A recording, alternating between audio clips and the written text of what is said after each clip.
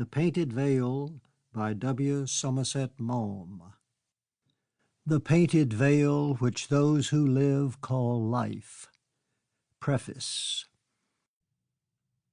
This story was suggested by the lines of Dante that run as follows. De cuando tu sarà tornato al mondo e ripassado della lunga via, seguito il terzo spirito al secondo, ricordati di me che son la pia, sia nemife disfacimi marima, sossi colui che inalata pria, disposando ma via con la sua ghima. Pray, when you are returned to the world and rested from the long journey, followed the third spirit on the second, remember me who am pia. Siena made me, Marima unmade me. This he knows who after betrothal espoused me with his ring. I was a student at St. Thomas's Hospital, and the Easter vacation gave me 6 weeks to myself.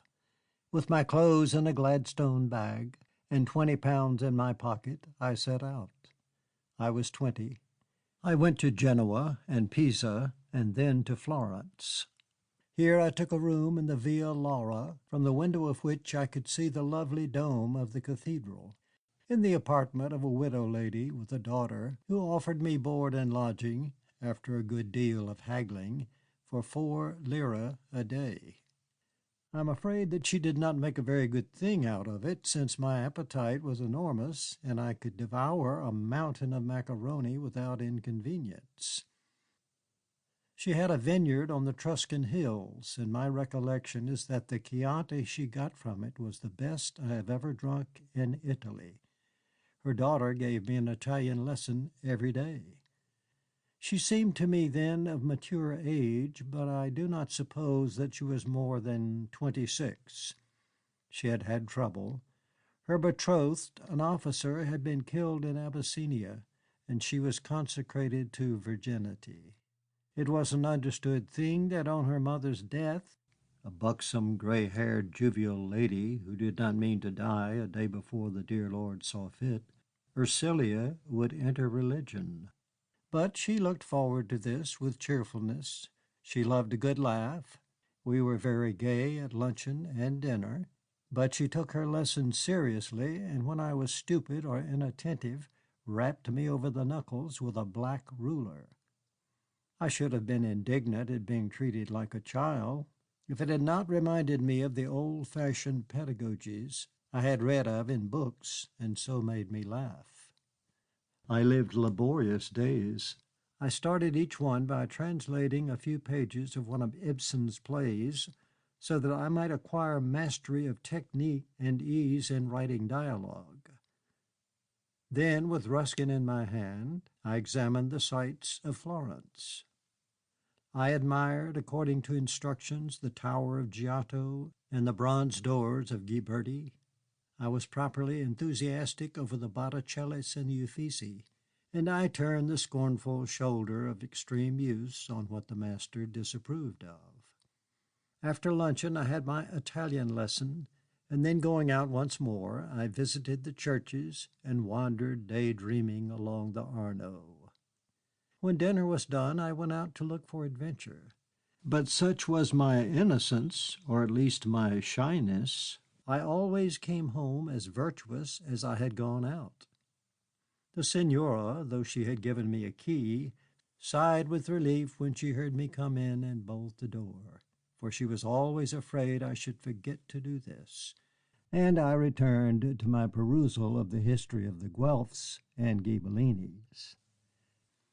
I was bitterly conscious that not thus behaved the writers of the Romantic era, though I doubt whether any of them managed to spend 6 weeks in Italy on 20 pounds, and I much enjoyed my sober and industrious life.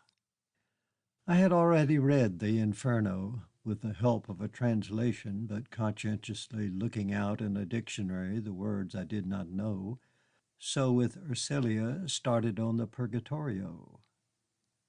When we came to the passage I have quoted above, she told me that Pia was a gentlewoman of Siena whose husband, suspecting her of adultery and afraid on account of her family to put her to death, took her down in his castle in the Maremma, the noxious vapors of which he was confident would do the trick. But she took so long to die that he grew impatient and had her thrown out of the window. I do not know where Ursula learnt all this. The note in my own Dante was less circumstantial, but the story for some reason caught my imagination. I turned it over in my mind, and for many years from time to time would brood over it for 2 or 3 days. I used to repeat to myself the line, Siena mi fe disficimi marima. But it was one among many subjects that occupied my fancy, and for long periods I forgot it. Of course, I saw it as a modern story, and I could not think of a setting in the world of today in which such events might plausibly happen. It was not till I made a long journey in China that I found this. I think this is the only novel I've written in which I started from a story rather than from a character. It is difficult to explain the relation between character and plot. You cannot very well think of a character in the void. The moment you think of him in some situation, doing something, so that the character and at least his principal action seem to be the result of a simultaneous act of the imagination. But in this case, the characters were chosen to fit the story I gradually evolved. They were constructed from persons I had long known in different circumstances. I had with this book some of the difficulties that are apt to befall an author. I had originally called my hero and heroine Lane, a common enough name, but it appeared that there were people of that name in Hong Kong. They brought an action which the proprietors of the magazine in which my novel was serialized settled for £250, and I changed the name to Fane. Then the assistant colonial secretary, thinking himself libeled, threatened to institute proceedings. I was surprised, since in England we can put a prime minister on the stage or use him as a character of a novel, an archbishop of Canterbury or a lord chancellor, and the tenants of these exalted offices do not turn a hair. It seemed to me strange that the temporary occupant of so insignificant a post should think himself aimed at. But in order to save trouble, I changed Hong Kong to an imaginary colony of Tshingen. The book had already been published when the incident arose and was recalled. A certain number of astute reviewers who had received it did not on one pretext and another return their copies. These have now acquired a bibliographical value. I think there are about 60 of them in existence and are bought by collectors at a high price. End of Preface. Part 1. She gave a startled cry. "What's the matter?" he asked. Notwithstanding the darkness of the shuttered room, he saw her face on a sudden, distraught with terror. "Someone just tried the door." "Well, perhaps it was the ama, or one of the boys. They never come at this time. They know I always sleep after tiffin." "Who else could it be?" "Walter," she whispered, her lips trembling.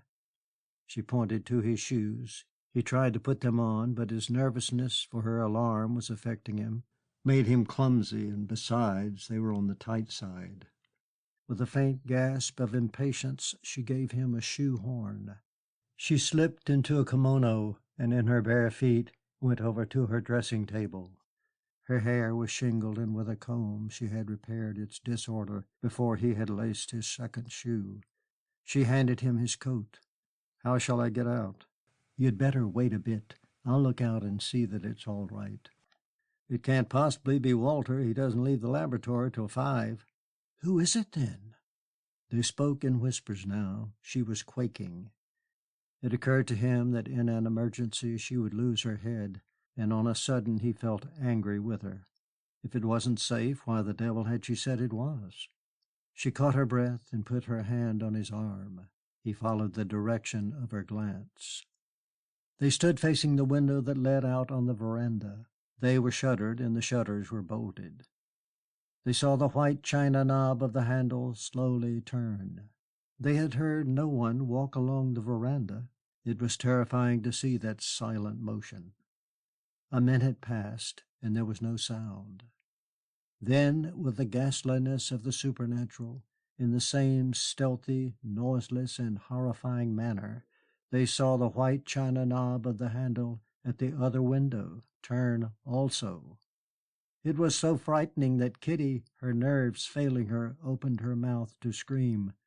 But seeing what she was going to do, he swiftly put his hand over it, and her cry was smothered in his fingers.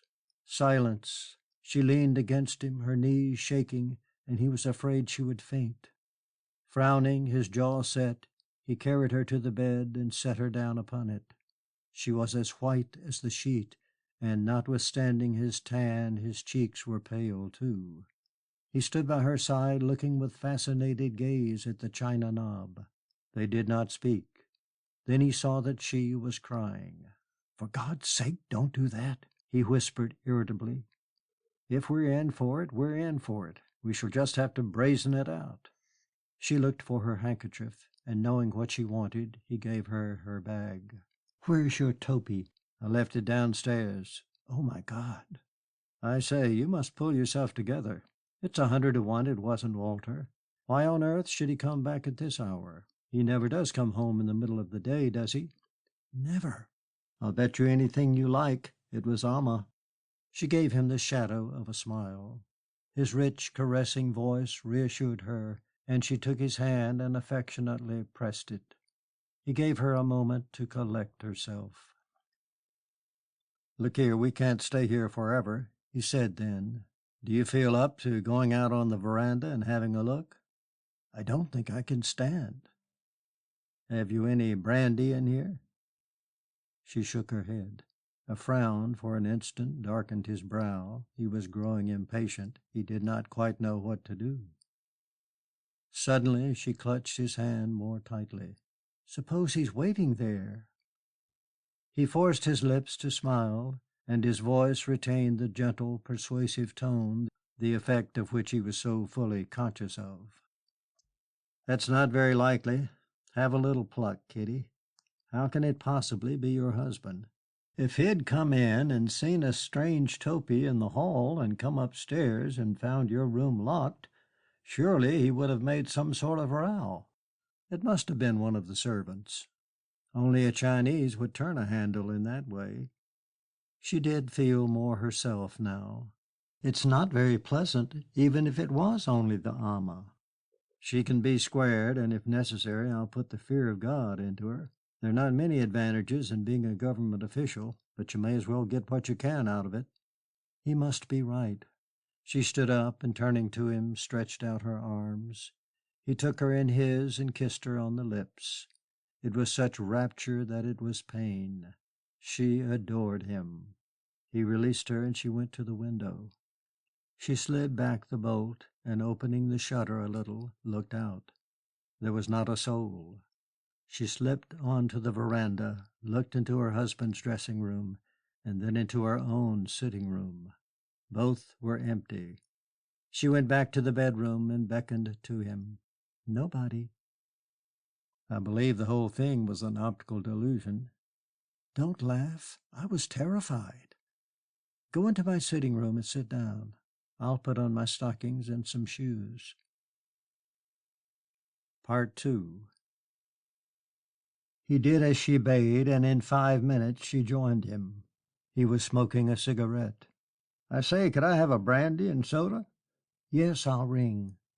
"I don't think it would hurt you by the look of things." They waited in silence for the boy to answer. She gave the order. "Ring up the laboratory and ask if Walter is there," she said then. "They won't know your voice." He took up the receiver and asked for the number. He inquired whether Dr. Fane was in. He put down the receiver. "He hasn't been in since tiffin," he told her.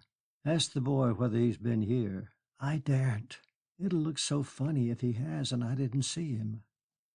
The boy brought the drinks, and Townsend helped himself. When he offered her some, she shook her head. "What's to be done if it was Walter?" she asked. "Perhaps he wouldn't care." "Walter?" Her tone was incredulous. "It always struck me he was rather shy. Some men can't bear scenes, you know. He's got enough sense to know that there's nothing to be gained by making a scandal. I don't believe for a minute it was Walter, but even if it was, my impression is that he'll do nothing. I think he'll ignore it." She reflected for a moment. "He's awfully in love with me." "Well, that's all to the good. You'll get round him." He gave her that charming smile of his which she had always found so irresistible. It was a slow smile which started in his clear blue eyes and traveled by perceptibly degrees to his shapely mouth. He had small, white, even teeth. It was a very sensual smile, and it made her heart melt in her body.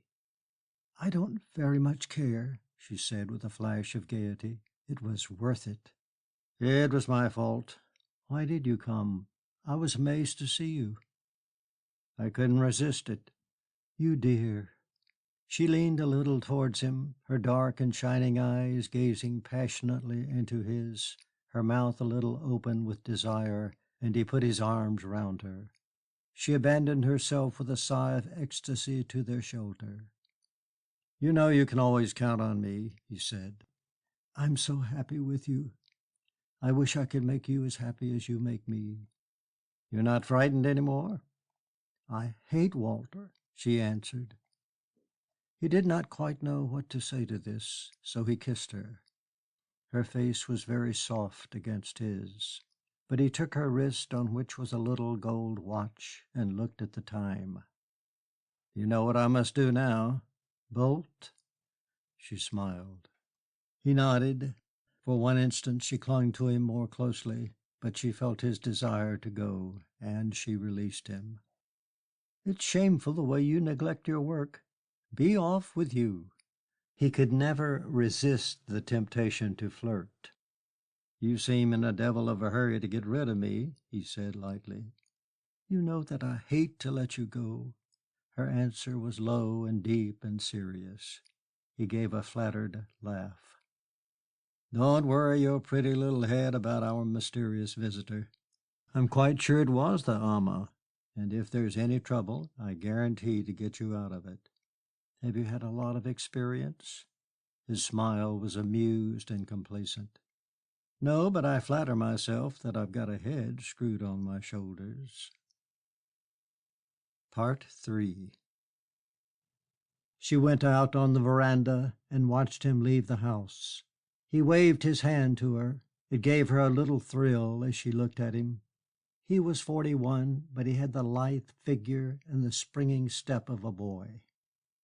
The veranda was in shadow, and lazily, her heart at ease with satisfied love, she lingered. Their house stood in the happy valley on the side of the hill, for they could not afford to live on the more eligible but expensive peak. But her abstracted gaze scarcely noticed the blue sea and the crowded shipping in the harbor. She could think only of her lover. Of course it was stupid to behave as they had done that afternoon, but if he wanted her, how could she be prudent? He had come 2 or 3 times after tiffin, when in the heat of the day no one thought of stirring out, and not even the boys had seen him come and go. It was very difficult at Hong Kong. She hated the Chinese city, and it made her nervous to go into the filthy little house off the Victoria Road in which they were in the habit of meeting. It was a curio dealer's, and the Chinese who were sitting about stared at her unpleasantly. She hated the ingratiating smile of the old man who took her to the back of the shop and then up the dark flight of stairs. The room into which he led her was frowsy, and the large wooden bed against the wall made her shudder. "This is dreadfully sordid, isn't it?" she said to Charlie the first time she met him there. "It was till you came in," he answered. Of course, the moment he took her in his arms, she forgot everything. Oh, how hateful it was that she wasn't free, that they both weren't free. She didn't like his wife. Kitty's wandering thoughts dwelt now for a moment on Dorothy Townsend. How unfortunate to be called Dorothy. It dated you. She was 38 at least. But Charlie never spoke of her. Of course, he didn't care for her. She bored him to death, but he was a gentleman. Kitty smiled with affectionate irony. It was just like him, silly old thing. He might be unfaithful to her, but he would never allow a word in disparagement of her to cross his lips.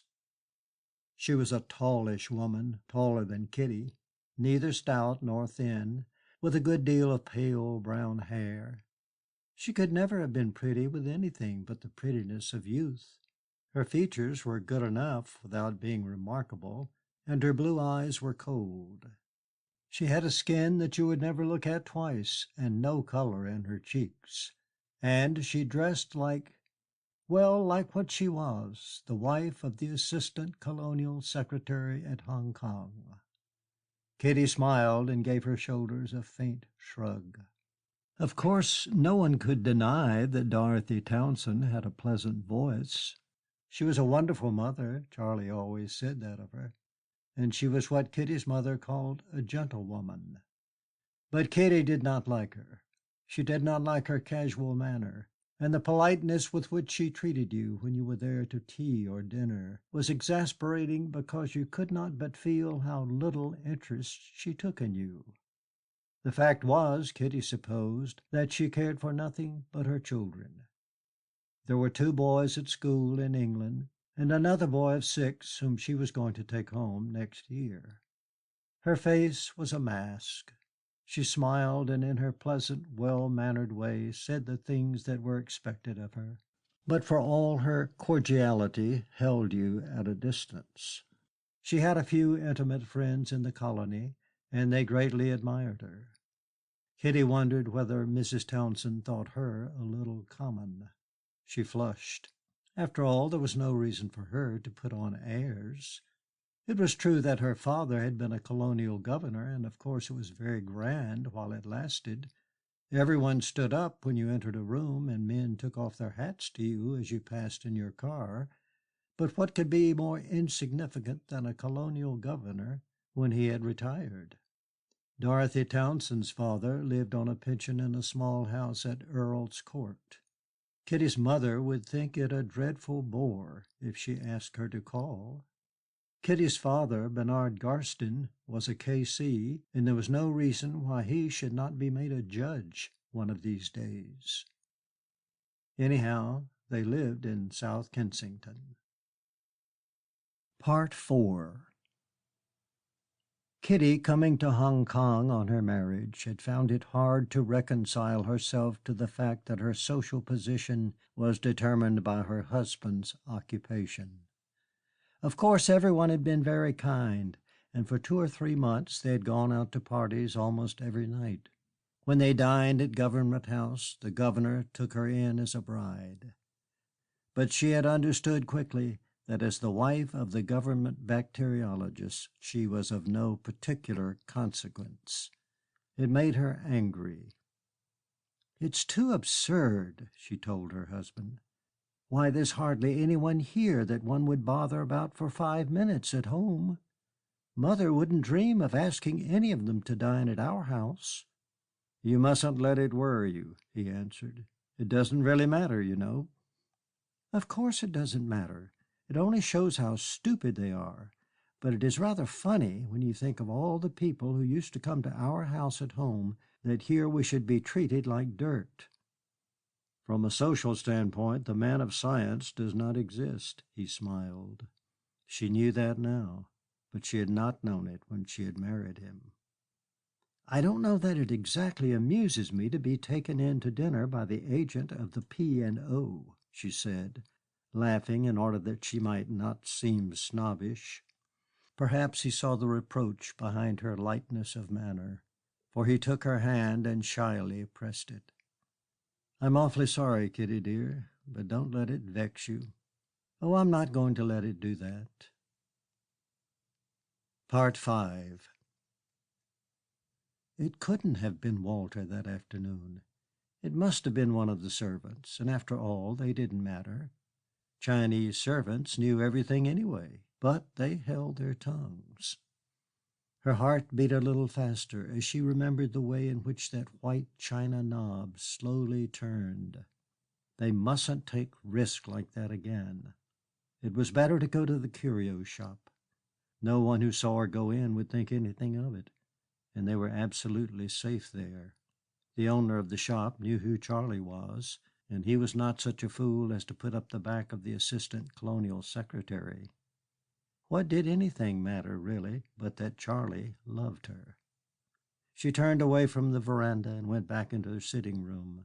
She threw herself down on the sofa and stretched out her hand to get a cigarette. Her eye caught sight of a note lying on top of a book. She opened it. It was written in pencil.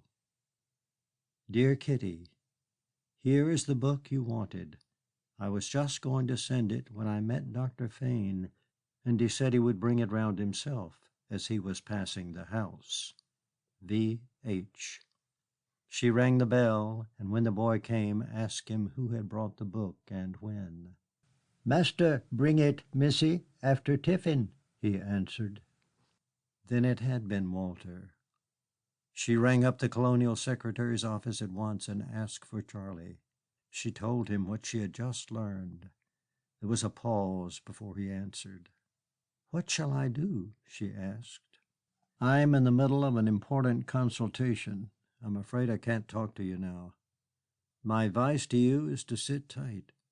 She put down the receiver. She understood that he was not alone, and she was impatient with his business. She sat down again at a desk, and resting her face in her hands, sought to think out the situation. Of course, Walter might merely have thought she was sleeping. There was no reason why she should not lock herself in. She tried to remember if they had been talking. Certainly she had not been talking loud. And there was the hat. It was maddening of Charlie to have left it downstairs. But it was no use blaming him for that. It was natural enough, and there was nothing to tell that Walter had noticed it. He was probably in a hurry and had just left the book and note on his way to some appointment connected with his work. The strange thing was that he should have tried the door and then the two windows. If he thought she was asleep, it was unlike him to disturb her. What a fool she had been! She shook herself a little, and again she felt that sweet pain in her heart which she always felt when she thought of Charlie. It had been worth it. He had said that he would stand by her, and if the worst came to the worst, well, let Walter kick up a row if he chose. She had Charlie. What did she care? Perhaps it would be the best thing for him to know. She had never cared for Walter, and since she had loved Charlie Townsend, it had irked and bored her to submit to her husband's caresses. She wanted to have nothing more to do with him. She didn't see how he could prove anything.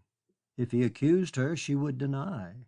And if it came to pass that she could deny no longer, well, she would fling the truth in his teeth, and he could do what he chose. Part 6. Within 3 months of her marriage, she knew that she had made a mistake, but it had been her mother's fault even more than hers. There was a photograph of her mother in the room, and Kitty's harassed eyes fell on it. She did not know why she kept it there, for she was not very fond of her mother. There was one of her father, too, but that was downstairs on the grand piano. It had been done when he took silk, and it represented him in a wig and gown. Even they could not make him imposing. He was a little, wizened man with tired eyes, a long upper lip, and a thin mouth. A facetious photographer had told him to look pleasant, but he had succeeded only in looking severe. It was on this account, for as a rule the downturned corners of his mouth and the dejection of his eyes gave him an air of mild depression, that Mrs. Garstin, thinking it made him look judicial, had chosen it from among the proofs.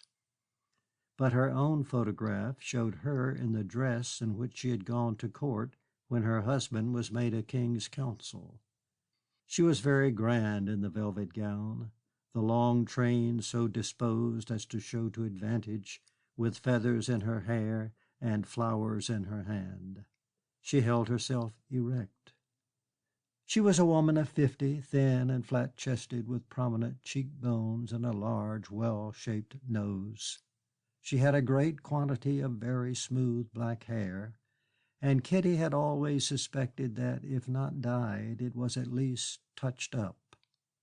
Her fine black eyes were never still, and this was the most noticeable thing about her, for when she was talking to you it was disconcerting to see those restless eyes in that impassive, unlined, and yellow face.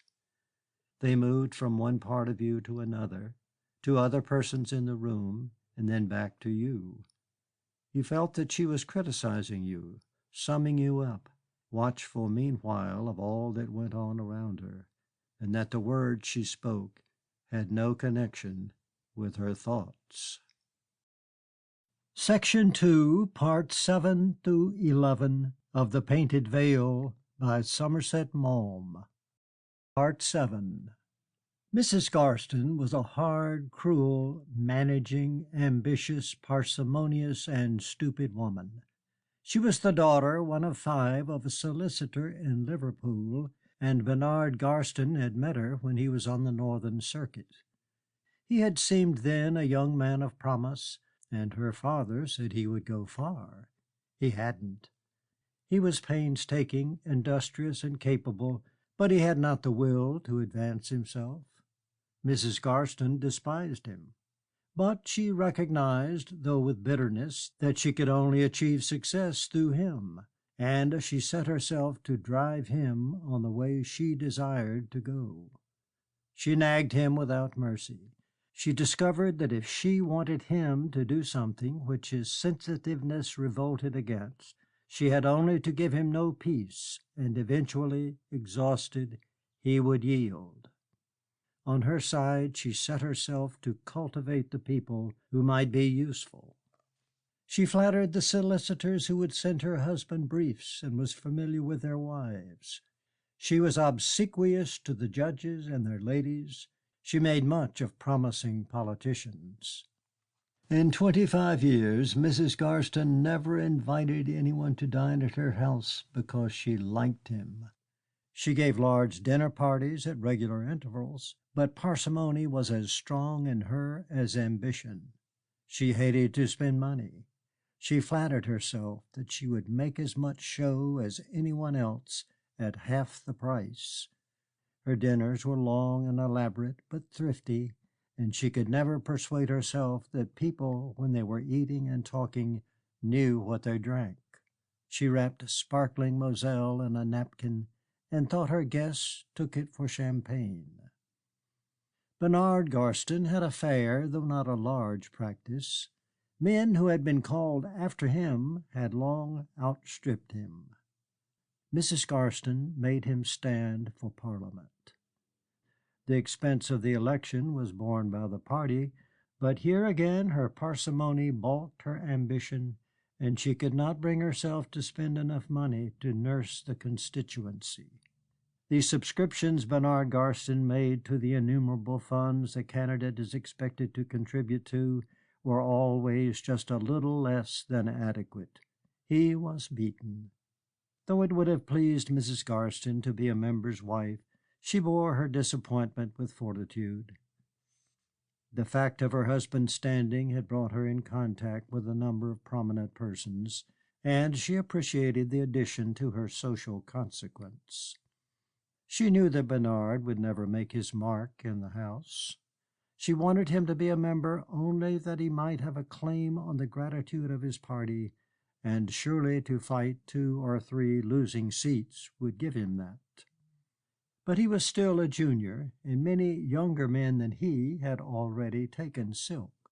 It was necessary that he should too, not only because otherwise he could scarcely hope to be made a judge, but on her account also.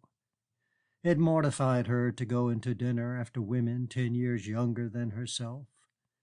But here she encountered in her husband an obstinacy which she had not for years been accustomed to. He was afraid that as a K.C. he would get no work.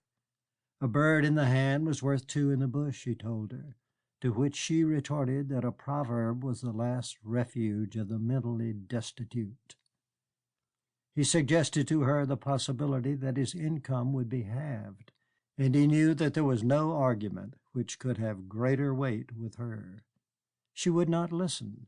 She called him pusillanimous. She gave him no peace, and at last, as always, he yielded. He applied for silk, and it was promptly awarded him. His misgivings were justified. He made no headway as a leader, and his briefs were few. But he concealed any disappointment he may have felt, and if he reproached his wife, it was in his heart. He grew perhaps a little more silent, but he had always been silent at home, and no one in his family noticed a change in him. His daughters had never looked upon him as anything but a source of income. It had always seemed perfectly natural that he should lead a dog's life in order to provide them with board and lodging, clothes, holidays, and money for odds and ends. And now, understanding that through his fault money was less plentiful, the indifference they had felt for him was tinged with an exasperated contempt. It never occurred to them to ask themselves what were the feelings of the subdued little man who went out early in the morning and came home at night only in time to dress for dinner. He was a stranger to them, but because he was their father, they took it for granted that he should love and cherish them. Part 8. But there was a quality of courage in Mrs. Garstin which in itself was admirable. She let no one in her immediate circle, which to her was the world, see how mortified she was by the frustration of her hopes. She made no change in her style of living. By careful management she was able to give as showy dinners as she had done before, and she met her friends with the same bright gaiety which she had so long cultivated. She had a hard and facile fund of chit-chat, which in the society she moved in passed for conversation. She was a useful guest among persons to whom small talk did not come easily, for she was never at a loss with a new topic, and could be trusted immediately to break an awkward silence with a suitable observation. It was unlikely now that Bernard Garstin would ever be made a judge of the High Court, but he might still hope for a county court judgeship, or at the worst an appointment in the colonies. Meanwhile, she had the satisfaction of seeing him appointed recorder of a Welsh town. But it was on her daughters that she set her hopes. By arranging good marriages for them, she expected to make up for all the disappointments of her career. There were two, Kitty and Doris. Doris gave no sign of good looks. Her nose was too long and her figure was lumpy, so that Mrs. Garstin could hope no more for her than that she should marry a young man who was well off in a suitable profession. But Kitty was a beauty. She gave promise of being so when she was still a child, for she had large, dark eyes, liquid and vivacious, brown, curling hair in which there was a reddish tint, exquisite teeth, and a lovely skin. Her features would never be very good, for her chin was too square, and her nose, though not so long as Doris's, too big. Her beauty depended a good deal on her youth, and Mrs. Garstin realized that she must marry in the first flush of her maidenhood. When she came out, she was dazzling. Her skin was still her greatest beauty, but her eyes with their long lashes were so starry and yet so melting that it gave you a catch at the heart to look into them. She had a charming gaiety and the desire to please. Mrs. Garstin bestowed upon her all the affection, a harsh, competent, calculating affection, of which she was capable. She dreamed ambitious dreams. It was not a good marriage she aimed at for her daughter, but a brilliant one. Kitty had been brought up with the knowledge that she was going to be a beautiful woman, and she more than suspected her mother's ambition.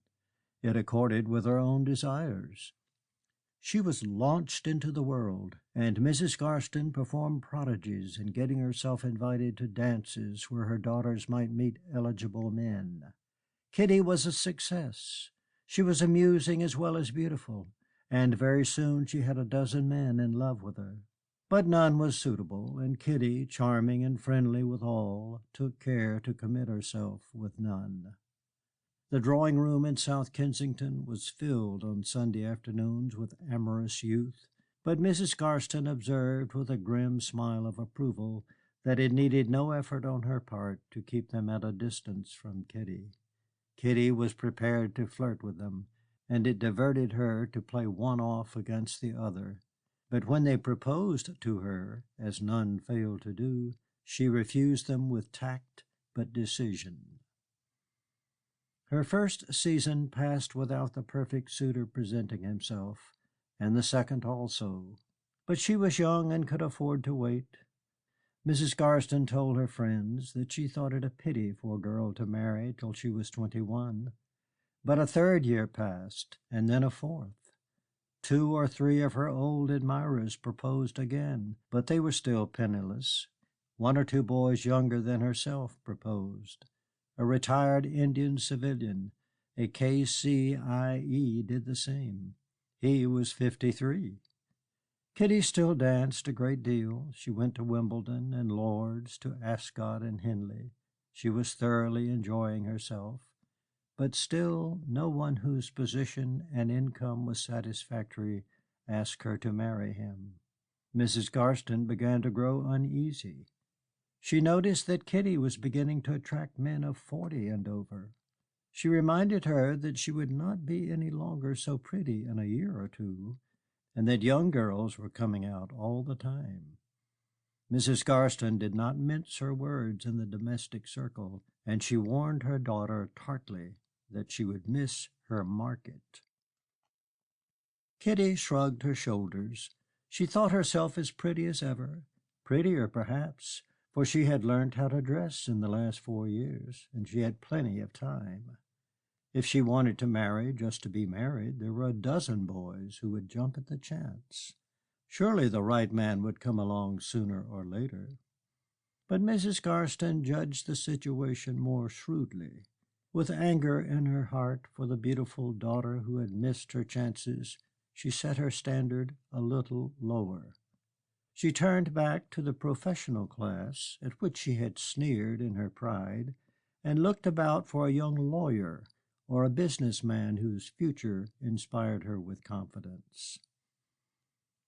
Kitty reached the age of 25 and was still unmarried.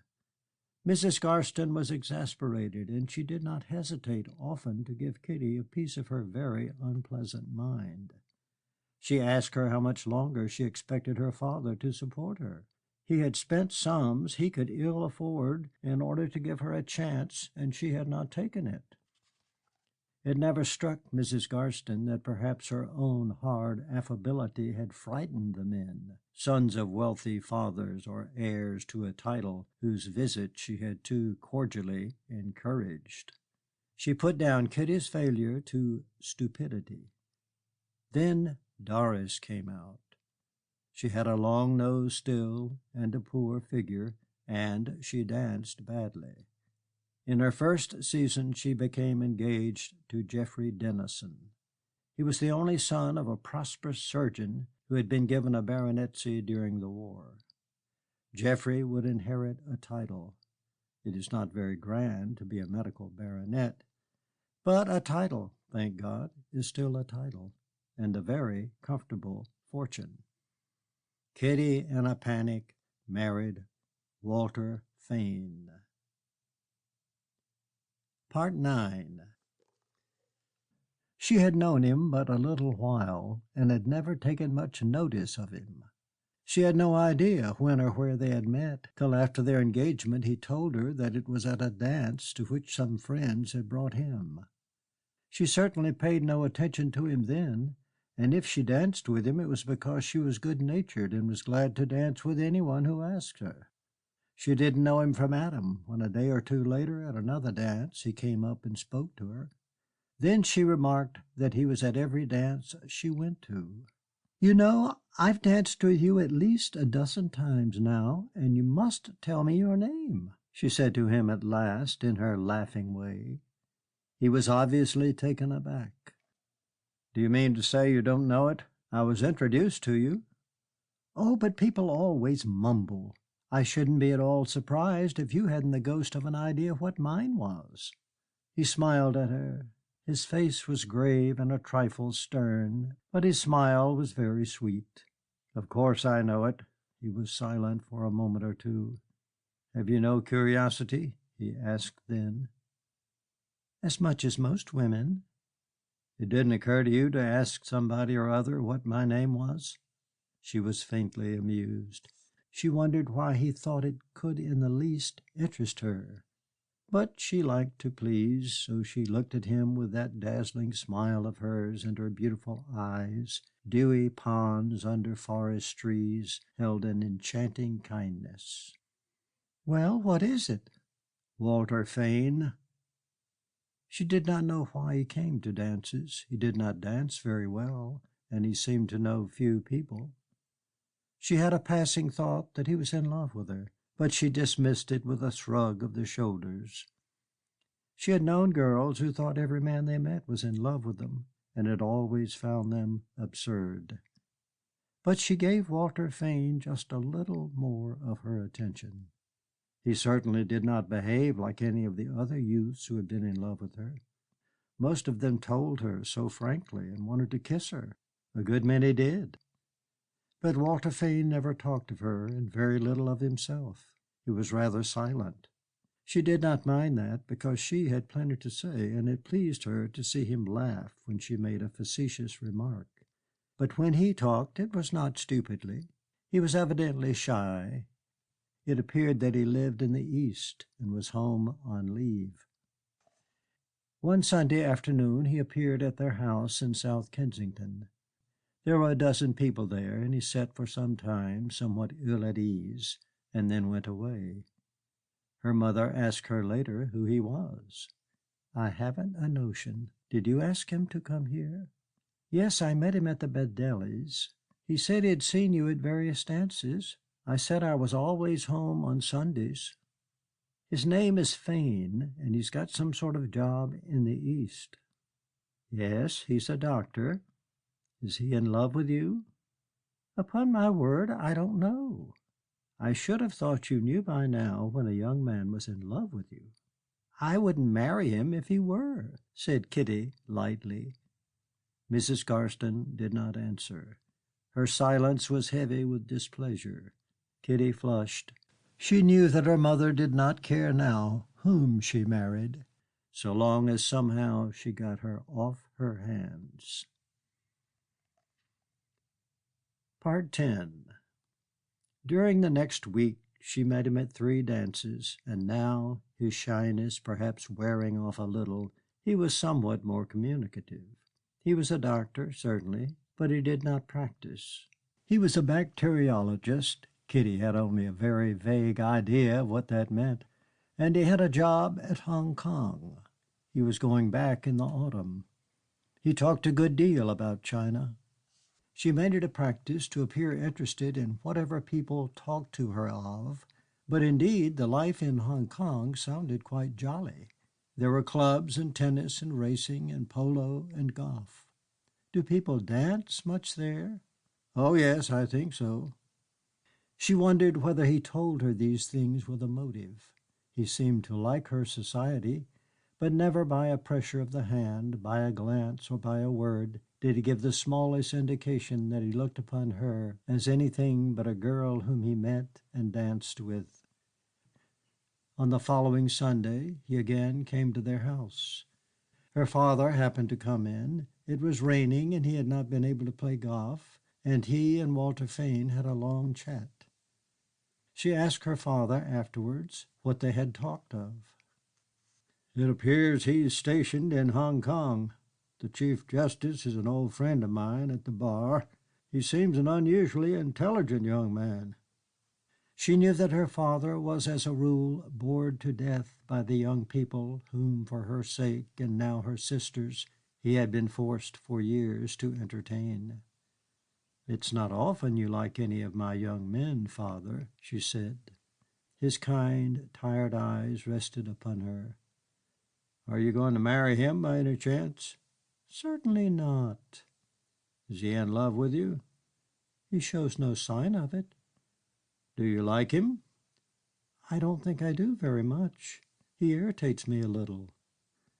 He was not her type at all. He was short, but not thick-set, slight rather and thin, dark and clean-shaven, with very regular, clean-cut features.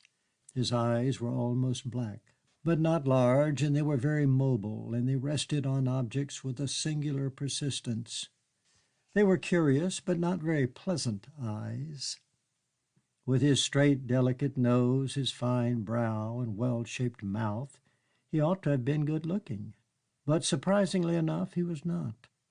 When Kitty began to think of him at all, she was surprised that he should have such good features when you took them one by one. His expression was slightly sarcastic, and now that Kitty knew him better, she realized that she was not quite at ease with him. He had no gaiety. By the time the season drew to its end, they had seen a good deal of one another, but he had remained as aloof and impenetrable as ever. He was not exactly shy with her, but embarrassed. His conversation remained strangely impersonal. Kitty came to the conclusion that he was not in the least in love with her. He liked her and found her easy to talk to, but when he returned to China in November, he would not think of her again. She thought it not impossible that he was engaged all the time to some nurse at a hospital in Hong Kong, the daughter of a clergyman, dull, plain, flat-footed, and strenuous. That was the wife that would exactly suit him. Then came the announcement of Doris's engagement to Geoffrey Dennison. Doris, at 18, was making quite a suitable marriage, and she was 25 and single. Supposing she did not marry at all? That season, the only person who had proposed to her was a boy of 20 who was still at Oxford. She couldn't marry a boy 5 years younger than herself. She had made a hash of things. Last year she had refused a widowed Knight of the Bath with 3 children. She almost wished she hadn't. Mother would be horrible now, and Doris, who had always been sacrificed because she, Kitty, was expected to make the brilliant match, would not fail to crow over her. Kitty's heart sank. Part 11. But one afternoon when she was walking home from Harrod's, she chanced to meet Walter Fane in the Brompton Road. He stopped and talked to her. Then, casually, he asked her if she would take a turn with him in the park. She had no particular wish to go home. It was not just then a very agreeable place. They strolled along, talking as they always talked, of casual things, and he asked her where she was going for the summer. "Oh, we always bury ourselves in the country. You see, Father is exhausted after the term's work, and we just go to the quietest place we can find."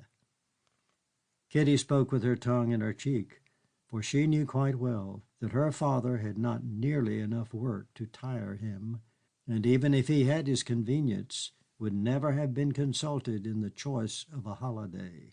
But a quiet place was a cheap place. "Don't you think those chairs look rather inviting?" said Walter suddenly. She followed his eyes and saw 2 green chairs by themselves under a tree on the grass. "Let us sit in them," she said.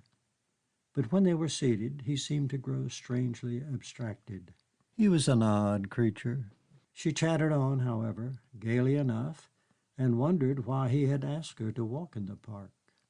Perhaps he was going to confide in her his passion for the flat-footed nurse in Hong Kong. Suddenly he turned to her, interrupting her in the middle of a sentence. so that she could not but see that he had not been listening, and his face was chalk white. "I want to say something to you." She looked at him quickly, and she saw that his eyes were filled with a painful anxiety. His voice was strained, low, and not quite steady. But before she could ask herself what this agitation meant, he spoke again. "I want to ask if you'll marry me." "You could knock me down with a feather," she answered, so surprised that she looked at him blankly. "Didn't you know I was awfully in love with you?" "You never showed it."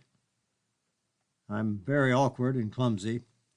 I always find it more difficult to say the things I mean than the things I don't." Her heart began to beat a little more quickly. She had been proposed to often before, but gaily or sentimentally, and she had answered in the same fashion. No one had ever asked her to marry him in a manner which was so abrupt and yet strangely tragic. "It's very kind of you," she said doubtfully. "I fell in love with you the first time I saw you. I wanted to ask you before, but I could never bring myself to it." "I'm not sure if that's very well put," she chuckled. She was glad to have an opportunity to laugh a little, for on that fine sunny day the air about them seemed on a sudden heavy with foreboding. He frowned darkly. "Oh, you know what I mean. I didn't want to lose hope. But now you're going away, and in the autumn I have to go back to China." "I've never thought of you in that way," she said helplessly. He said nothing more. He looked down on the grass sullenly. He was a very odd creature. But now that he had told her, she felt in some mysterious way that his love was something she had never met before. She was a little frightened, but she was elated also. His impassivity was vaguely impressive. "You must give me time to think." Still he did not say anything. He did not stir. Did he mean to keep her there till she had decided? That was absurd. She must talk it over with her mother. She ought to have got up when she spoke.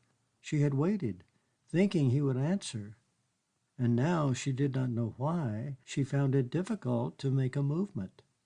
She did not look at him, but she was conscious of his appearance. She had never seen herself marrying a man so little taller than herself. When you sat close to him, you saw how good his features were and how cold his face. It was strange when you couldn't help being conscious of the devastating passion which was in his heart. "I don't know you. I don't know you at all," she said tremulously. He gave her a look, and she felt her eyes drawn to his. They had a tenderness which she had never seen in them before, but there was something beseeching in them, like a dog's that had been whipped, which slightly exasperated her. "I think I improve on acquaintance," he said. "Of course you're shy, aren't you?" It was certainly the oddest proposal she had ever had, and even now it seemed to her that they were saying to one another the last things you would have expected on such an occasion. She was not in the least in love with him. She did not know why she hesitated to refuse him at once. "I'm awfully stupid," he said. "I want to tell you that I love you more than anything in the world, but I find it so awfully difficult to say." Now that was odd, too, for inexplicably enough it touched her. He wasn't really cold, of course. It was his manner that was unfortunate. She liked him at that moment better than she had ever liked him before. Doris was to be married in November. He would be on his way to China then, and if she married him, she would be with him. It wouldn't be very nice to be a bridesmaid at Doris's wedding. She would be glad to escape that. And then Doris as a married woman and herself single. Everyone knew how young Doris was, and it would make her seem older. It would put her on the shelf. It wouldn't be a very good marriage for her, but it was a marriage, and the fact that she would live in China made it easier. She was afraid of her mother's bitter tongue. Why, all the girls who had come out with her were married long ago, and most of them had children. She was tired of going to see them and gushing over their babies. Walter Fane offered her a new life. She turned to him with a smile which she well knew the effect of. "If I were so rash as to say I'd marry you, when would you want to marry me?" He gave a sudden gasp of delight, and his white cheeks flushed. "Now, at once, as soon as possible. We'd go to Italy for our honeymoon, August and September. That would save her from spending the summer in a country vicarage hired at 5 guineas a week with her father and mother. In a flash, she saw in her mind's eye the announcement in the Morning Post that, the bridegroom having to return to the East, the wedding would take place at once. She knew her mother well enough. She could be counted on to make a splash. For the moment at least, Doris would be in the background, and when Doris's much grander wedding took place, she would be far away. She stretched out her hand. "I think I like you very much. You must give me time to get used to you." "Then it's yes?" he interrupted. "I suppose so." Part 12. She knew him very little then, and now, though they'd been married for nearly 2 years, she knew him but little more. At first she had been touched by his kindness and flattered, though surprised, by his passion. He was extremely considerate. He was very attentive to her comfort. She never expressed the slightest wish without his hastening to gratify it. He was constantly giving her little presents. When she happened to feel ill, no one could have been kinder or more thoughtful. She seemed to do him a favor when she gave him the opportunity of doing something tiresome for her. And he was always exceedingly polite. He rose to his feet when she entered a room. He gave her his hand to help her out of a car. If he chanced to meet her in the street, he took off his hat. He was solicitous to open the door for her when she left a room. He never came into her bedroom or her boudoir without a knock. He treated her not as Kitty had seen most men treat their wives, but as though she were a fellow guest in a country house. It was pleasing and yet a trifle comic. She would have felt more at home with him if he had been more casual. Nor did their conjugal relations draw her closer to him. He was passionate then, fierce, oddly hysterical, too, and sentimental. It disconcerted her to realize how emotional he really was.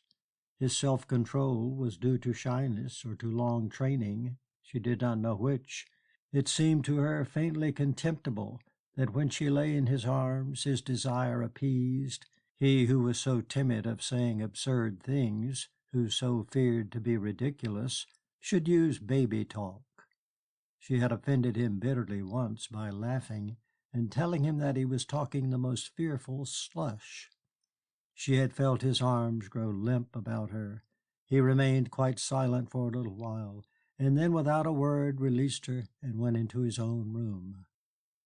She didn't want to hurt his feelings, and a day or two later she said to him, "You silly old thing, I don't mind what nonsense you talk to me."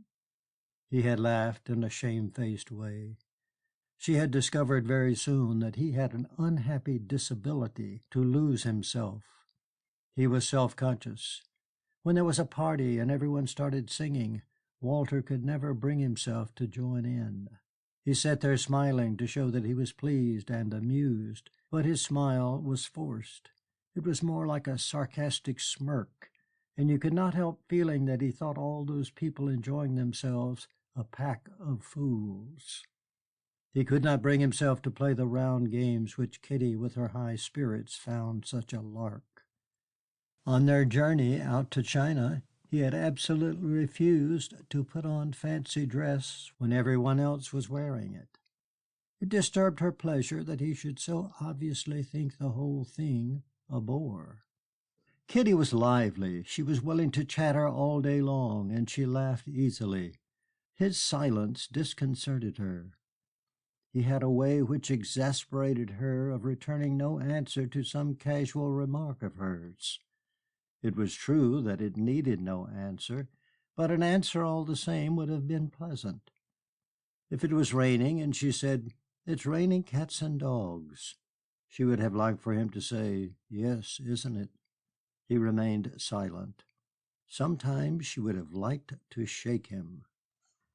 "I said it was raining cats and dogs," she repeated. "I heard you," he answered with an affectionate smile. It showed that he had not meant to be offensive. He did not speak because there was nothing to say. But if nobody spoke unless he had something to say, Kitty reflected with a smile, the human race would very soon lose the use of speech. Part 13. The fact was, of course, that he had no charm. That is why he was not popular, and she had not been long in Hong Kong before she discovered he was not. She remained very vague about his work. It was enough for her to realize, and she did this quite distinctly, that to be the government bacteriologist was no great fry. He seemed to have no desire to discuss that part of his life with her. Because she was willing to be interested in anything at first, she had asked him about it. He put her off with a jest. "It's very dull and technical," he said on another occasion, "and it's grossly underpaid." He was very reserved. All she knew about his antecedents, his birth, his education, and his life before he met her, she had elicited by direct questioning. It was odd the only thing that seemed to annoy him was a question, and when in her natural curiosity she fired a string of them at him, his answers became at every one more abrupt. She had the wit to see that he did not care to reply because he had anything to hide from her, but merely from a natural secretiveness. It bored him to talk about himself. It made him shy and uncomfortable.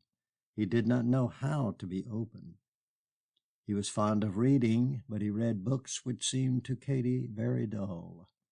If he was not busy with some scientific treatise, he would read books about China or historical works. He never relaxed. She did not think he could. He was fond of games. He played tennis and bridge. She wondered why he had ever fallen in love with her. She could not imagine anyone less suited than herself to this restrained, cold, and self-possessed man. And yet it was quite certain that he loved her madly. He would do anything in the world to please her. He was like wax in her hands. When she thought of one side he showed her, a side which only she had seen, she despised him a little. She wondered whether his sarcastic manner, with its contemptuous tolerance for so many persons and things she admired, was merely a facade to conceal a profound weakness. She supposed he was clever. Everyone seemed to think he was. But except very occasionally, when he was with two or three people he liked and was in the mood, she had never found him entertaining. He did not precisely bore her. He left her indifferent. Part 14.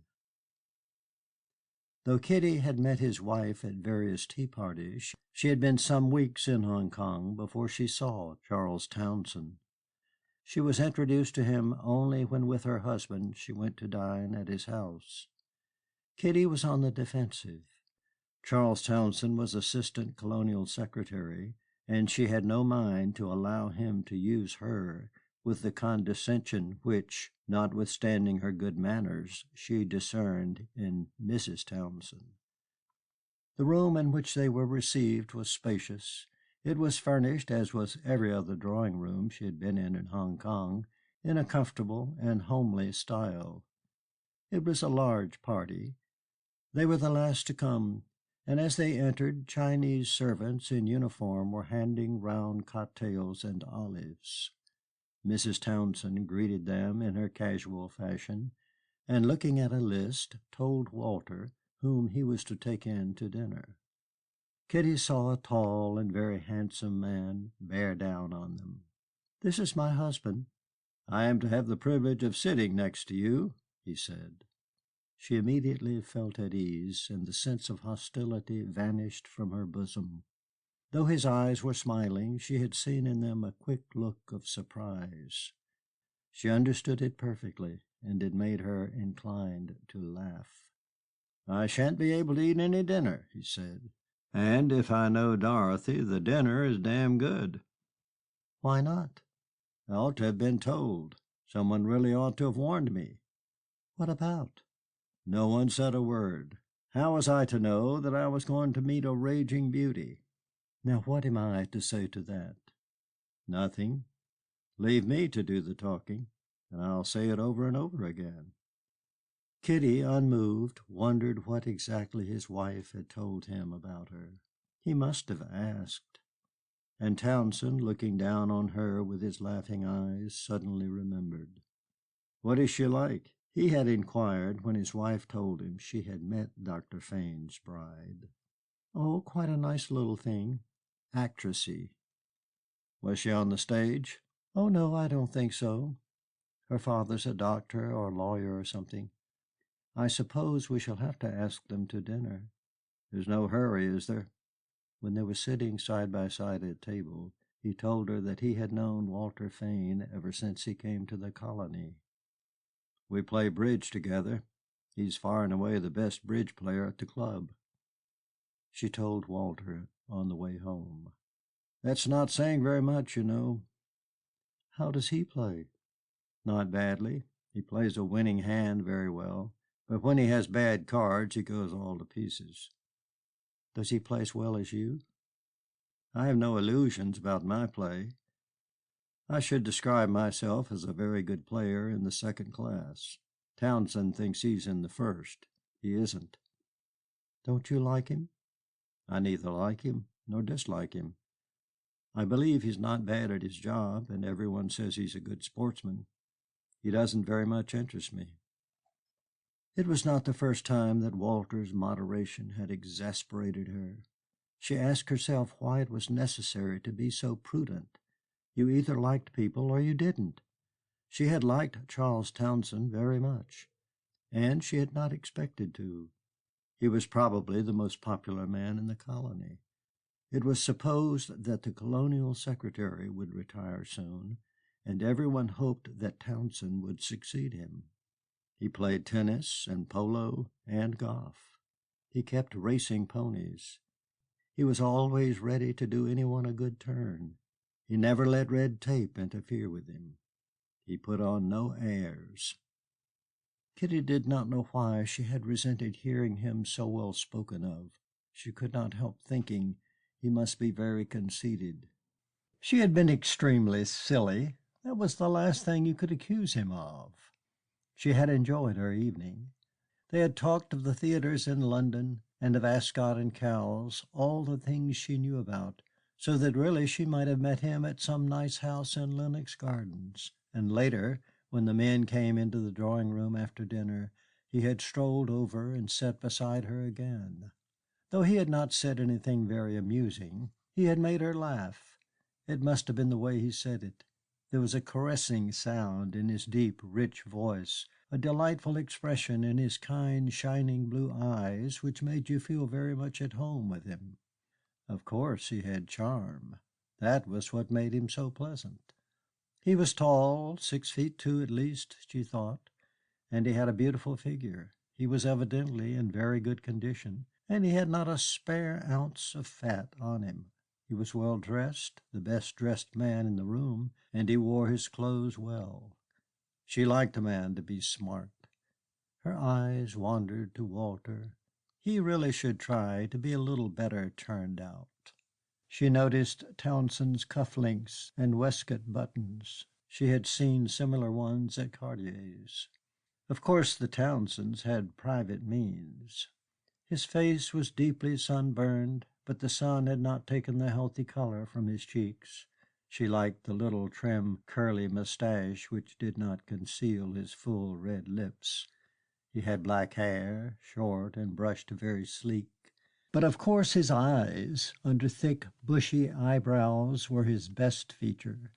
They were so very blue, and they had a laughing tenderness which persuaded you of the sweetness of his disposition. No man who had those blue eyes could bear to hurt anyone. She could not but know that she had made an impression on him. If he had not said charming things to her, his eyes, warm with admiration, would have betrayed him. His ease was delightful. He had no self-consciousness. Kitty was at home in these circumstances, and she admired the way which, amid the banter which was the staple of their conversation, he insinuated every now and then a pretty, flattering speech. When she shook hands with him on leaving, he gave her hand a pressure that she could not mistake. "I hope we shall see you again soon," he said casually, but his eyes gave his words a meaning which she could not fail to see. "Hong Kong is very small, isn't it?" she said. Part 15. Who would have thought then that within 3 months they would be on such terms?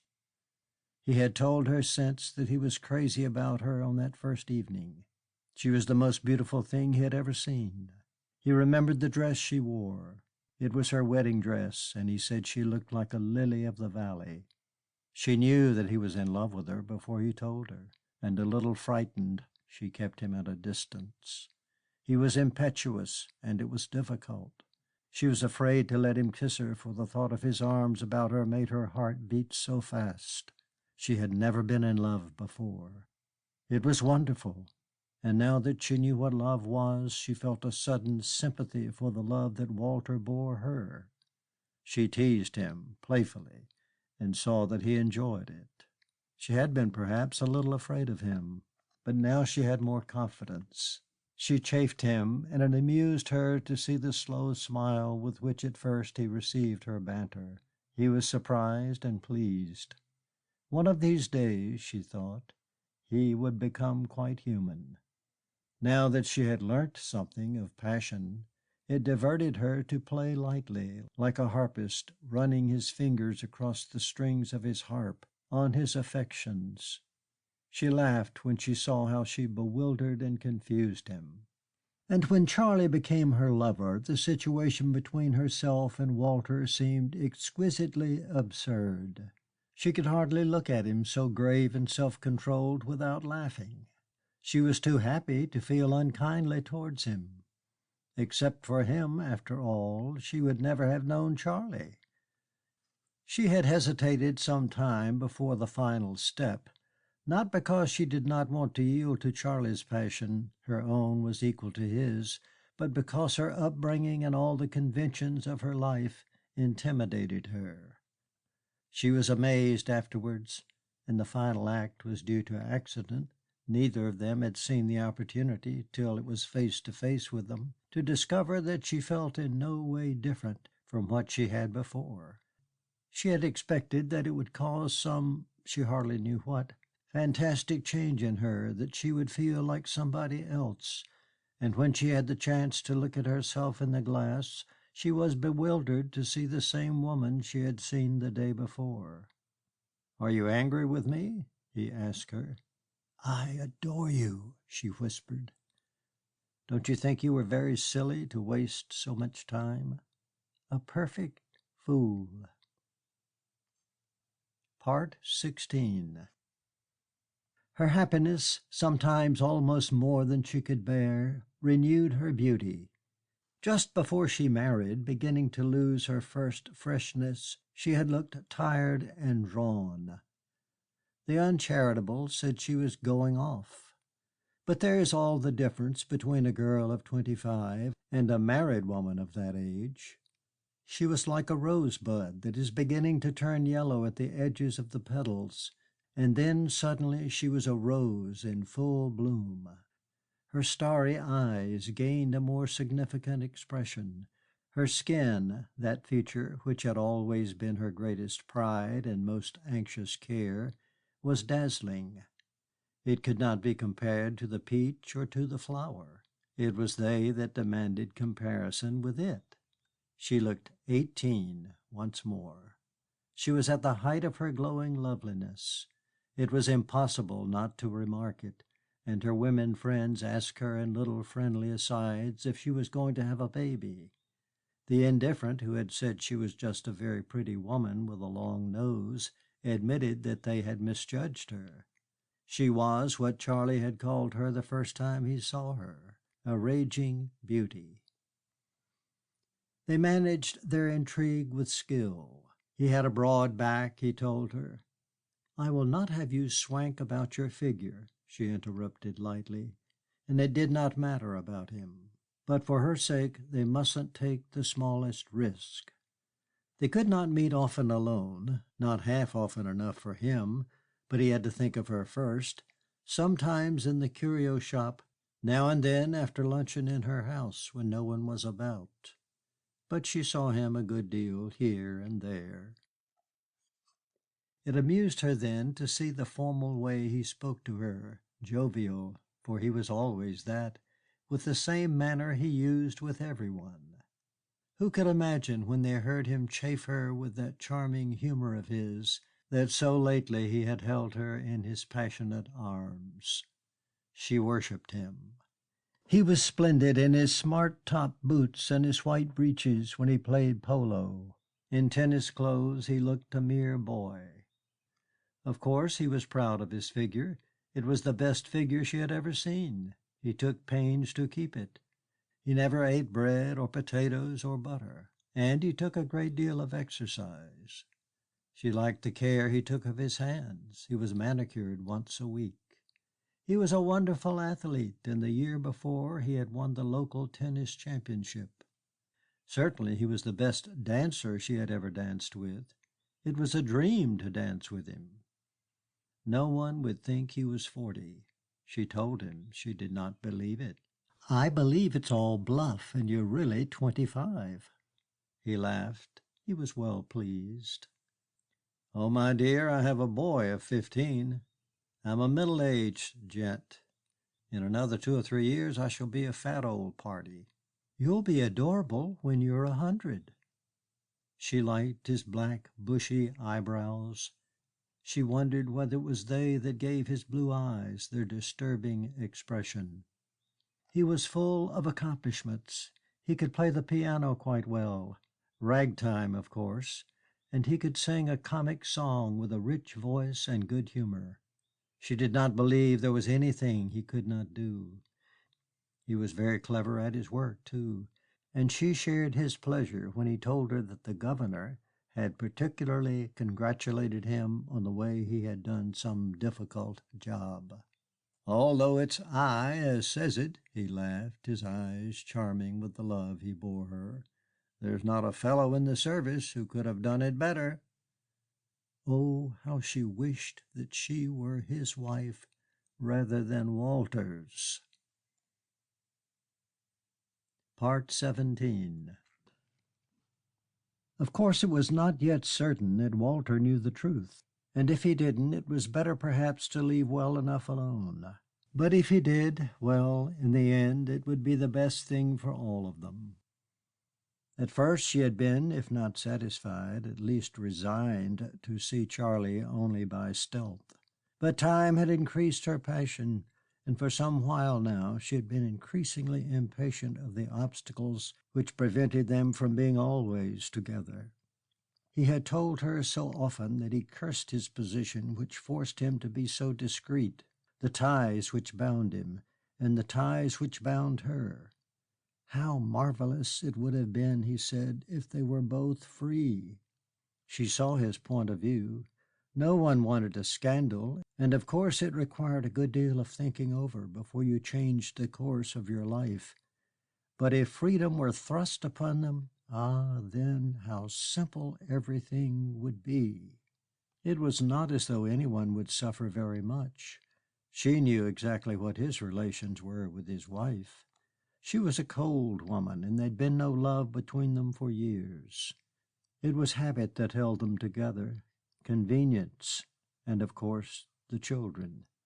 It was easier for Charlie than for her. Walter loved her. But after all, he was absorbed in his work, and a man always had his club. He might be upset at first, but he would get over it. There was no reason why he should not marry someone else. Charlie had told her that he could not make out how she came to throw herself away on Walter Fane.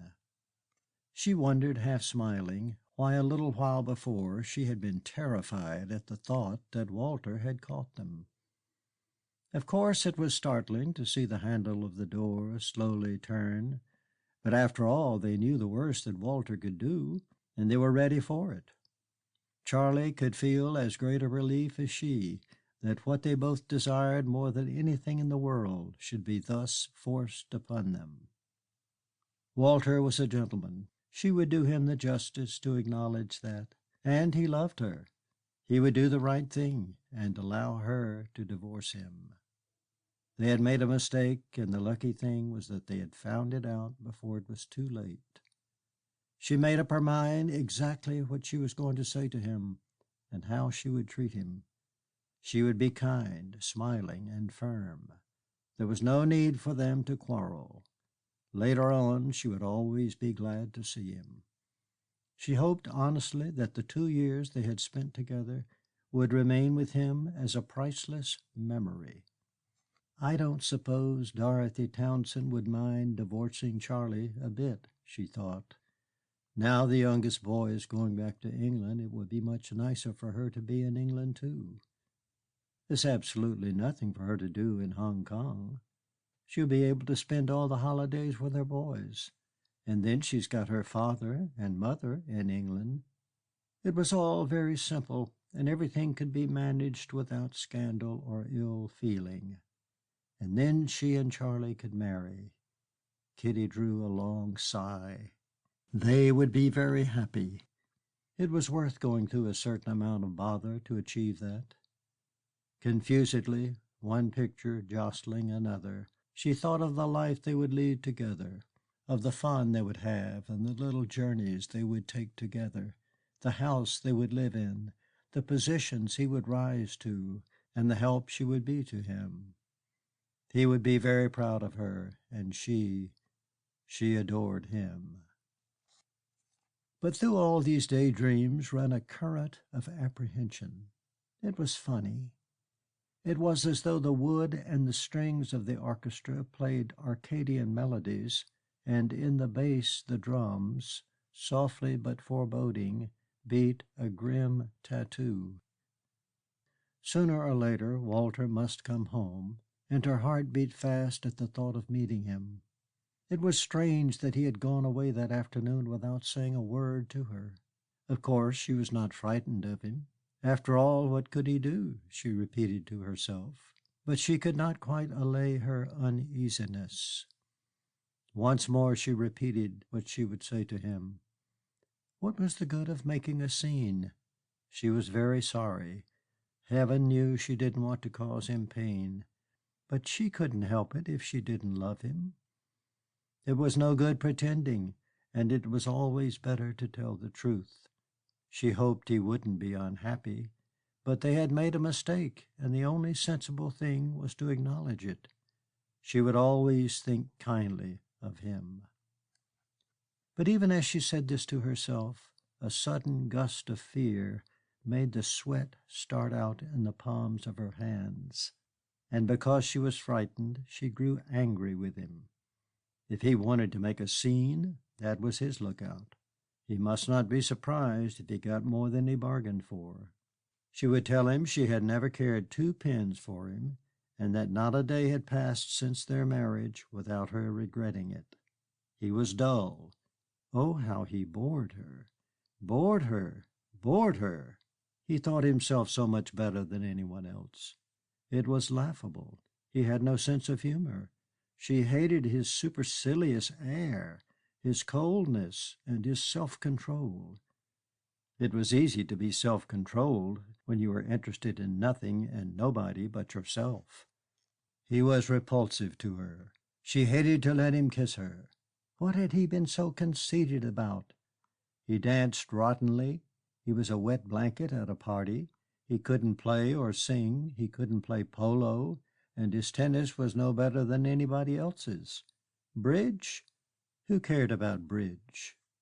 Kitty worked herself up into a towering passion. Let him dare to reproach her. All that had happened was his own fault. She was thankful that he knew the truth at last. She hated him and wished never to see him again. Yes, she was thankful that it was all over. Why couldn't he leave her alone? He had pressured her into marrying him, and now she was fed up. Fed up, she repeated aloud, trembling with anger. Fed up, fed up. She heard the car draw up to the gate of their garden. He was coming up the stairs. Part 18. He came into the room. Her heart was beating wildly, and her hands were shaking. It was lucky that she lay on the sofa. She was holding an open book as though she had been reading. He stood for an instant on the threshold, and their eyes met. Her heart sank. She felt on a sudden a cold chill pass through her limbs, and she shivered. She had that feeling which you describe by saying that someone was walking over your grave. His face was deathly pale. She had seen it like that once before, when they sat together in the park, and he asked her to marry him. His dark eyes, immobile and inscrutable, seemed preternaturally large. He knew everything. "You're back early," she remarked. Her lips trembled so that she could hardly frame the words. She was terrified. She was afraid she would faint. "I think it's about the usual time." His voice sounded strange to her. It was raised on the last word in order to give his remark a casual air, but it was forced. She wondered if he saw that she was shaking in every limb. It was only by an effort that she did not scream. He dropped his eyes. "I'm just going to dress." He left the room. She was shattered. For 2 or 3 minutes she could not stir, but at last, raising herself from the sofa with difficulty, as though she had an illness and were still weak, she did not know if her legs would support her. She felt her way by means of chairs and tables to the veranda, and then with one hand on the wall went to her room. She put on a tea gown, and when she went back into her boudoir, they only used the drawing room when there was a party, he was standing at a table looking at the pictures of the sketch. She had to force herself to enter. "Shall we go down? Dinner is ready." "Have I kept you waiting?" It was dreadful that she could not control the trembling of her lips. When was he going to speak? They sat down, and for a moment there was silence between them. Then he made a remark, and because it was so commonplace, it had a sinister air. "The Empress didn't come in today," he said. "I wonder if she's been delayed by a storm." "Was she due today?" "Yes." She looked at him now and saw that his eyes were fixed on his plate. He made another observation, equally trivial, about a tennis tournament that was about to be played, and he spoke at length. His voice, as a rule, was agreeable, with a variety of tone, but now he spoke on one note. It was strangely unnatural. It gave Kitty the impression that he was speaking from a long way off, and all the time his eyes were directed to his plate, or the table, or to a picture on the wall. He would not meet hers. She realized that he could not bear to look at her. "Shall we go upstairs?" he said, when dinner was finished. "If you like." She rose, and he held open the door for her. His eyes were cast down as she passed him. When they reached the sitting room, he took up the illustrated paper once more. "Is this a new sketch? I don't think I've seen it." "I don't know. I haven't noticed." It had been lying about for a fortnight, and she knew that he had looked it through and through. He took it and sat down. She lay again on the sofa and took her book. As a rule, in the evening, when they were alone, they played coon-can or patience. He was leaning back in an armchair in a comfortable attitude, and his attention seemed absorbed by the illustration he was looking at. He did not turn the page. She tried to read, but she could not see the print before her eyes. The words were blurred. Her head began to ache violently. When would he speak? They sat in silence for an hour. She gave up the pretense of reading, and letting her novel fall on her lap, gazed into space. She was afraid to make the smallest gesture or the smallest sound. He sat quite still in that same easy attitude and stared with those wide, immobile eyes of his at the picture. His stillness was strangely menacing. It gave Kitty the feeling of a wild beast prepared to spring. When suddenly he stood up, she started. She clenched her hands, and she felt herself grow pale. Now, I have some work to do, he said in that quiet, toneless voice, his eyes averted. If you don't mind, I'll go into my study. I dare say you will have gone to bed by the time I've finished.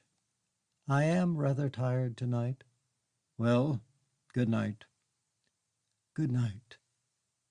He left the room.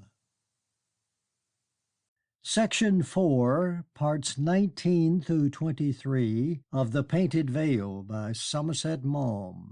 Part 19. As soon as she could next morning, she rang Townsend up at his office. Yes, what is it? I want to see you. My dear, I'm awfully busy.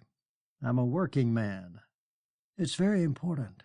Can I come down to the office? Oh, no, I wouldn't do that if I were you. Well, come here then. I can't possibly get away. What about this afternoon? And don't you think it would be better if I didn't come to your house? I must see you at once. There was a pause, and she was afraid that she had been cut off. Are you there? She asked anxiously. Yes, I was thinking. Has anything happened? I can't tell you over the telephone. There was another silence before he spoke again. Well, look here. I can manage to see you for 10 minutes at 1, if that'll do. You'd better go to Chow's, and I'll come along as soon as I can. The curio shop? She asked in dismay. Well, we can't meet in the lounge at the Hong Kong Hotel very well, he answered. She noticed a trace of irritation in his voice. Very well, I'll go to Chow's. Part 20. She got out of her rickshaw in the Victoria Road and walked up the steep, narrow lane till she came to the shop. She lingered outside a moment as though her attention were attracted by the bric-a-brac which was displayed. But a boy who was standing there on the watch for customers, recognizing her at once, gave her a broad smile of connivance. He said something in Chinese to someone within, and the master, a little fat-faced man in a black gown, came out and greeted her. She walked in quickly. "Mr. Townsend no come yet. You go topside, yes?" She went to the back of the shop and walked up the rickety, dark stairs. The Chinese followed her and unlocked the door that led into the bedroom. It was stuffy, and there was an acrid smell of opium. She sat down on a sandalwood chest. In a moment she heard a heavy step on the creaking stairs. Townsend came in and shut the door behind him. His face bore a sullen look. As he saw her, it vanished, and he smiled in that charming way of his. He took her quickly in his arms and kissed her lips. "Now, what's the trouble?"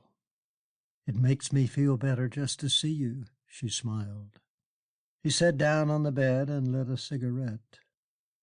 "You look rather washed out this morning." "I don't wonder," she answered. "I don't think I closed my eyes all night." He gave her a look. He was smiling still, but his smile was a little set and unnatural.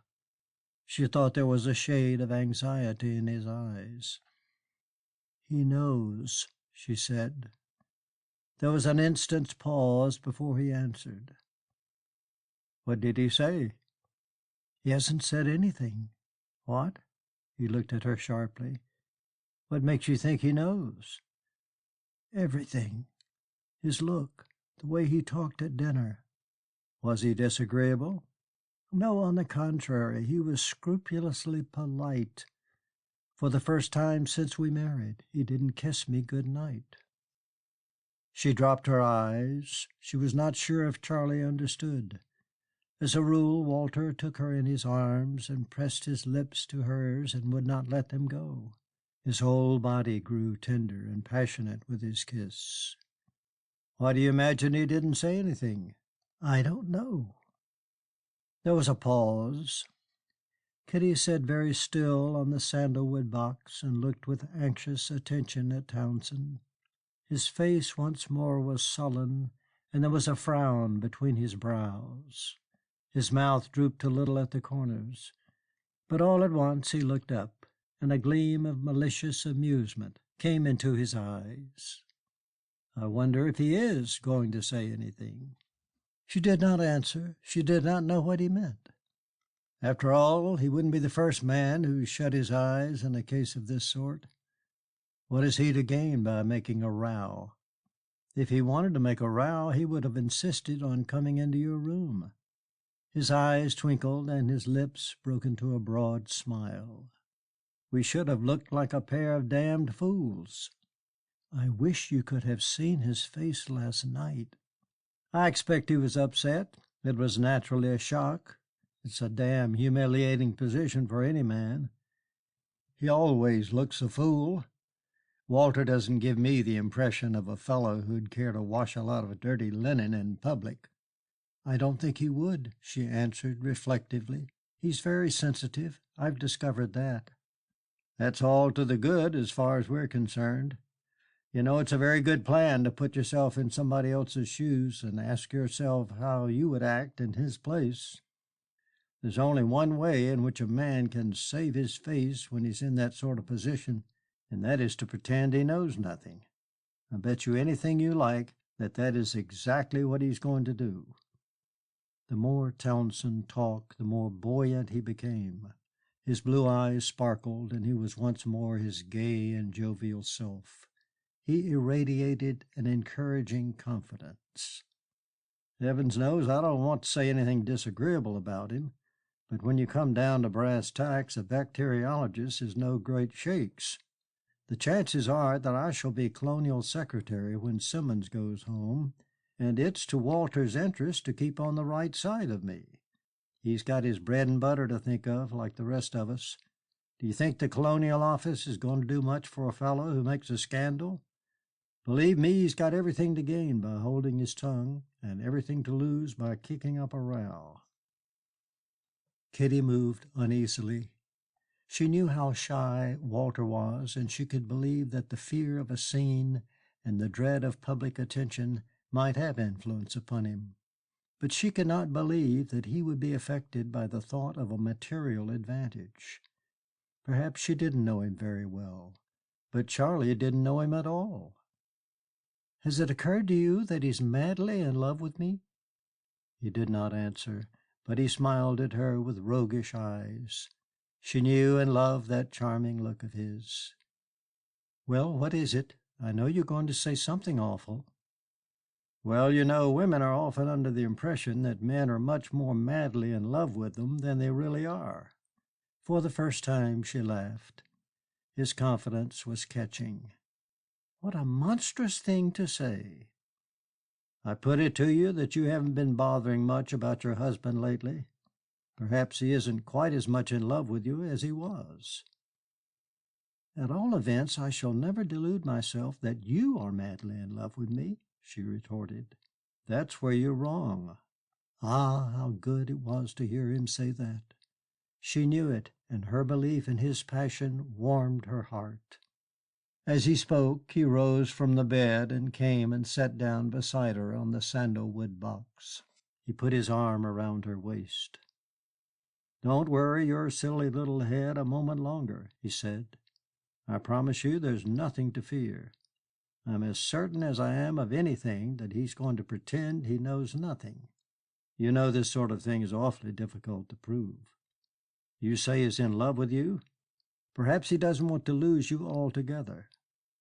I swear I'd accept anything rather than that if you were my wife."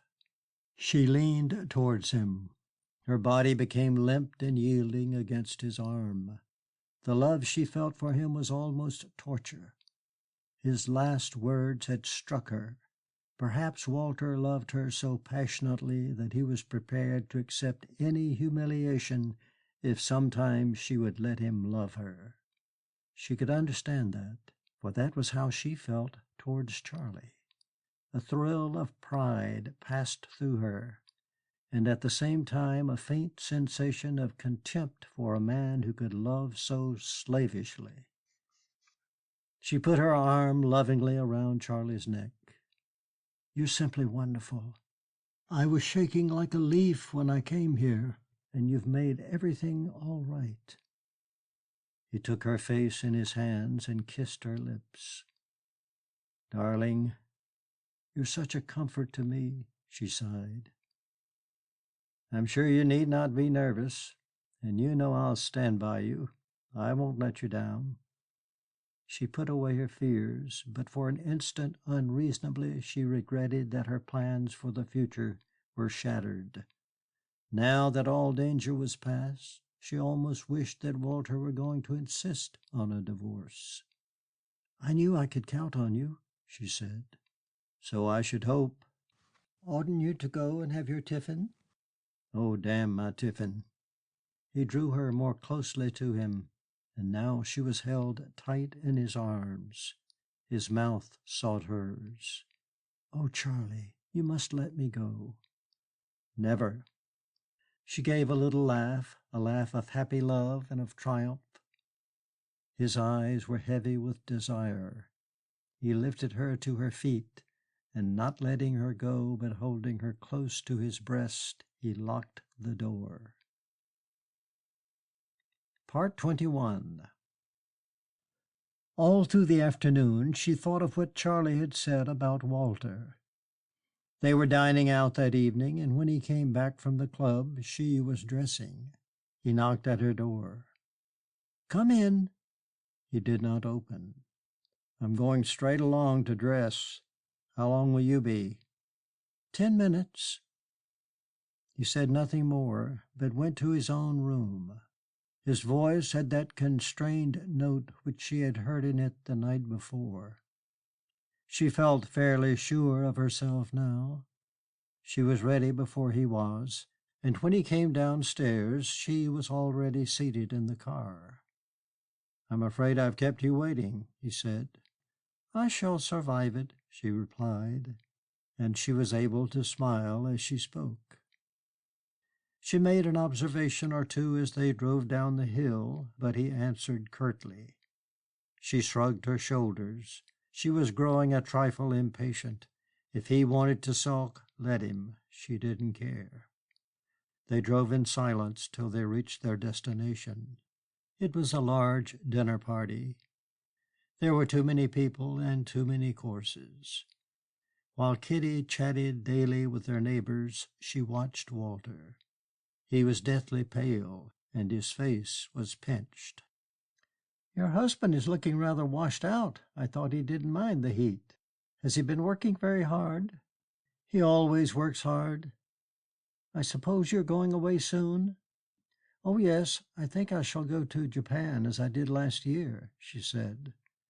"The doctor says I must get out of the heat if I don't want to go all to pieces." Walter did not, as usual when they were dining out, give her a smiling glance now and then. He never looked at her. She had noticed that when he came down to the car he kept his eyes averted, and he did the same when with his usual politeness he gave her his hand to alight.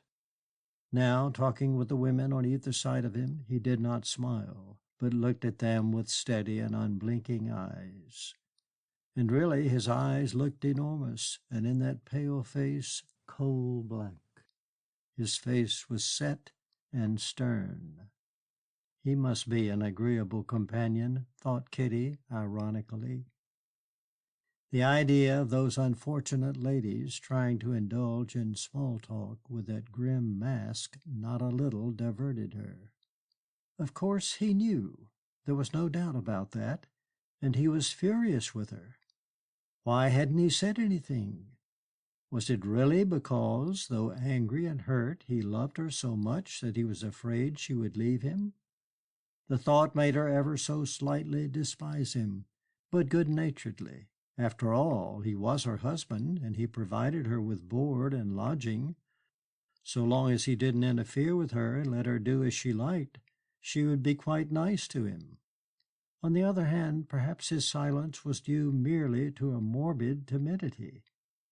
Charlie was right when he said that no one would hate a scandal more than Walter. He never made a speech if he could help it.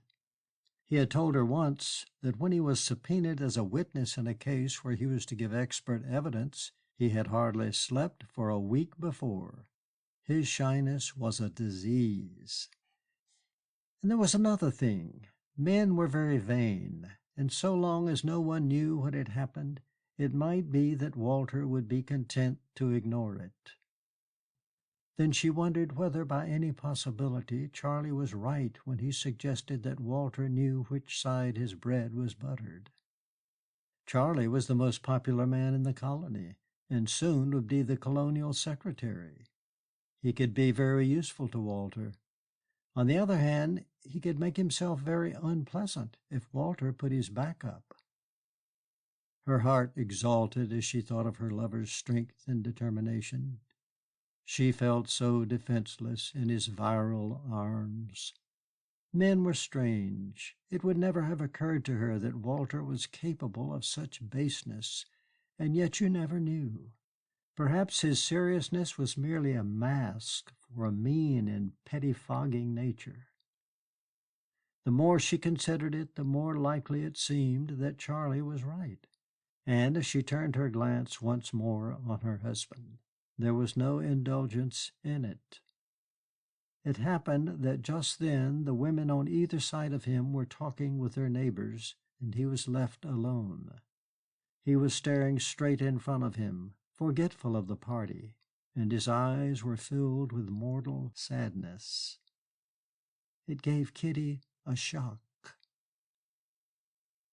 Part 22. Next day, when she was lying down after luncheon, dozing, she was aroused by a knock at her door. "Who is it?" she cried irritably. At that hour she was unaccustomed to be disturbed. "I." She recognized her husband's voice, and she sat up quickly. "Come in." "Did I wake you?" he asked as he entered. "In point of fact, you did," she answered in the natural tone she had adopted with him for the last 2 days. "Will you come into the next room? I want to have a little talk with you." Her heart gave a sudden beat against her ribs. "I'll put on a dressing gown." He left her. She slipped her bare feet into mules and wrapped herself in a kimono. She looked in the glass. She was very pale, and she put on some rouge. She stood at the door for a moment, nerving herself for the interview, and then with a bold face joined him. "How did you manage to get away from the laboratory at this hour?" she said. "I don't often see you at this sort of time." "Won't you sit down?" He did not look at her. He spoke gravely. She was glad to do as he asked. Her knees were a little shaky, and unable to continue in that jocular tone, she kept silent. He sat also and lit a cigarette. His eyes wandered restlessly about the room. He seemed to have some difficulty in starting. Suddenly he looked full at her, and because he had held his eyes so long averted, his direct gaze gave her such a fright that she smothered a cry. "Have you ever heard of Maitanfoo?" he asked. "There's been a good deal about it in the papers lately." She stared at him in astonishment. She hesitated. "Is that the place where there's cholera? Mr. Arbuthnot was talking about it last night." There's an epidemic. I believe it's the worst they've had for years. There was a medical missionary there. He died of cholera 3 days ago. There's a French convent there, and of course there's the customs man. Everyone else has got out." His eyes were still fixed on her, and she could not lower hers. She tried to read his expression, but she was nervous, and she could only discern a strange watchfulness. How could he look so steadily? He did not even blink. "The French nuns are doing what they can. They've turned the orphanage into a hospital, but the people are dying like flies. I've offered to go and take charge." "You?" She started violently. Your first thought was that if he went, she would be free and without let or hindrance could see Charlie. But the thought shocked her. She felt herself go scarlet. Why did he watch her like that? She looked away in embarrassment. "Is that necessary?" she faltered. "There's not a foreign doctor in the place." "But you're not a doctor, you're a bacteriologist." "I'm an M.D., you know, and before I specialized I did a good deal of general work in a hospital. The fact that I'm first and foremost a bacteriologist is all to the good. It will be an admirable chance for research work." He spoke almost flippantly, and when she glanced at him she was surprised to see in his eyes a gleam of mockery. She could not understand. "But won't it be awfully dangerous?" "Awfully." He smiled. It was a derisive grimace. She leaned her forehead on her hand. Suicide. It was nothing short of that. Dreadful. She had not thought he would take it like that. She couldn't let him do that. It was cruel. It was not her fault that she did not love him. She couldn't bear the thought that he should kill himself for her sake. Tears flowed softly down her cheeks. "What are you crying for?" His voice was cold. "You're not obliged to go, are you?" "No, I go of my own free will." "Please don't, Walter. It would be too awful if something happened. Supposing you died." Though his face remained impassive, the shadow of a smile once more crossed his eyes. He did not answer. "Where is this place?" she asked after a pause. "Maitanfoo. It's a tributary of the Western River. We should go up the Western River and then by chair." "Who is we?" "You and I." She looked at him quickly. She thought she had heard amiss, but now the smile in his eyes had traveled to his lips. His dark eyes were fixed on her. "Are you expecting me to come too?" "I thought you'd like to." Her breath began to come very fast. A shudder passed through her. "But surely it's no place for a woman. The missionary sent his wife and children down weeks ago, and the APC man and his wife came down. I met her at a tea party. I've just remembered that she said they left some place on account of cholera." "There are 5 French nuns there." Panic seized her. "I don't know what you mean. It would be madness for me to go. You know how delicate I am. Dr. Hayward said I must get out of Hong Kong on account of the heat. I could never stand the heat up there. And cholera. I should be frightened out of my wits. It's just asking for trouble. There's no reason for me to go. I should die." He did not answer. She looked at him in her desperation, and she could hardly restrain a cry. His face had a sort of black pallor which suddenly terrified her. She saw in it a look of hatred. Was it possible that he wanted her to die? She answered her own outrageous thought. "It's absurd. If you think you ought to go, it's your own lookout. But really you can't expect me to. I hate illness. A cholera epidemic. I don't pretend to be very brave, and I don't mind telling you that I haven't pluck for that. I shall stay here until it's time for me to go to Japan. I should have thought that you would want to accompany me when I'm about to set out on a dangerous expedition." He was openly mocking her now. She was confused. She did not quite know whether he meant what he said or was merely trying to frighten her. "I don't think anyone could reasonably blame me for refusing to go to a dangerous place where I had no business or where I could be of no use." "You could be of the greatest use. You could cheer and comfort me." She grew even a little paler. "I don't understand what you're talking about." "I shouldn't have thought it needed more than average intelligence." "I'm not going, Walter." "It's monstrous to ask me." "Then I shall not go either. I shall immediately file my petition." Part 23. She looked at him blankly. What he said was so unexpected that at the first moment she could hardly gather its sense. "What on earth are you talking about?" she faltered. Even to herself her reply rang false, and she saw the look of disdain which it called forth on Walter's stern face. "I'm afraid you've thought me a bigger fool than I am." She did not quite know what to say.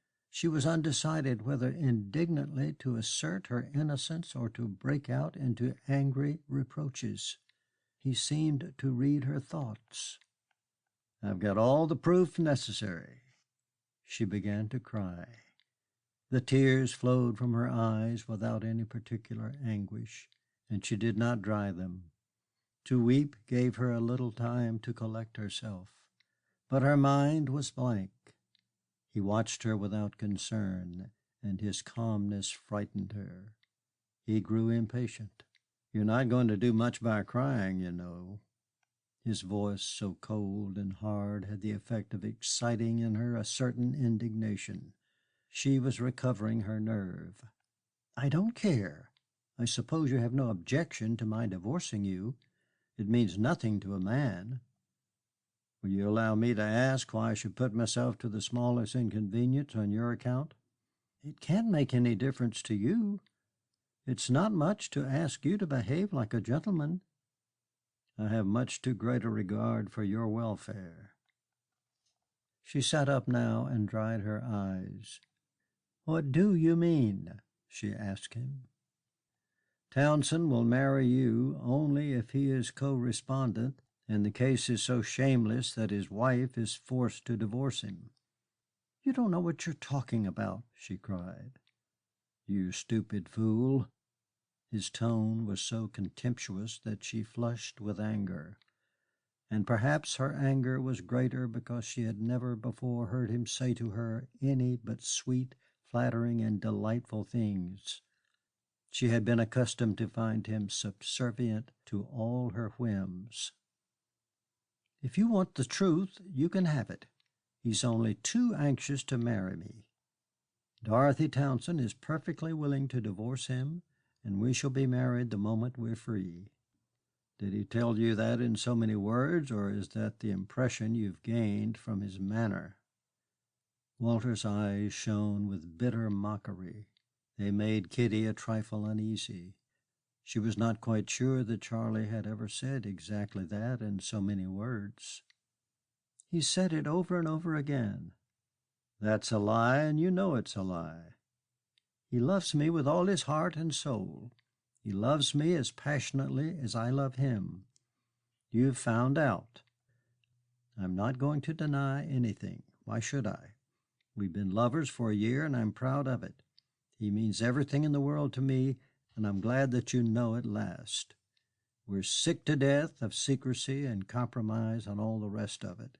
It was a mistake that I ever married you. I never should have done it. I was a fool. I never cared for you. We never had anything in common. I don't like the people you like, and I'm bored by the things that interest you. I'm thankful it's finished."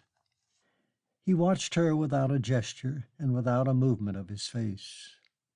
He listened attentively, and no change in his expression showed that what she had said affected him. "Do you know why I married you?" "Because you wanted to be married before your sister Doris." It was true, but it gave her a funny little turn to realize that he knew it. Oddly enough, even in that moment of fear and anger, it excited her compassion. He faintly smiled. "I had no illusions about you," he said. "I knew you were silly and frivolous and empty-headed, but I loved you. I knew that your aims and ideals were vulgar and commonplace, but I loved you. I knew that you were second-rate, but I loved you. It's comic when I think how hard I tried to be amused by the things that amused you, and how anxious I was to hide from you that I wasn't ignorant and vulgar and scandal-mongering and stupid. I knew how frightened you were of intelligence, and I did everything I could to make you think me as big a fool as the rest of the men you knew. I knew that you'd only married me for convenience. I loved you so much I didn't care. Most people, as far as I can see, when they're in love with someone and the love isn't returned, feel that they have a grievance. They grow angry and bitter. I wasn't like that. I never expected you to love me.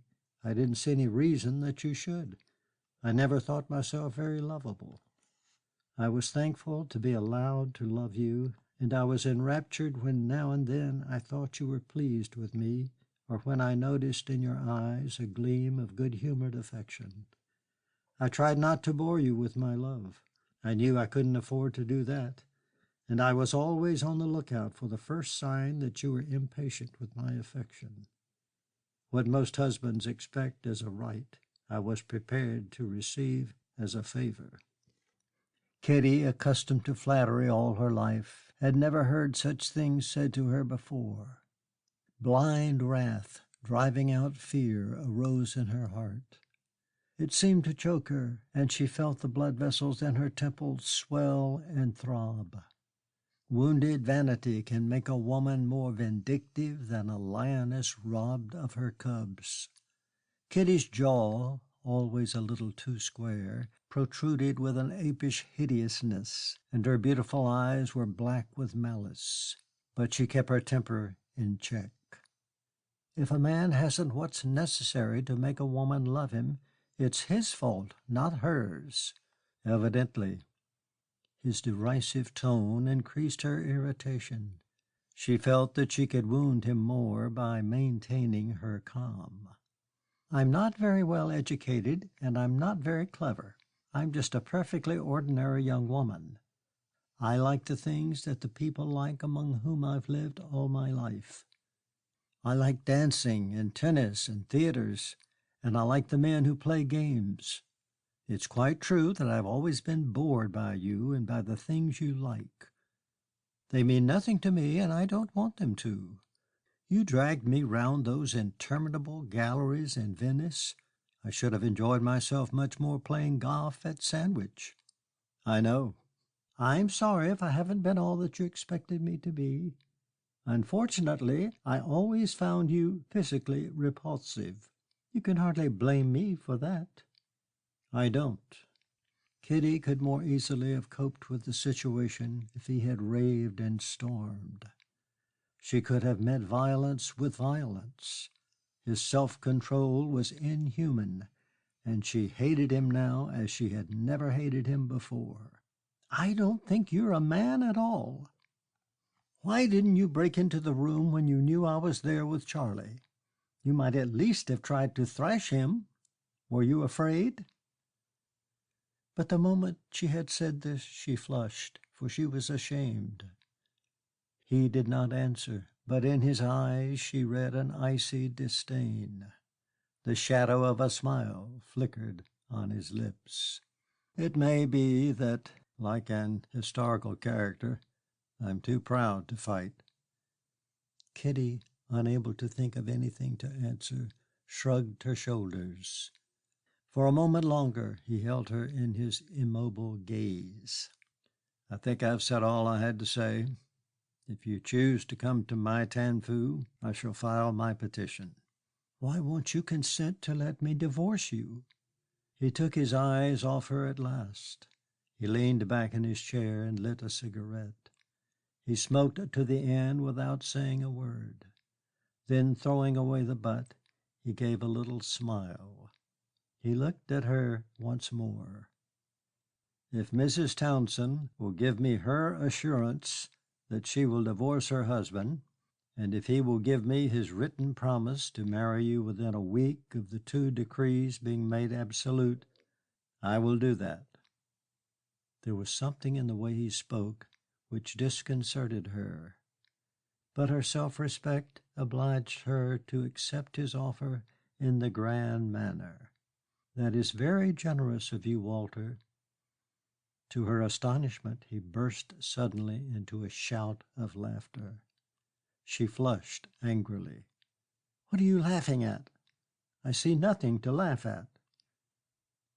"I beg your pardon. I dare say my sense of humor is peculiar." She looked at him frowning. She would have liked to say something bitter and wounding, but no rejoinder occurred to her. He looked at his watch. "You had better look sharp if you want to catch Townsend at his office. If you decide to come with me to Maitanfoo, it would be necessary to start the day after tomorrow." "Do you want me to tell him today?" "They say there's no time like the present." Her heart began to beat a little faster. It was not uneasiness that she felt. It was, she didn't quite know what it was. She wished she could have had a little longer. She would have liked to prepare Charlie. But she had the fullest confidence in him. He loved her as much as she loved him, and it was treacherous even to let the thought cross her mind that he would not welcome the necessity that was forced upon them. She turned to Walter gravely. "I don't think you know what love is. You have no conception how desperately in love Charlie and I are with one another. It really is the only thing that matters, and every sacrifice that our love calls for will be as easy as falling off a log." He gave her a little bow, but said nothing, and his eyes followed her as she walked with measured step from the room. Section 5, parts 24 through 26 of The Painted Veil by Somerset Maugham. Part 24. She sent in a little note to Charlie on which she had written, "Please see me. It is urgent." A Chinese boy asked her to wait and brought the answer that Mr. Townsend would see her in 5 minutes. She was uncontrollably nervous. When at last she was ushered into his room, Charlie came forward to shake hands with her. But the moment the boy, having closed the door, left them alone, he dropped the affable formality of his manner. "I say, my dear, you really mustn't come in here in working hours. I've got an awful lot to do, and we don't want to give people a chance to gossip." She gave him a long look with those beautiful eyes of hers and tried to smile, but her lips were stiff and she could not. "I wouldn't have come unless it was necessary." He smiled and took her arm. "Well, since you're here, come and sit down." It was a bare room, narrow, with a high ceiling. Its walls were painted with 2 shades of terracotta. The only furniture consisted of a large desk, a revolving chair for Townsend to sit in, and a leather armchair for visitors. It intimidated Kitty to sit in this. He sat at the desk. She had never seen him in spectacles before. She did not know that he used them. When he noticed that her eyes were on them, he took them off. "I only use them for reading," he said. Her tears came easily, and now, she hardly knew why, she began to cry. She had no deliberate intention of deceiving, but rather an instinctive desire to excite his sympathy. He looked at her blankly. "Is anything the matter?" "Oh, my dear, don't cry." She took out her handkerchief and tried to check her sobs. He rang the bell, and when the boy came to the door, went to it. If anyone asks for me, say I'm out." "Very good, sir." The boy closed the door. Charlie sat on the arm of the chair and put his arm round Kitty's shoulders. "Now, Kitty dear, tell me all about it." "Walter wants a divorce," she said. She felt the pressure of his arm on her shoulders cease. His body stiffened.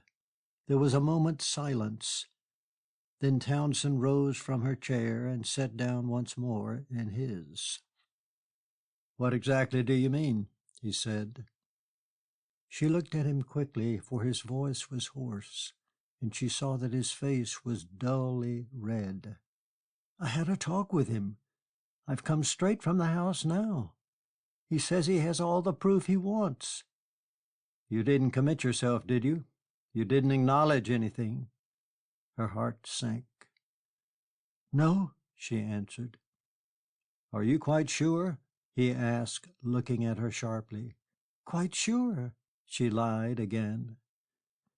He leaned back in his chair and stared vacantly at the map of China which was hanging on the wall in front of him. She watched him anxiously. She was somewhat disconcerted at the manner in which he had received the news. She had expected him to take her in his arms and tell her he was thankful, for now they could be together always. But of course men were funny. She was crying softly, not now to arouse sympathy, but because it seemed the natural thing to do. "This is a bloody mess we've got into," he said at length. "But it's no good losing our heads. Crying isn't going to do us any good, you know." She noticed the irritation in his voice and dried her eyes. "It's not my fault, Charlie. I couldn't help it."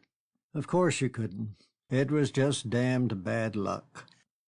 I was just as much to blame as you were. The thing to do now is to see how we're going to get out of it. I don't suppose you want to be divorced any more than I do." She smothered a gasp. She gave him a searching look. He was not thinking of her at all. "I wonder what his proofs really are. I don't know how he can actually prove we were together in that room. On the whole, we've been about as careful as anyone could be. I'm sure that old fellow at the curio shop wouldn't have given us away. Even if he had seen us go in, there's no reason why we shouldn't hunt curios together." He was talking to himself rather than to her. "It's easy enough to bring charges, but it's damned difficult to prove them. Any lawyer will tell you that. Our line is to deny everything, and if he threatens to bring an action, we'll tell him to go to hell and we'll fight it." "I couldn't go into court, Charlie." "Why on earth not? I'm afraid you'll have to. God knows I don't want a row, but we can't take it lying down." "Why need we defend it?"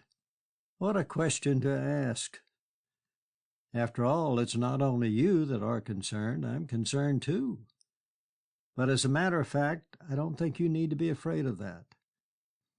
We shall be able to square your husband somehow.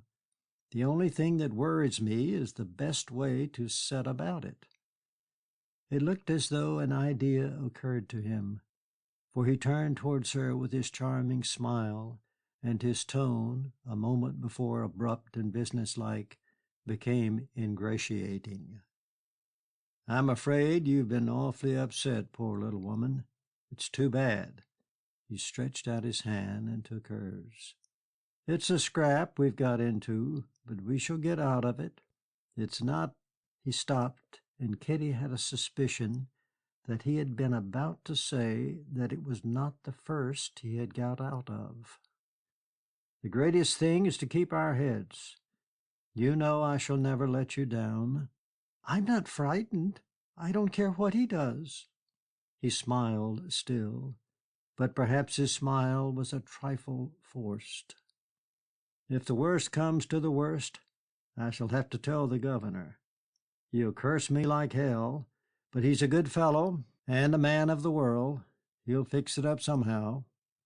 It wouldn't do him any good if there was a scandal." "What can he do?" asked Kitty. "He can bring pressure to bear on Walter. If he can't get at him through his ambition, he'll get at him through his sense of duty." Kitty was a little chilled. She did not seem able to make Charlie see how desperately grave the situation was.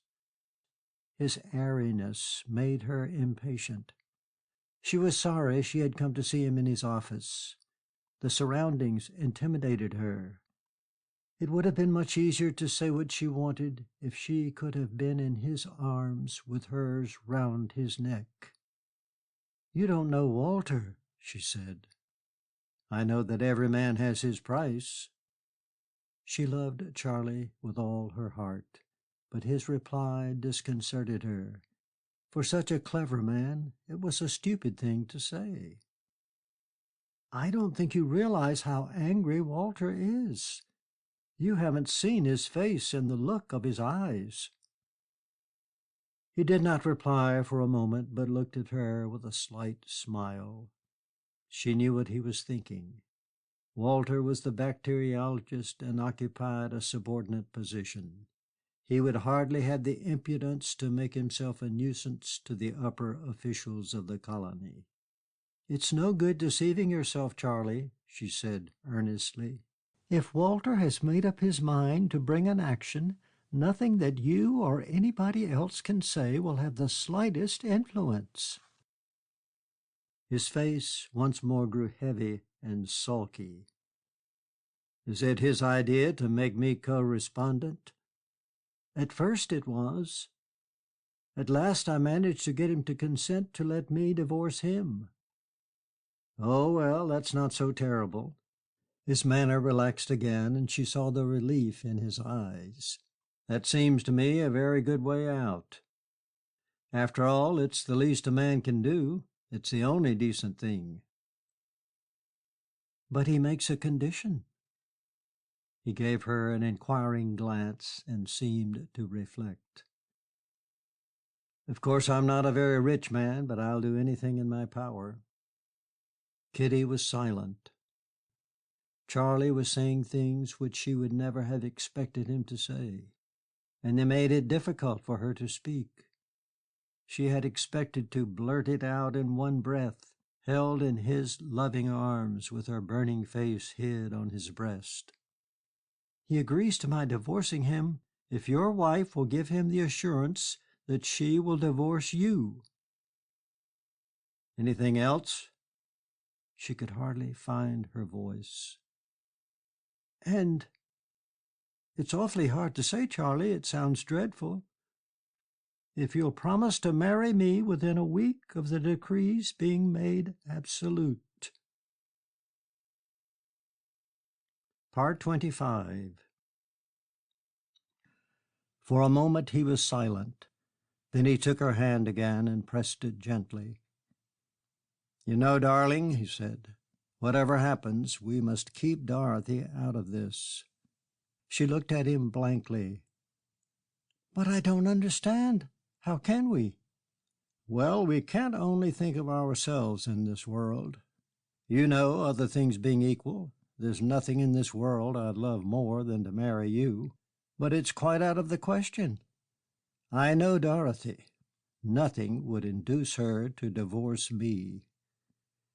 Kitty was becoming horribly frightened. She began to cry again. He got up and sat down beside her with his arm round her waist. "Try not to upset yourself, darling. We must keep our heads." "I thought you loved me." "Of course I love you," he said tenderly. "You surely can't have any doubt of that now.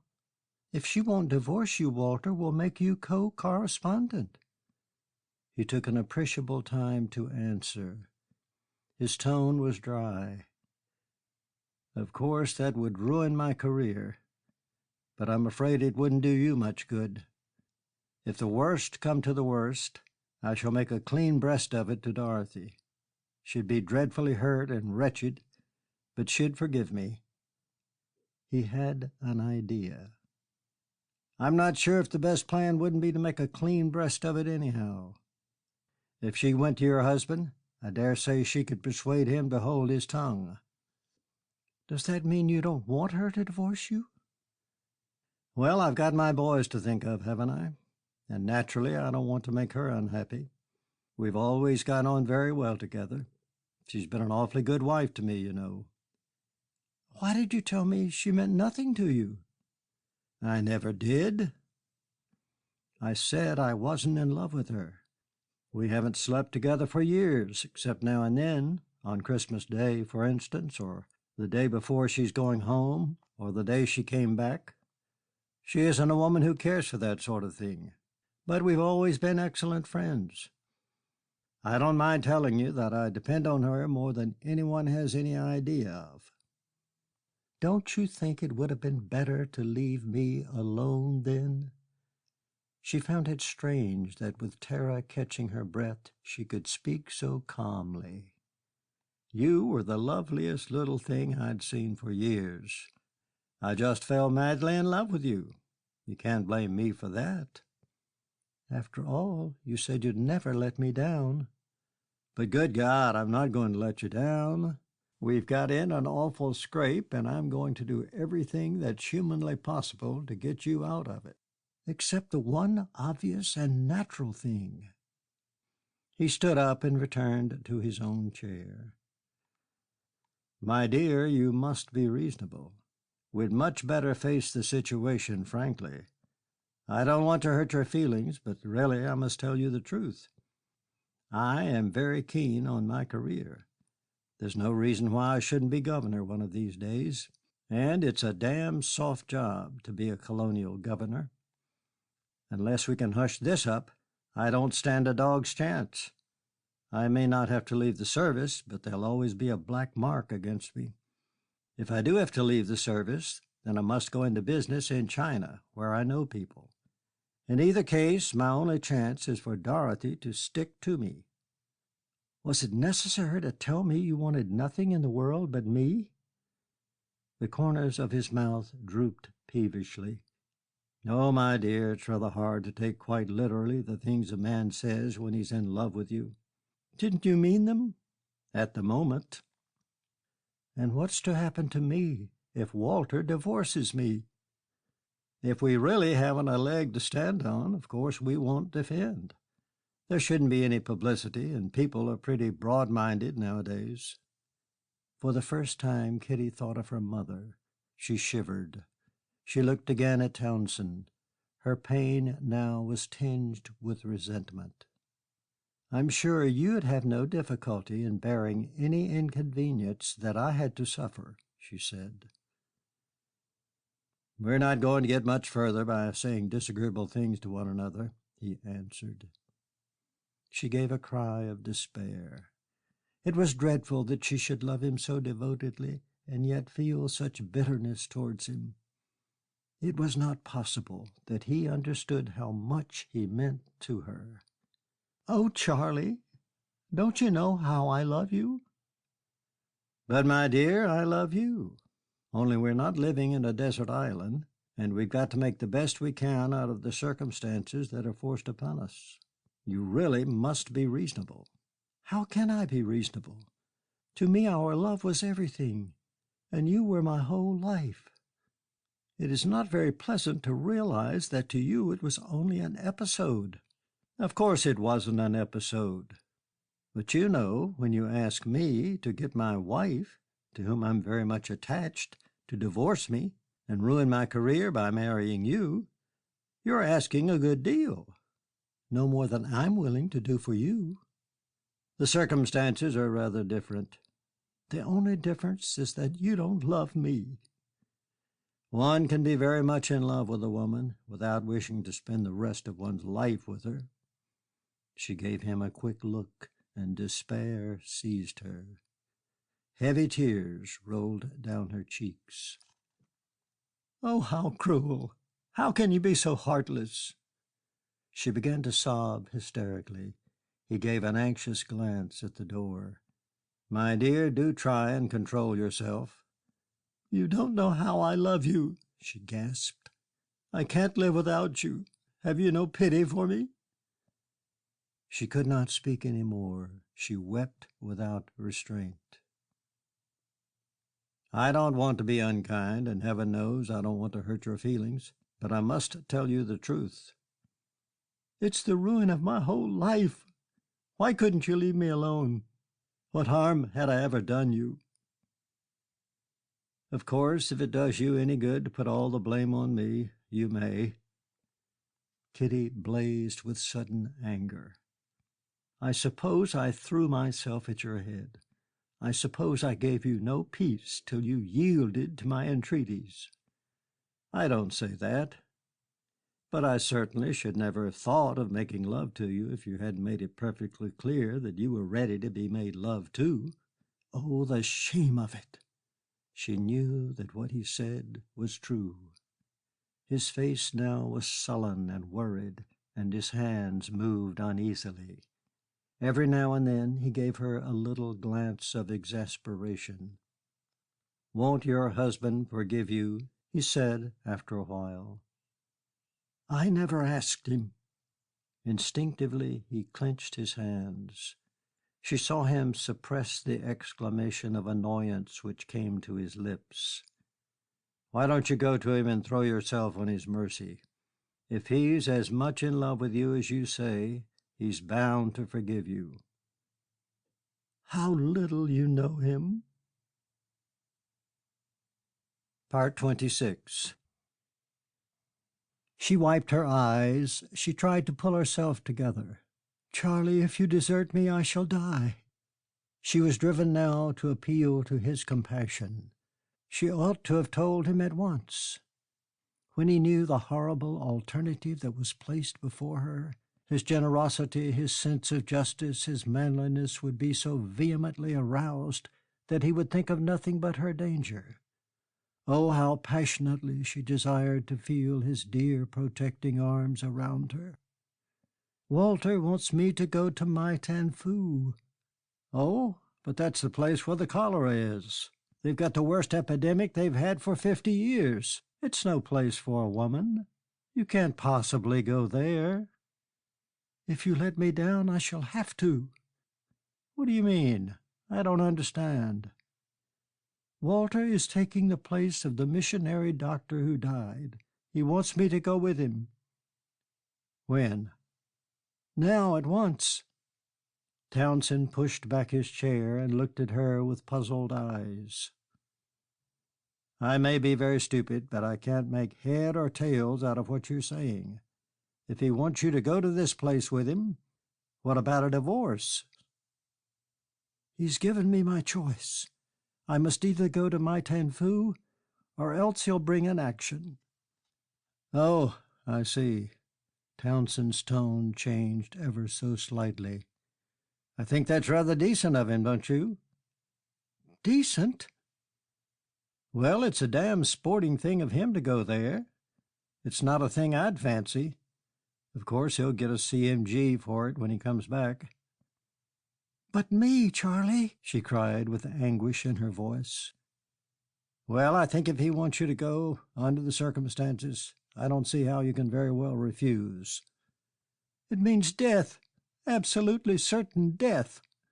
"Oh, damn it all, that's rather an exaggeration. He would hardly take you if he thought that. It's no more risk for you than for him. In point of fact, there's no great risk if you're careful. I've been here when there's been cholera, and I haven't turned a hair. The great thing is not to eat anything uncooked, no raw fruits or salads or anything like that, and see that your drinking water is boiled." He was gaining confidence as he proceeded, and his speech was fluent. He was even becoming less sullen and more alert. He was almost breezy. "After all, it's his job, isn't it? He's interested in bugs.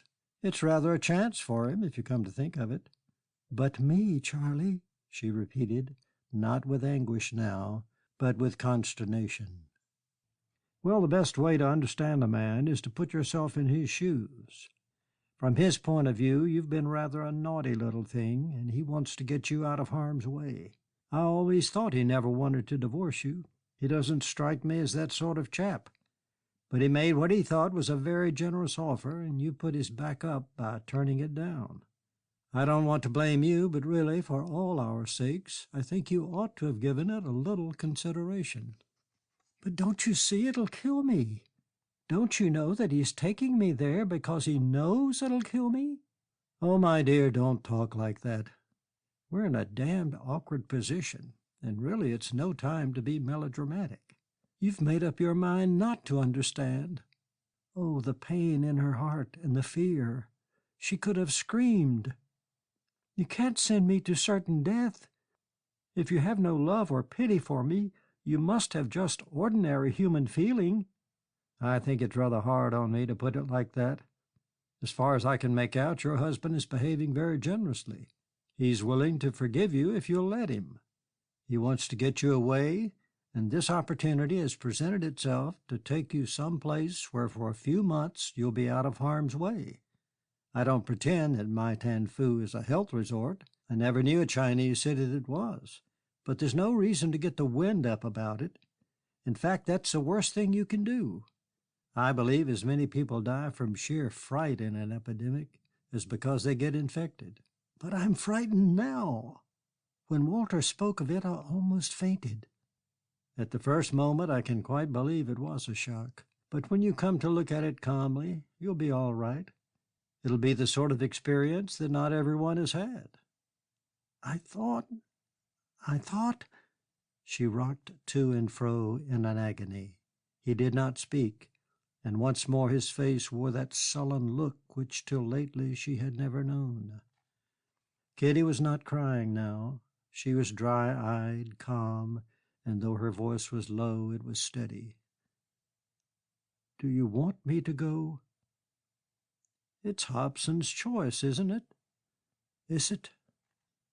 "It's only fair to you to tell you that if your husband brought an action for divorce and won it, I should not be in a position to marry you." It must have seemed an age to him before she answered. She rose slowly to her feet. "I don't think that my husband ever thought of bringing an action." "Then why in God's name have you been frightening me out of my wits?" he asked. She looked at him coolly. "He knew that you had let me down." She was silent. Vaguely, as when you are studying a foreign language and read a page which at first you can make nothing of, till a word or a sentence gives you a clue, and on a sudden a suspicion, as it were, of the sense flashes across your troubled wits. Vaguely she gained an inkling into the workings of Walter's mind. It was like a dark and ominous landscape seen by a flash of lightning, and in a moment hidden again by the night. She shuddered at what she saw. "He made that threat only because he knew you'd crumble up at it, Charlie. It's strange that he should have judged you so accurately.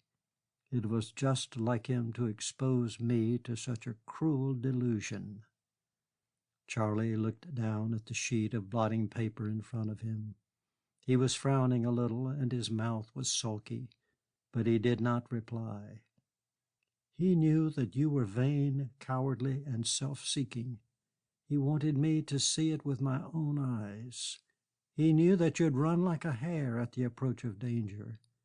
He knew how grossly deceived I was in thinking that you were in love with me, because he knew that you were incapable of loving anyone but yourself. He knew you had sacrificed me without a pang to save your own skin." "If it really gives you any satisfaction to say beastly things to me, I suppose I've got no right to complain. Women always are unfair, and they generally manage to put a man in the wrong. But there's something to be said on the other side." She took no notice of his interruption. "And now I know all that he knew. I know that you're callous and heartless. I know that you're selfish, selfish beyond words. And I know that you haven't the nerve of a rabbit. I know you're a liar and a humbug. I know that you're utterly contemptible. And the tragic part is," her face was on a sudden distraught with pain, "the tragic part is that notwithstanding I love you with all my heart." "Kitty." She gave a bitter laugh.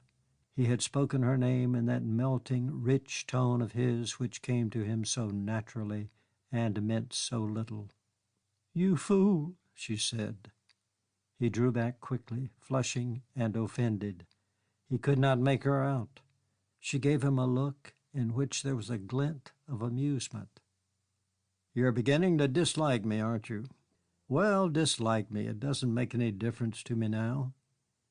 She began to put on her gloves. "What are you going to do?"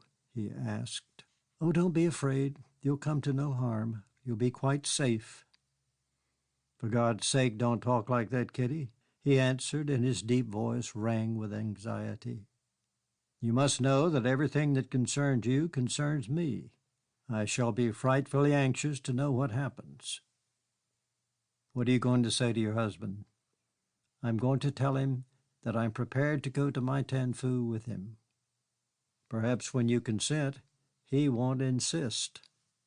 He could not have known why, when he said this, she looked at him so strangely. "You're not really frightened?" he asked her. "No," she said. "You've inspired me with courage. To go into the midst of a cholera epidemic will be a unique experience, and if I die, well, I die." "I was trying to be as kind to you as I could." She looked at him again. Tears sprang into her eyes once more, and her heart was very full. The impulse was almost irresistible to fling herself on his breast and crush her lips against his. It was no use. "If you want to know," she said, trying to keep her voice steady, "I go with death in my heart and fear. I do not know what Walter has in that dark, twisted mind of his, but I'm shaking with terror. I think it may be death. I think it may be that death will be really a release." She felt that she could not hold on to her self-control for another moment. She walked swiftly to the door and let herself out before he had time to move from his chair. Townsend gave a long sigh of relief. He badly wanted a brandy and soda. Section 6, parts 27 to 35 of The Painted Veil by Somerset Maugham. Part 27. Walter was in when she got home. She would have liked to go straight to her room, but he was downstairs in the hall giving instructions to one of the boys. She was so wretched that she welcomed the humiliation to which she must expose herself. She stopped and faced him. "I'm coming with you to that place," she said. "Oh, good. When do you want me to be ready?" "Tomorrow night." She did not know what spirit of bravado entered into her. His indifference was like the prick of a spear. She said a thing that surprised herself. "I suppose I needn't take more than a few summer things and a shroud, need I?" She was watching his face and knew that her flippancy angered him. "I've already told your Amma what you'll want." She nodded and went up to her room. She was very pale. Part 28. They were reaching their destination at last. They were borne in chairs day after day along a narrow causeway between interminable rice fields. They set out at dawn and traveled till the heat of the day forced them to take shelter in a wayside inn, and then went on again till they reached the town where they had arranged to spend the night. Kitty's chair headed the procession, and Walter followed her. Then in a struggling line came the coolies that bore their bedding, stores, and equipment. Kitty passed through the country with unseeing eyes. All through the long hours, the silence broken only by an occasional remark from one of the bearers or a snatch of uncouth song, she turned over in her tortured mind the details of that heart-rending scene in Charlie's office. Recalling what he had said to her and what she had said to him, She was dismayed to see what an arid and businesslike turn their conversation had taken. She had not said what she wanted to say, and she had not spoken in the tone she intended. Had she been able to make him see her boundless love, the passion in her heart, and her helplessness, he would never have been so inhuman as to leave her to her fate. She had been taken unawares. She could hardly believe her ears when he told her, more clearly than with words, that he cared nothing for her. That was why she had not even cried very much. She had been so dazed. She had wept since, wept miserably. At night in the inns, sharing the principal guest chamber with her husband, and conscious that Walter, lying on his camp bed a few feet away from her, lay awake, she dug her teeth in the pillows so that no sound might escape her. But in the daytime, protected by the curtains of her chair, she allowed herself to give way. Her pain was so great that she could have screamed at the top of her voice. She had never known that one could suffer so much, and she asked herself desperately what she had done to deserve it. She could not make out why Charlie did not love her. It was her fault, she supposed, but she had done everything she knew to make him fond of her. They had always got on so well. They laughed all the time they were together.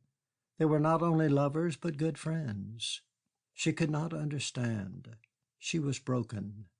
She told herself that she hated and despised him, but she had no idea how she was going to live if she was never to see him again. If Walter was taking her to Maitanfoo as a punishment, he was making a fool of himself, for what did she care now what became of her? She had nothing to live for any more. It was rather hard to be finished with life at 27. Part 29. On the steamer that took them up the Western River, Walter read incessantly. But at mealtimes he endeavored to make some kind of conversation. He talked to her as though she were a stranger with whom he happened to be making the journey, of indifferent things, from politeness, Kitty imagined, or because so he could render more marked the gulf that separated them. In a flash of insight she had told Charlie that Walter had sent her to him with the threat of divorce as the alternative to her accompanying him to the stricken city, in order that she might see for herself how indifferent, cowardly, and selfish he was. It was true. It was a trick which accorded very well with his sardonic humor. He knew exactly what would happen, and he had given her necessary instructions before her return. She had caught in his eyes a disdain which seemed to include her lover as well as herself. He said to himself, perhaps, that if he had been in Townsend's place, nothing in the world would have hindered him from making any sacrifice to gratify her smallest whim. She knew that was true also. But then, when her eyes were opened, how could he make her do something which was so dangerous, and which he must know frightened her so terribly? At first she thought he was only playing with her, until they actually started, no, later, till they left the river and took to the chairs for the journey across country. She thought he would give that little laugh of his and tell her that she need not come. She had no inkling of what was in his mind. He could not really desire her death. He had loved her so desperately. She knew what love was now, and she remembered 1,000 signs of his adoration. For him, really, in the French phrase, she did make fine weather and foul. It was impossible that he did not love her still. Did you cease to love a person because you had been treated cruelly? She had not made him suffer as Charlie had made her suffer, and yet if Charlie made a sign, notwithstanding everything, even though she knew him now, she would abandon all the world had to offer and fly to his arms. Even though he had sacrificed her and cared nothing for her, even though he was callous and unkind, she loved him. At first she thought she had only to bide her time, and sooner or later Walter would forgive her. She had been too confident of her power over him to believe that it was gone forever. Many waters could not quench love. He was weak if he loved her, and felt that love her he must. But now she was not quite sure. When in the evening he sat reading in the straight-backed blackwood chair of the inn with the light of a hurricane lamp on his face, she was able to watch him at her ease. She lay on the pallet on which her bed presently would be set, and she was in shadow. Those straight, regular features of his made his face look very severe. You could hardly believe that it was possible for them on occasion to be changed by so sweet a smile. He was able to read as calmly as though she were 1,000 miles away. She saw him turn the pages, and she saw his eyes move irregularly as they traveled from line to line. He was not thinking of her. And when, the table being set and dinner brought in, he put aside his book and gave her a glance, not knowing how the light on his face threw into distinctness his expression, she was startled to see in his eyes a look of physical distaste. Yes, it startled her. Was it possible that his love had left him entirely? Was it possible that he really designed her death? It was absurd. That would be the act of a madman. It was odd, the little shiver that ran through her as the thought occurred to her that perhaps Walter was not quite sane. Part 30. Suddenly her bearers, long silent, began to speak, and one of them, turning round, with words she could not understand and with a gesture, sought to attract her attention. She looked in the direction he pointed, and there, on the top of the hill, saw an archway. She knew by now that it was a memorial in compliment of a fortunate scholar or a virtuous widow. She had passed many of them since they left the river.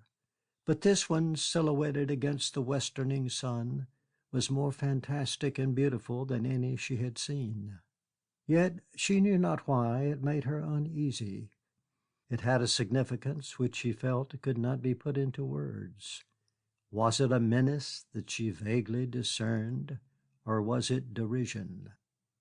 She was passing a grove of bamboos, and they leaned over the causeway strangely as if they would detain her.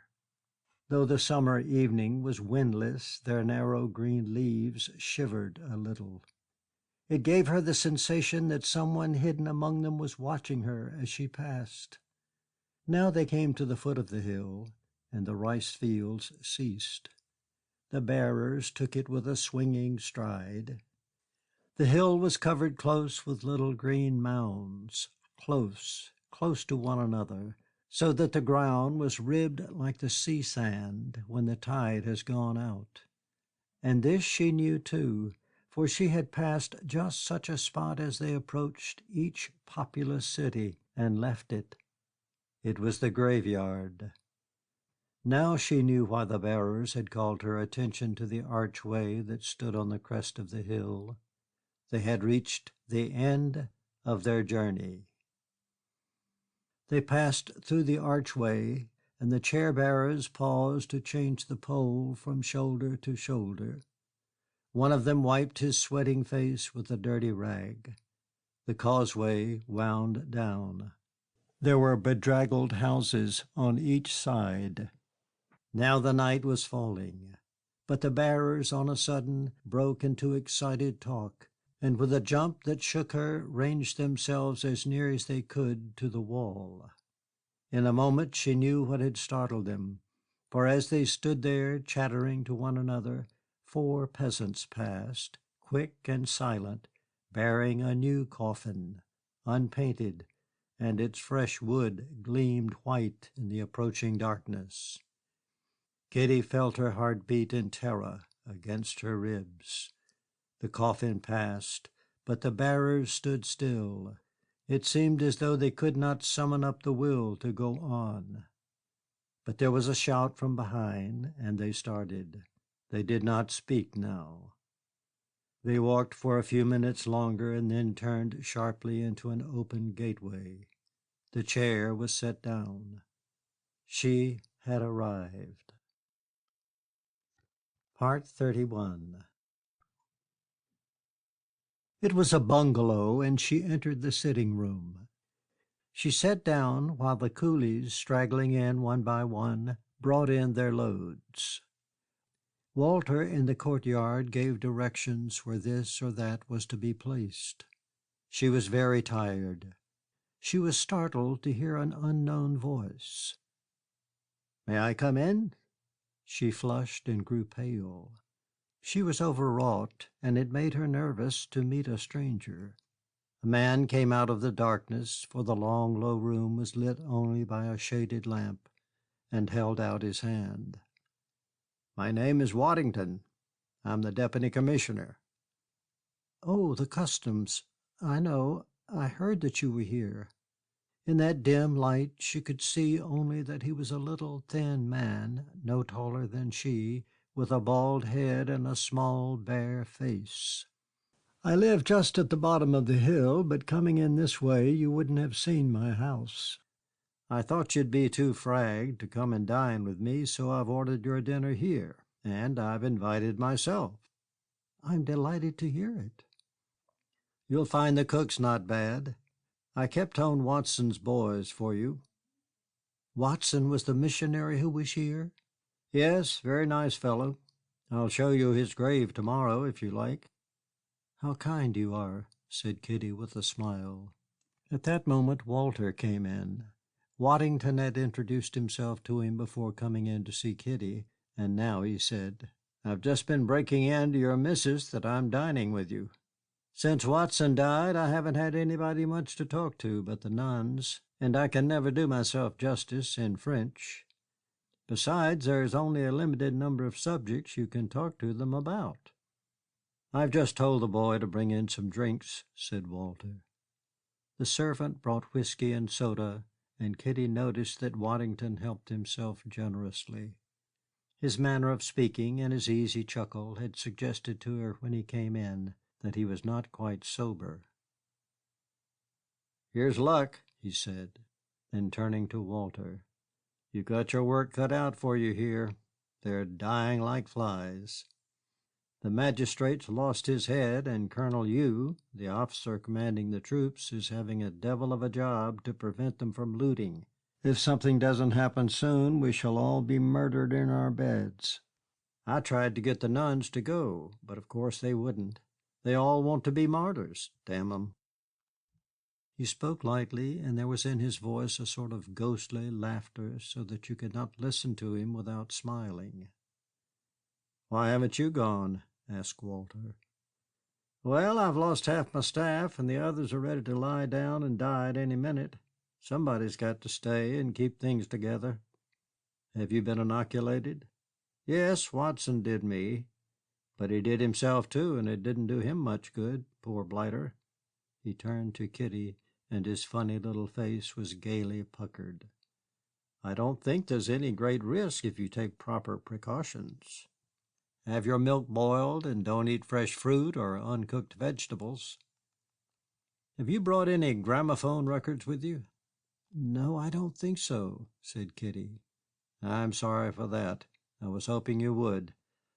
I haven't had any for a long time, and I'm sick of my old ones." The boy came in to ask if they would have dinner. "You won't dress tonight, will you?" asked Waddington. "My boy died last week, and the boy I have now is a fool, so I haven't been dressing in the evening." "I'll go and take off my hat," said Kitty. Her room was next door to that in which they sat. It was barely furnished. An ama was kneeling on the floor, the lamp beside her, unpacking Kitty's things. Part 32. The dining room was small, and the greater part of it was filled by an immense table. On the walls were engravings of scenes from the Bible and illuminated texts. "Missionaries always have large dining tables," Waddington explained. They get so much more a year for every child they have, and they buy their tables when they marry so that there'll be plenty of room for little strangers." From the ceiling hung a large paraffin lamp, so that Kitty was able to see better what sort of a man Waddington was. His baldness had deceived her into thinking him no longer young, but she saw now that he must be well under 40. His face, small under a high, rounded forehead, was unlined and fresh-colored. It was ugly like a monkey's, but with an ugliness that was not without charm. It was an amusing face. His features, his nose, and his mouth were hardly larger than a child's, and he had small, very bright blue eyes. His eyebrows were fair and scanty. He looked like a funny little old boy. He helped himself constantly to liquor, and as dinner proceeded it became evident that he was far from sober. But if he was drunk, it was without offensiveness, gaily as a satyr might be who had stolen a wineskin from a sleeping shepherd. He talked of Hong Kong. He had many friends there, and he wanted to know about them. He had been down for the races a year before, and he talked of ponies and their owners. "By the way, what about Townsend?" he asked suddenly. "Is he going to become Colonial Secretary?" Kitty felt herself flush, but her husband did not look at her. "I shouldn't wonder," he answered. "He's the sort that gets on." "Do you know him?" asked Walter. "Yes, I know him pretty well. We traveled out from home together once." From the other side of the river they heard the beating of gongs and the clatter of firecrackers. There, so short away from them, the great city lay in terror, and death, sudden and ruthless, hurried through its tortuous streets. But Waddington began to speak of London. He talked of the theatres. He knew everything that was being played at the moment, and he told them what pieces he had seen when he was last home on leave. He laughed as he recollected the humor of this low comedian, and sighed as he reflected on the beauty of that star of musical comedy. He was pleased to be able to boast that a cousin of his had married one of the most celebrated. He had lunched with her, and she had given him her photograph. He would show it to them when they came and dined with him at the customs. Walter looked at his guest with a cold and ironic gaze, but he was evidently not a little amused by him, and he made an effort to show a civil interest in topics of which Kitty was well aware he knew nothing. A faint smile lingered on his lips, but Kitty, she knew not why, was filled with awe. In the house of that dead missionary over against the stricken city, they seemed immeasurably apart from all the world, three solitary creatures and strangers to each other. Dinner was finished, and she rose from the table. "Do you mind if I say good night to you? I'm going to bed." "I'll take myself off. I expect the doctor wants to go to bed, too," answered Waddington. "We must be out early tomorrow." He shook hands with Kitty. He was quite steady on his feet, but his eyes were shining more than ever. "I'll come and fetch you," he told Walter, "and take you to see the magistrate and Colonel Hugh, and then we'll go along to the convent. You've got your work cut out, I can tell you." Part 33. Her night was tortured with strange dreams. She seemed to be carried in her chair, and she felt the swaying motion as the bearers marched with their long, uneven stride. She entered cities, vast and dim, where the multitude thronged about her with curious eyes. The streets were narrow and tortuous, and in the open shops, with their strange wares, all traffic stopped as she went by, and those who bought and those who sold paused. Then she came to the memorial arch, and its fantastic outline seemed on a sudden to gain a monstrous life. Its capricious contours were like the waving arms of a Hindu god, and as she passed under it she heard the echo of mocking laughter.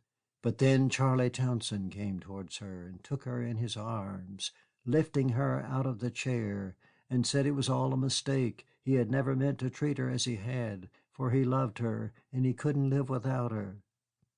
She felt his kisses on her mouth, and she wept with joy, asking him why he had been so cruel, and though she asked, she knew it did not matter. And then there was a hoarse, abrupt cry, and they were separated, and between, hurrying silently, coolies passed in their ragged blue, and they bore a coffin. She awoke with a start. The bungalow stood halfway down a steep hill, and from her window she saw the narrow river below her and opposite the city. The dawn had just broken, and from the river rose a white mist shrouding the junks that lay moored close to one another like peas in a pod.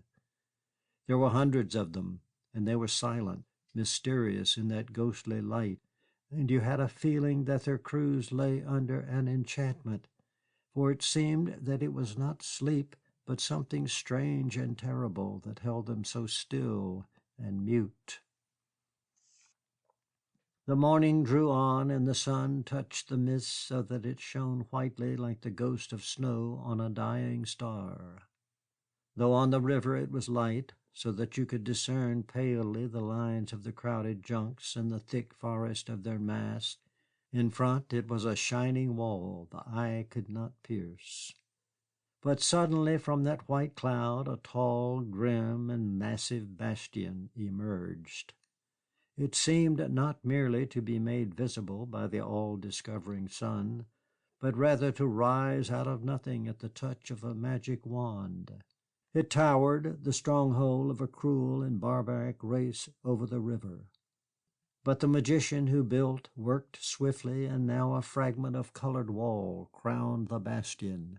In a moment, out of the mist, looming vastly and touched here and there by a yellow ray of sun, there was seen a cluster of green and yellow roofs. Huge they seemed, and you could make out no pattern.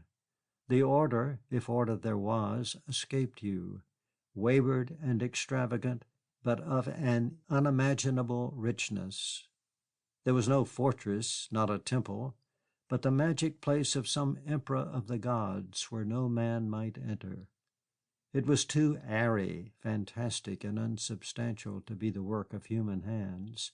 It was the fabric of a dream. The tears ran down Kitty's face, and she gazed, her hands clasped to her breast and her mouth, for she was breathless, open a little. She had never felt so light of heart, and it seemed to her as though her body were a shell that lay at her feet, and she pure spirit. Here was beauty. She took it as the believer takes in his mouth the wafer which is God. Part 34.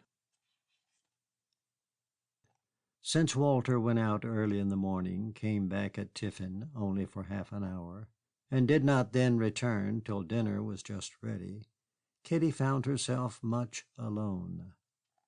For some days she did not stir from the bungalow. It was very hot, and for the most part she lay in a long chair by the open window, trying to read. The hard light of midday had robbed the magic palace of its mystery, and now it was no more than a temple on the city wall, garish and shabby. But because she had seen it once in such an ecstasy, it was never again quite commonplace, and often at dawn or at dusk, and again at night, she found herself able to recapture something of that beauty. What had seemed to her a mighty bastion was but the city wall, and on this, massive and dark, her eyes rested continually. Behind its crenellations lay the city in the dread grip of the pestilence. Vaguely she knew that terrible things were happening there, not from Walter, who, when she questioned him, for otherwise he rarely spoke to her, answered with a humorous nonchalance which sent a shiver down her spine, but from Waddington and from the Amma. The people were dying at the rate of 100 a day, and hardly any of those who were attacked by the disease recovered from it. The gods had been brought out from the abandoned temples and placed in the streets. Offerings were laid before them, and sacrifices made, but they did not stay the plague. The people died so fast that it was hardly possible to bury them. In some houses the whole family had been swept away, and there was none to perform the funeral rites. The officer commanding the troops was a masterful man, and if the city was not given over to riot and arson, it was due to his determination. He forced his soldiers to bury such as there was no one else to bury, and he had shot with his own hand an officer who demurred at entering a stricken house. Kitty sometimes was so frightened that her heart sank within her, and she would tremble in every limb. It was all very well to say that the risk was small if you took reasonable precautions. She was panic-stricken. She turned over in her mind crazy plans of escape. To get away, just to get away, she was prepared to set out as she was and make her way alone, without anything but what she stood up in, to some place of safety. She thought of throwing herself on the mercy of Waddington, telling him of everything and beseeching him to help her to get back to Hong Kong. If she flung herself on her knees before her husband and admitted that she was frightened, even though he hated her now, he must have enough human feeling in him to pity her. It was out of the question. If she went, where could she go? Not to her mother. Her mother would make her see very plainly that having married her off, she counted on being rid of her, and besides, she did not want to go to her mother.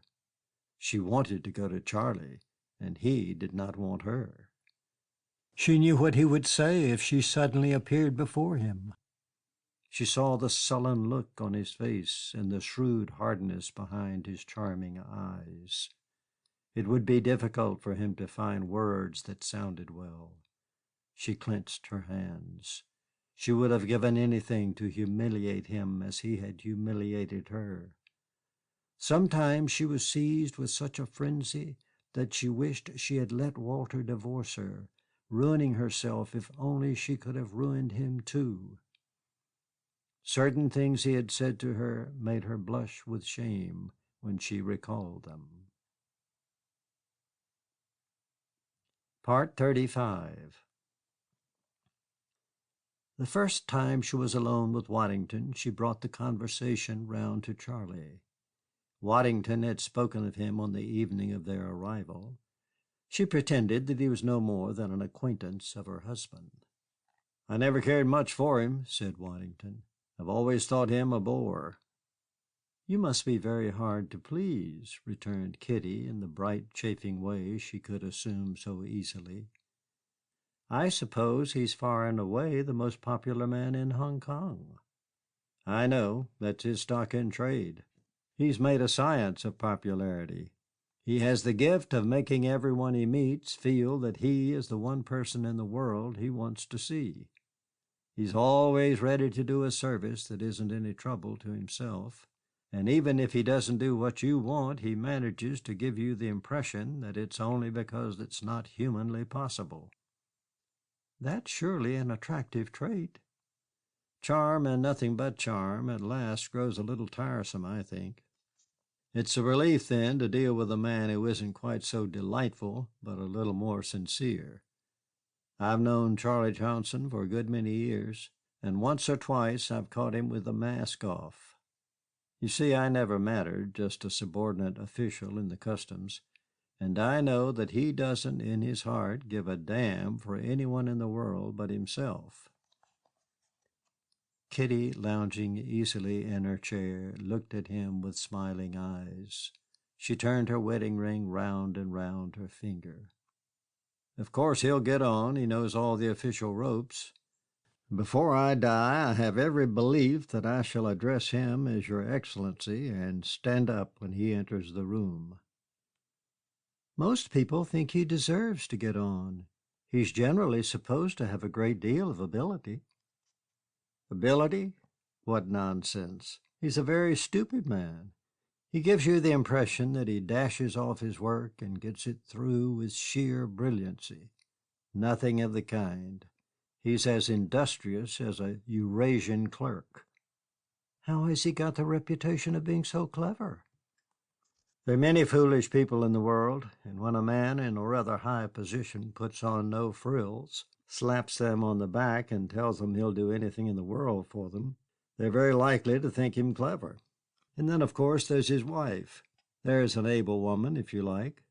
She has a good sound head, and her advice is always worth taking.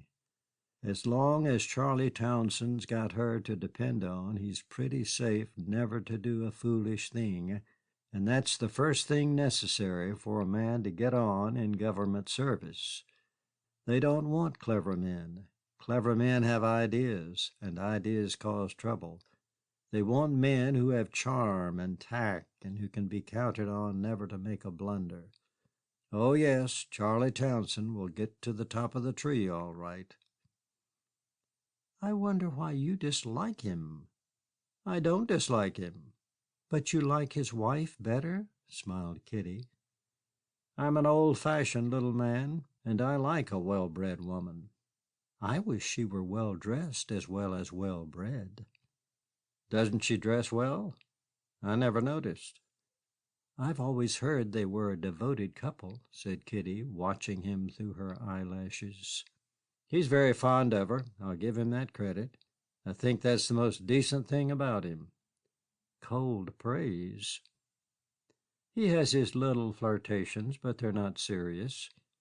He's much too cunning to let them go on to such lengths as might cause him inconvenience. And, of course, he isn't a passionate man. He's only a vain one. He likes admiration. He's fat and 40 now. He does himself too well, but he was very good-looking when he first came to the colony. I've often heard his wife chaff him about his conquests. She doesn't take his flirtations very seriously? Oh, no, she knows they don't go very far. She says she'd like to be able to make friends of the poor little things who fall to Charlie, but they're always so common.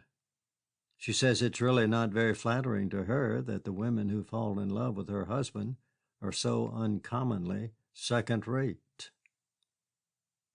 Section 7, parts 36 through 41 of The Painted Veil by Somerset Maugham. Part 36.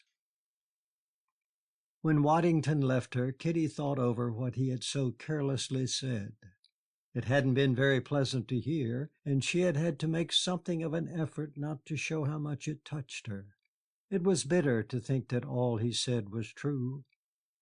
She knew that Charlie was stupid and vain, hungry for flattery, and she remembered the complacency with which he had told her little stories to prove his cleverness. He was proud of a low cunning. How worthless must she be if she had given her heart so passionately to such a man, because he had nice eyes and a good figure. She wished to despise him, because so long as she only hated him, she knew that she was very near loving him. The way he had treated her should have opened her eyes. Walter had always held him in contempt. Oh, if she could only get him out of her mind altogether! And had his wife chaffed him about her obvious infatuation for him? Dorothy would have liked to make a friend of her, but that she had found her second-rate. Kitty smiled a little. How indignant her mother would be to know that her daughter was considered that. But at night she dreamt of him again. She felt his arms pressing her close and the hot passion of his kisses on her lips. What did it matter if he was fat and 40? She laughed with soft affection because he minded so much. She loved him all the more for his childlike vanity, and she could be sorry for him and comfort him. When she awoke, tears were streaming from her eyes. She did not know why it seemed to her so tragic to cry in her sleep. Part 37. She saw Waddington every day, for he strolled up the hill to the Fanes' bungalow when his day's work was done, and so after a week they had arrived at an intimacy which under other circumstances she could scarcely have achieved in a year. Once when Kitty told him she didn't know what she would do there without him, he answered, laughing, "You see, you and I are the only people here who walk quite quietly and peaceably on solid ground." The nuns walk in heaven, and your husband in darkness." Though she gave a careless laugh, she wondered what he meant. She felt that his merry little blue eyes were scanning her face with an amiable but disconcerting attention. She had discovered already that he was shrewd, and she had the feeling that the relations between herself and Walter excited his cynical curiosity. She found a certain amusement in baffling him. She liked him, and she knew that he was kindly disposed towards her. He was not witty nor brilliant, but he had a dry and incisive way of putting things which was diverting, and his funny, boyish face under that bald skull all screwed up with laughter made his remarks sometimes extremely droll. He had led for many years in outposts, often with no man of his own color to talk to, and his personality had developed in eccentric freedom. He was full of fads and oddities. His frankness was refreshing. He seemed to look upon life in a spirit of banter, and his ridicule of the colony of Hong Kong was acid. But he laughed also at the Chinese officials at Maitanfoo and at the cholera which decimated the city. He could not tell a tragic story or one of heroism without making it faintly absurd. He had many anecdotes of his adventures during 20 years in China, and you concluded from them that the earth was a very grotesque, bizarre, and ludicrous place. Though he denied that he was a Chinese scholar, he swore that the sinologues were as mad as March hares. He spoke the language with ease. He read little, and what he knew he had learned from conversation. But he often told Kitty stories from the Chinese novels and from Chinese history, and though he told them with that airy badinage which was natural to him, it was good-humored and even tender. It seemed to her that perhaps unconsciously he had adopted the Chinese view that the Europeans were barbarians and their life a folly. In China alone it was so led that a sensible man might discern in it a sort of reality. Here was food for reflection. Kitty had never heard the Chinese spoken of as anything but decadent, dirty, and unspeakable. It was as though the corner of a curtain were lifted for a moment, and she caught a glimpse of a world rich with a color and significance she had not dreamt of. He sat there talking, laughing, and drinking. "Don't you think you drink too much?" said Kitty to him boldly.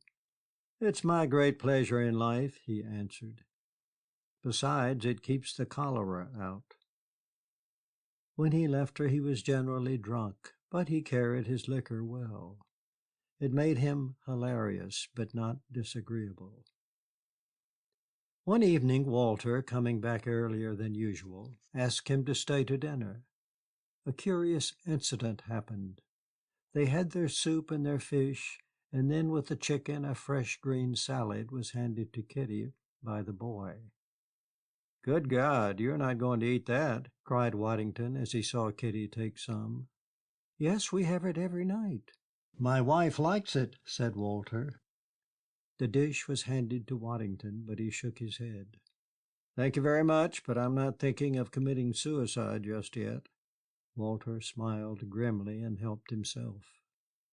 Waddington said nothing more. In fact, he became strangely taciturn, and soon after dinner he left them. It was true that they ate salad every night. 2 days after their arrival, the cook, with the unconcern of the Chinese, had sent it in, and Kitty, without thinking, took some. Walter leaned forward quickly. "You oughtn't to eat that. The boy's crazy to serve it." "Why not?" asked Kitty, looking at him full in the face.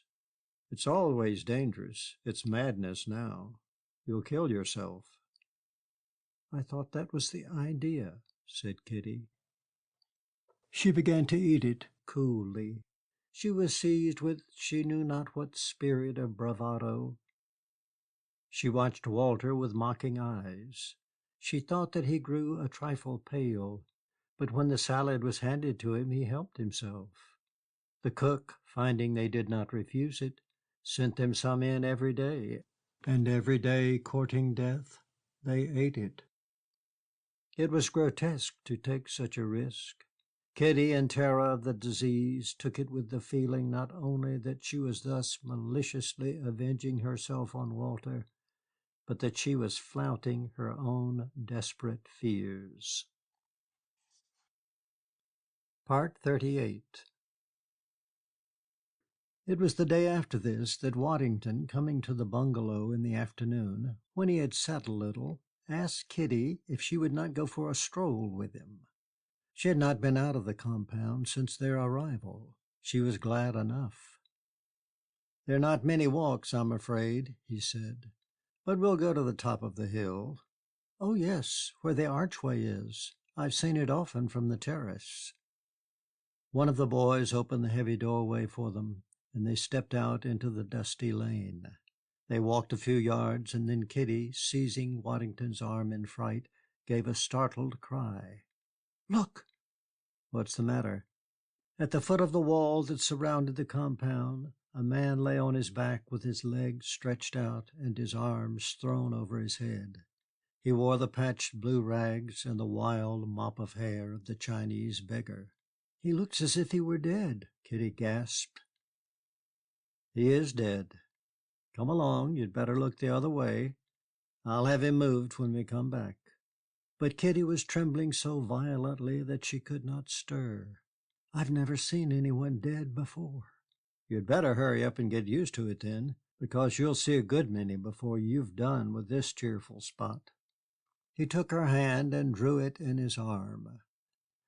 They walked for a little in silence.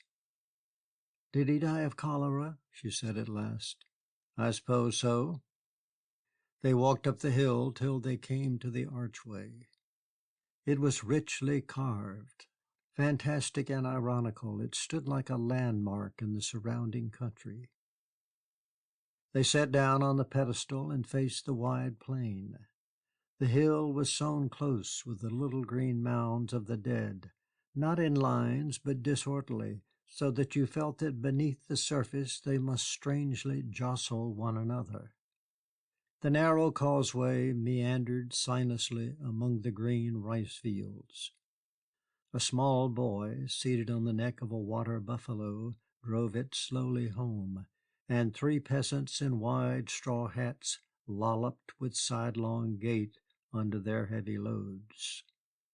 After the heat of the day it was pleasant in that spot to catch the faint breeze of the evening, and the wide expanse of country brought a sense of restful melancholy to the tortured heart. But Kitty could not rid her mind of the dead beggar. "How can you talk and laugh and drink whiskey when people are dying all around you?" she asked suddenly. Waddington did not answer. He turned round and looked at her, then put his hand on her arm.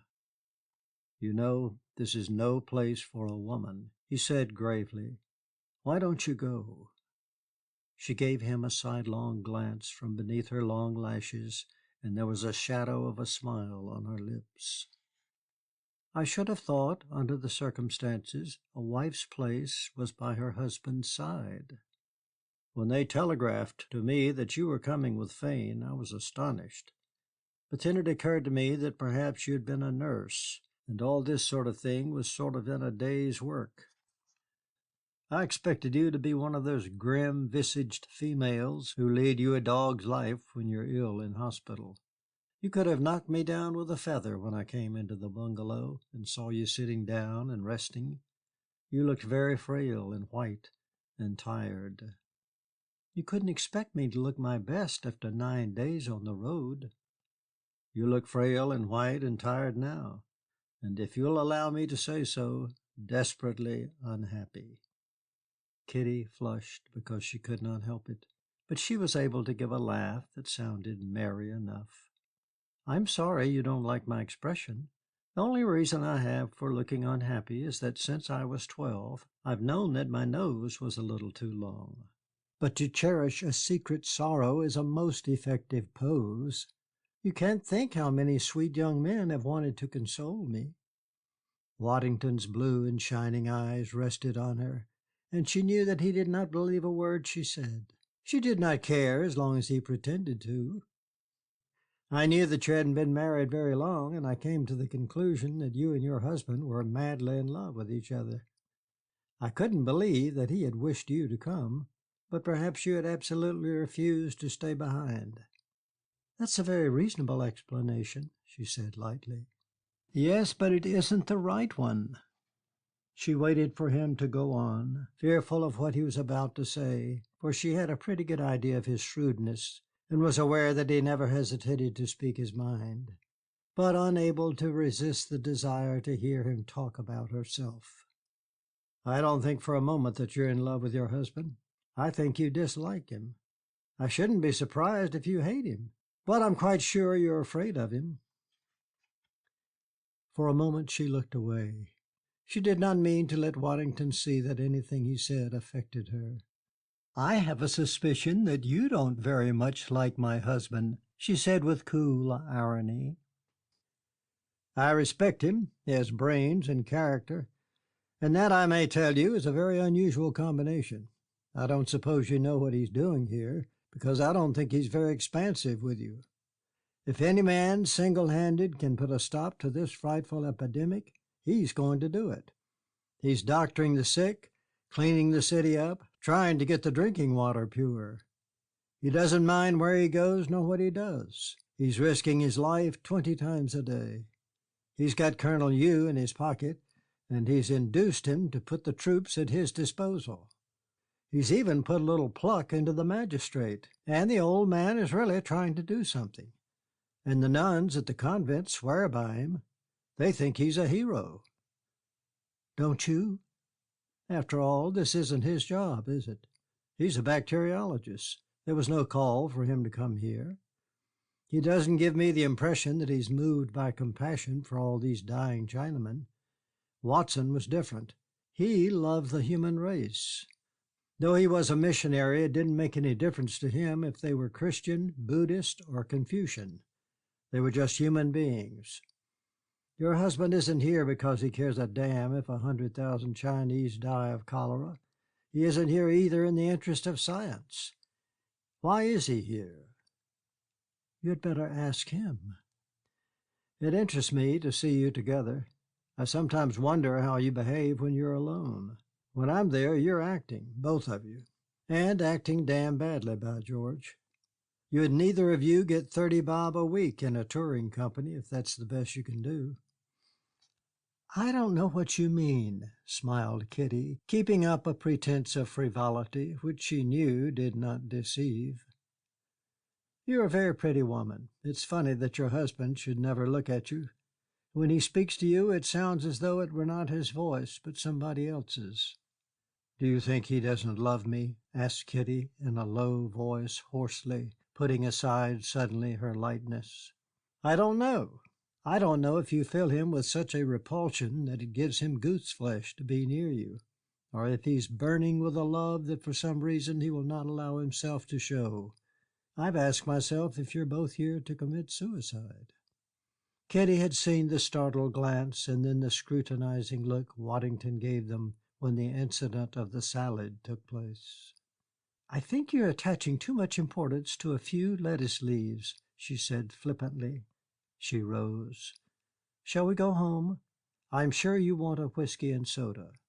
You're not a heroine at all events. You're frightened to death. Are you sure you don't want to go away?" "What has it got to do with you?" "I'll help you. Are you going to fall to my look of secret sorrow? Look at my profile and tell me if my nose isn't a trifle too long." He gazed at her reflectively, that malicious, ironical look in his bright eyes, but mingled with it a shadow, like a tree standing at a river's edge, and its reflection in the water was an expression of singular kindliness. It brought sudden tears to Kitty's eyes. "Must you stay?" "Yes." They passed under the flamboyant archway and walked down the hill. When they came to the compound, they saw the body of the dead beggar. He took her arm, but she released herself. She stood still. "It's dreadful, isn't it?" "What, death?" "Yes. It makes everything else seem so horribly trivial. He doesn't look human. When you look at him, you can hardly persuade yourself that he's ever been alive. It's hard to think that not so many years ago he was just a little boy tearing down the hill and flying a kite. She could not hold back the sob that choked her. Part 39. A few days later, Waddington, sitting with Kitty, a long glass of whiskey and soda in his hand, began to speak to her of the convent. "The Mother Superior is a very remarkable woman," he said. "The sisters tell me that she belongs to one of the greatest families in France, but they won't tell me which. The Mother Superior, they say, doesn't wish it to be talked of." "Why don't you ask her, if it interests you?" smiled Kitty. "If you knew her, you'd know it was impossible to ask her an indiscreet question. She must certainly be very remarkable if she can impress you with all. I'm the bearer of a message from her to you. She asked me to say that, though of course you may not wish to adventure into the very center of the epidemic, if you do not mind that, it will give her great pleasure to show you the convent." "It's very kind of her. I shouldn't have thought she was aware of my existence." "I've spoken about you. I go there 2 or 3 times a week just now to see if there's anything I can do, and I dare say your husband has told them about you. You must be prepared to find that they have an unbounded admiration for him. Are you a Catholic?" His malicious eyes twinkled, and his funny little face was puckered with laughter. "Why are you grinning at me?" asked Kitty. "Can any good come out of Galilee? No, I'm not a Catholic. I describe myself as a member of the Church of England, which I suppose is an inoffensive way of saying that you don't believe in anything very much. When the Mother Superior came here 10 years ago, she brought 7 nuns with her, and of those all but 3 are dead. You see, at the best of times, Maitanfoo is not a health resort. They live in the very middle of the city, in the poorest district. They work very hard, and they never have a holiday." "But there are only 3 in the Mother Superior now?" "Oh, no, more have taken their places. There's 6 of them now. When one of them died of cholera at the beginning of the epidemic, 2 others came up from Canton." Kitty shivered a little. "Are you cold?" "No, it was only someone walking over my grave." When they leave France, they leave it forever. They're not like the Protestant missionaries who have a year's leave every now and then. I always think that must be the hardest thing of all. We English have no very strong attachment to the soil. We can make ourselves at home in any part of the world. But the French, I think, have an attachment to their country which is almost a physical bond. They're never really at ease when they're out of it. It always seems to me very moving that these women should make just that sacrifice. I suppose if I were a Catholic, it would seem very natural to me." Kitty looked at him coolly. She could not quite understand the emotion with which the little man spoke, and she asked herself whether it was a pose. He had drunk a good deal of whiskey, and perhaps he was not quite sober. "Come and see for yourself," he said, with his bantering smile, quickly reading her thought. "It's not nearly so risky as eating a tomato. If you're not frightened, there's no reason why I should be. I think it'll amuse you. It's like a little bit of France." Part 40. They crossed the river in a sampan. A chair was waiting for Kitty at the landing stage, and she was carried up the hill to the water gate. It was through this that the coolies came to fetch water from the river, and they hurried to and fro with huge buckets hanging from the yoke on their shoulders, splashing the causeway so that it was as wet as though it had heavily rained. Kitty's bearers gave short, sharp cries to urge them to make way. "Of course all business is at a standstill," said Waddington, walking by her side. "Under normal circumstances you have to fight your way through the coolies carrying loads up and down to the junks." The street was narrow and winding, so that Kitty lost all sense of the direction in which she was going. Many shops were closed. She had grown used to the journey up to the untidiness of a Chinese street, but here was the litter of weeks, garbage and refuse, and the stench was so horrible that she had to put her handkerchief to her face. Passing through Chinese cities, she had been incommoded by the staring of the crowd, but now she noticed that no more than an indifferent glance was thrown at her. The passers-by, scattered rather than as usual thronging, seemed intent on their own affairs. They were cowed and listless. Now and then, as they went by a house, they heard the beating of gongs and the shrill, sustained lament of unknown instruments. Behind those closed doors one was lying dead. "Here we are," said Waddington at last. The chair was set down at a small doorway, surmounted by a cross in a long white wall, and Kitty stepped out. He rang the bell. "You mustn't expect anything very grand, you know. They're miserably poor."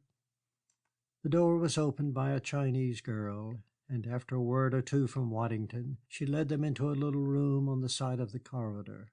It contained a large table covered with a checkered oilcloth, and round the walls was a set of stiff chairs. At one end of the room was a statue in plaster of the Blessed Virgin.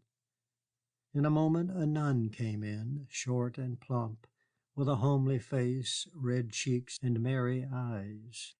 Waddington, introducing Kitty to her, called her Sieur St. Joseph. "C'est la dame du docteur?" she asked, beaming, and then added that the Mother Superior would join them directly. Sister St. Joseph could speak no English, and Kitty's French was halting, but Waddington, fluent, voluble, and inaccurate, maintained a stream of facetious comment which convulsed the good human nun. Her cheerful, easy laughter not a little astonished Kitty. She had an idea that the religious were always grave, and this sweet and childlike merriment touched her. Part 41.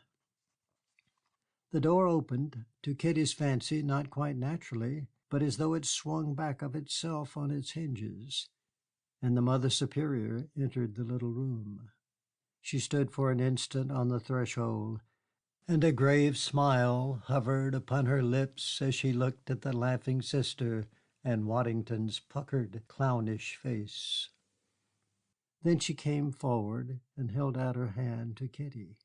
"Mrs. Fane." She spoke in English with a good deal of accent, but with a correct pronunciation, and she gave the shadow of a bow. "It is a great pleasure to me to make the acquaintance of the wife of our good and brave doctor." Kitty felt that the Superior's eyes held her in a long and unembarrassed look of appraisal. It was so frank that it was not uncivil. You felt that here was a woman whose business it was to form an opinion of others, and to whom it never occurred that subterfuge was necessary. With a dignified affability, she motioned to her visitors to take chairs, and herself sat down.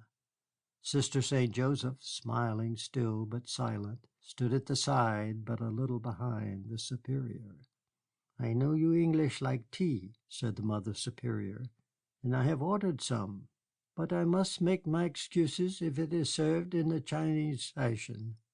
I know that Mr. Waddington prefers whiskey, but that I am afraid I cannot offer him." She smiled, and there was a hint of malice in her grave eyes. "Oh, come, ma mère, you speak as if I were a confirmed drunkard. I wish you could say you never drink, Mr. Waddington." "I can at all events say I never drink except to excess." The Mother Superior laughed, and translated into French for Sister St. Joseph the flippant remark. She looked at him with lingering, friendly eyes. "We must make allowances for Mr. Waddington, because 2 or 3 times, when we have had no money at all, and did not know how we were to feed our orphans, Mr. Waddington came to our rescue." The convert who had opened the door for them now came in with a tray on which were Chinese cups, a teapot, and a little plate of the French cakes called madeleines. "You must eat the madeleines," said Mother Superior, "because Sister St. Joseph made them for you herself this morning." They talked of commonplace things. The Mother Superior asked Kitty how long she had been in China, and if the journey from Hong Kong had greatly tired her. She asked her if she had been in France, and if she did not find the climate of Hong Kong trying. It was a conversation, trivial but friendly, which gained a particular savor from the circumstances.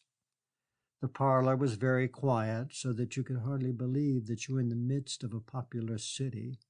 Peace dwelt there, and yet all round about the epidemic was raging, and the people, terrified and restless, were kept in check but by the strong will of a soldier who was more than half a brigand.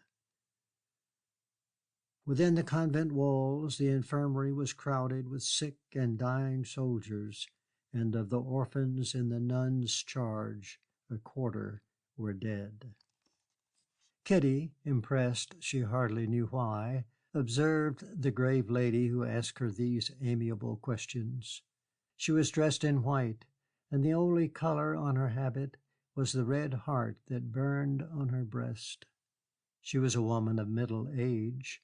She might have been 40 or 50, it is impossible to say, for there were few wrinkles on her smooth, pale face, and you received the impression that she was far from young, chiefly from the dignity of her bearing, her assurance, and the emaciation of her strong and beautiful hands. The face was long, with a large mouth and large, even teeth. The nose, though not small, was delicate and sensitive. But it was the eyes under their thin black brows which gave her face its intense and tragic character. They were very large, black, and though not exactly cold, by their calm steadiness strangely compelling. Your first thought when you looked at the Mother Superior was that as a girl she must have been beautiful, but in a moment you realized that this was a woman whose beauty, depending on character, had grown with advancing years. Her voice was deep, low, and controlled, and whether she spoke in English or in French, she spoke slowly. But the most striking thing about her was the air she had of authority, tempered by Christian charity. You felt in her the habit of command. To be obeyed was natural to her, but she accepted obedience with humility. You could not fail to see that she was deeply conscious of the authority of the Church which upheld her. But Kitty had a surmise that notwithstanding her austere demeanor, she had for human frailty a human tolerance, and it was impossible to look at her grave smile while she listened to Waddington, unabashed, talking nonsense, without being sure that she had a lively sense of the ridiculous. But there was some other quality in her which Kitty vaguely felt, but could not put a name to. It was something that, notwithstanding the Mother Superior's cordiality and the exquisite manners which made Kitty feel like an awkward schoolgirl, held her at a distance. Section 8, parts 42 through 48 of The Painted Veil by Somerset Maugham. Part 42. "Monsieur ne mangeait rien," said Sister St. Joseph. "Monsieur's palate is ruined by manchu cooking," replied the Mother Superior. The smile left Sister St. Joseph's face, and she assumed an expression of some primness. Waddington, a roguish glance in his eyes, took another cake. Kitty did not understand the incident. "To prove to you how unjust you are, ma mère, I will ruin the excellent dinner that awaits me." "If Mrs. Fane would like to see over the convent, I shall be glad to show her." The Mother Superior turned to Kitty with a deprecating smile. "I am sorry you should see it just now when everything is in disorder. We have so much work and not enough sisters to do it. Colonel Yu has insisted on our putting our infirmary at the disposal of sick soldiers, and we've had to make the refectoire into an infirmary for our orphans." She stood at the door to allow Kitty to pass, and together, followed by Sister St. Joseph and Waddington, they walked along cool white corridors. They went first into a large bare room where a number of Chinese girls were working at elaborate embroideries. They stood up when the visitors entered, and the Mother Superior showed Kitty specimens of the work. "We go on with it notwithstanding the epidemic, because it takes their minds off the danger." They went to a second room in which younger girls were doing plain sewing, hemming, and stitching, and then into a third where there were only tiny children under the charge of a Chinese convert. They were playing noisily, and when the Mother Superior came in, they crowded round her, mites of 2 and 3 with their black Chinese eyes and their black hair, and they seized her hands and hid themselves in her great skirts. An enchanting smile lit up her grave face, and she fondled them. She spoke little chafing words which Kitty, ignorant though she was of Chinese, could tell were like caresses. She shuddered a little, for in their uniform dress, shallow-skinned, stunted, with their flat noses, they looked to her hardly human. They were repulsive, but the Mother Superior stood among them like charity itself. When she wished to leave the room, they would not let her go, but clung to her, so that with smiling expostulations she had to use a gentle force to free herself. They at all events found nothing terrifying in this great lady. "You know, of course," she said as they walked along another corridor, "that they are only orphans in the sense that their parents have wished to be rid of them. We give them a few cash for every child that is brought in. Otherwise they will not take the trouble, but do away with them." She turned to the sister. "Have any come to-day?" she asked. "4. Now, with the cholera, they are more than ever anxious not to be burdened with useless girls." She showed Kitty the dormitories, and then they passed a door on which was painted the word infirmary. Kitty heard groans and loud cries and sounds as though beings not human were in pain. "I will not show you the infirmary," said the Mother Superior in her placid tones. "It is not a sight that one would wish to see." A thought struck her. "I wonder if Dr. Fane is there." She looked interrogatively at the sister, and she, with her merry smile, opened the door and slipped in. Kitty shrank back as the open door allowed her to hear more horribly the tumult within. Sister St. Joseph came back. "No, he has been, and will not be back again till later." "What about number 6? Pauvre garçon, he's dead." The Mother Superior crossed herself, and her lips moved in a short and silent prayer. They passed by the courtyard, and Kitty's eyes fell upon 2 long shapes that lay side by side on the ground, covered with a piece of blue cotton.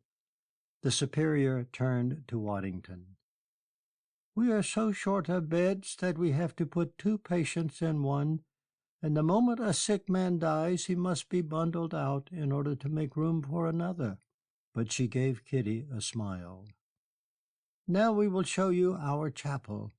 We are very proud of it. One of our friends in France sent us a little while ago a life-size statue of the Blessed Virgin." Part 43. The chapel was no more than a long, low room with whitewashed walls and a row of deal benches.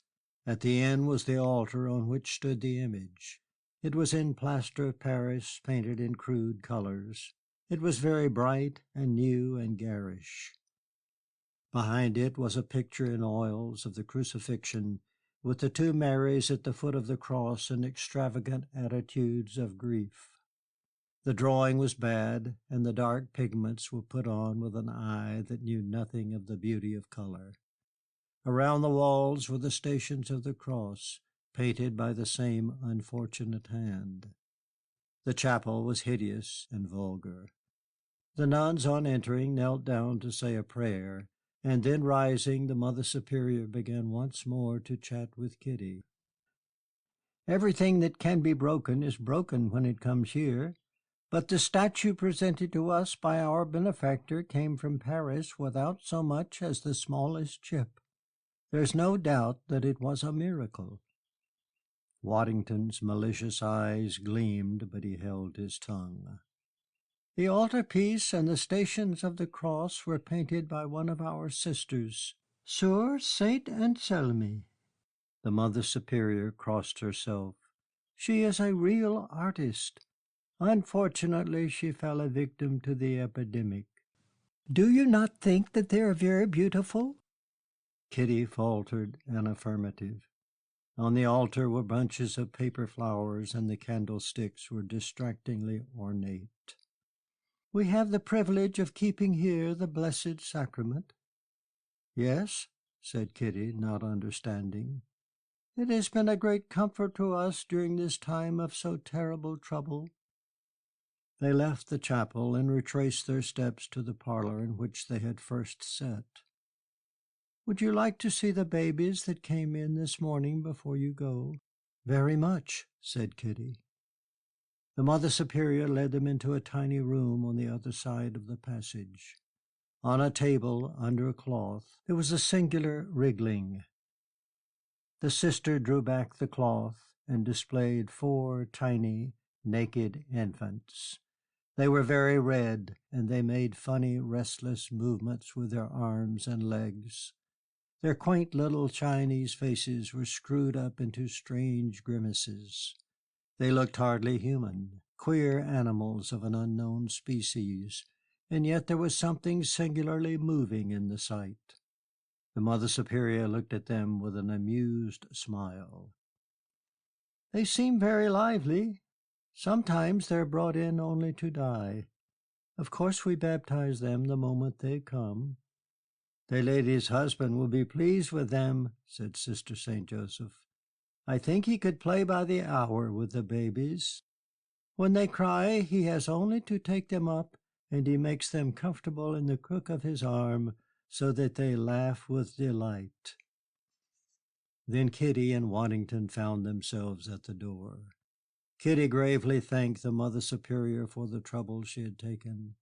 The nun bowed with a condescension that was at once dignified and affable.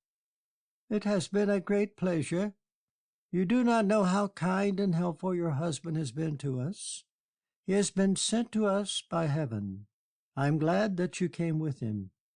When he goes home, it must be a great comfort to him to have you there with your love and your sweet face. You must take care of him and not let him work too hard. You must look after him for all our sakes." Kitty flushed. She did not know what to say. The Mother Superior held out her hand, and while she held it, Kitty was conscious of those cool, thoughtful eyes which rested on her with detachment, and yet with something that looked like a profound understanding. Sister St. Joseph closed the door behind them, and Kitty got into her chair. They went back through the narrow, winding streets. Waddington made a casual remark. Kitty did not answer. He looked round, but the side curtains of the chair were drawn, and he could not see her. He walked on in silence, and when they reached the river and she stepped out, to his surprise he saw that her eyes were streaming with tears. "What's the matter?" he asked, his face puckered into an expression of dismay. "Nothing," she tried to smile. "Only foolishness."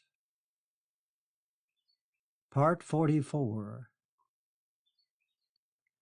Alone once more in the sordid parlor of the dead missionary, lying on the long chair that faced the window, her abstracted eyes on the temple across the river, now again at the approach of evening aerial and lovely, Kitty tried to set in order the feelings in her heart.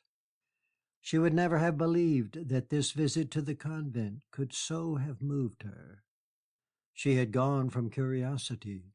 She had nothing else to do, and after looking for so many days at the walled city across the water, she was not unwilling to have at least a glimpse of its mysterious streets.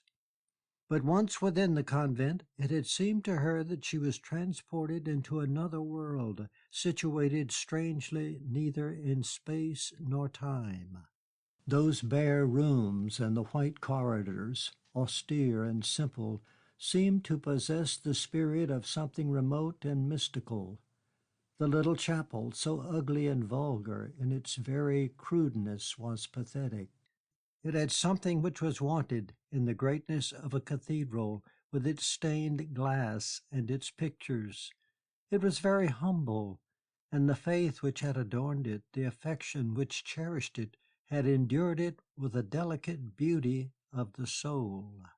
The methodical way in which the convent's work was carried on in the midst of the pestilence showed a coolness in the face of danger and a practical sense, almost ironical it was so matter-of-fact, which were deeply impressive.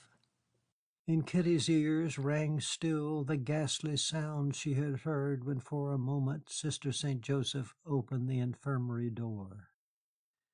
It was unexpected the way they had spoken of Walter, first the sister and then the Mother Superior herself, and the tone of her voice had been very gentle when she praised him. Oddly enough, it gave her a little thrill of pride to know that they thought so well of him.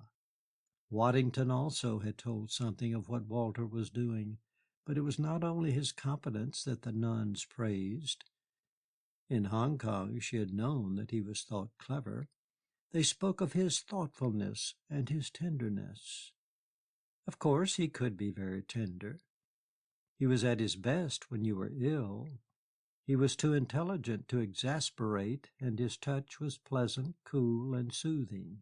By some magic he seemed able by his mere presence to relieve your suffering.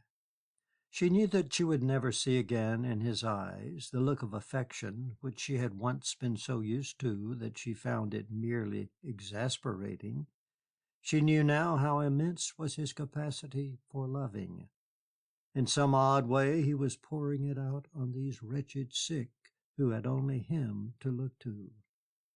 She did not feel jealousy, but a sense of emptiness. It was as though a support that she had grown so accustomed to as not to realize its presence were suddenly withdrawn from her, so that she swayed this way and that like a thing that was top-heavy. She had only contempt for herself, because once she had felt contempt for Walter. He must have known how she regarded him, and he had accepted her estimate without bitterness. She was a fool, and he knew it, and because he loved her it had made no difference to him. She did not hate him now, nor feel resentment of him, but fear rather and perplexity. She could not admit but that he had remarkable qualities. Sometimes she thought that there was even in him a strange and unattractive greatness. It was curious then that she could not love him, but loved still a man whose worthlessness was now so clear to her. After thinking, all through those long days, she rated accurately Charles Townsend's value. He was a common fellow, and his qualities were second-rate. If she could only tear from her heart the love that still lingered there. She tried not to think of him. Waddington, too, thought highly of Walter. She alone had been blind to his merit. Why? Because he loved her, and she did not love him. What was it in the human heart that made you despise a man because he loved you? But Waddington had confessed that he did not like Walter. Men didn't. It was easy to see that those two nuns had for him a feeling which was very like affection. He was different with women. Notwithstanding his shyness, you felt in him an exquisite kindliness. Part 45. But after all, it was the nuns that had most deeply touched her. Sister St. Joseph, with her merry face and apple-red cheeks. She had been one of the little band that came out of China with the Mother Superior 10 years before, and she had seen one after another of her companions die of disease, privations, and homesickness. And yet she remained cheerful and happy. What was it that gave her that naive and charming humor? And the Mother Superior? Kitty and Fancy stood again in her presence, and once more she felt humble and ashamed. Though she was so simple and unaffected, she had a native dignity which inspired awe, and you could not imagine that anyone could treat her without respect. Sister St. Joseph, by the way she stood, by her every small gesture, and the intonation of her answers, had shown the deep submission in which she held herself. And Waddington, frivolous and impertinent, had shown by his tone that he was not quite at his ease. Kitty thought it unnecessary to have told her that the Mother Superior belonged to one of the great families of France. There was that in her bearing which suggested ancient race, and she had the authority of one who had never known that it was possible to be disobeyed. She had the condescension of a great lady and the humility of a saint. There was in her strong, handsome, and ravaged face an austerity that was passionate, and at the same time she had a solicitude and a gentleness which permitted those little children to cluster, noisy and unafraid, in the assurance of her deep affection. When she had looked at the 4 newborn babies, she had worn a smile that was sweet and yet profound. It was like a ray of sunshine on a wild and desolate heath. What Sister St. Joseph had said so carelessly of Walter moved Kitty strangely. She knew that he had desperately wanted her to bear a child, but she had never suspected from his reticence that he was capable with a baby of showing without embarrassment a charming and playful tenderness. Most men were silly and awkward with babies.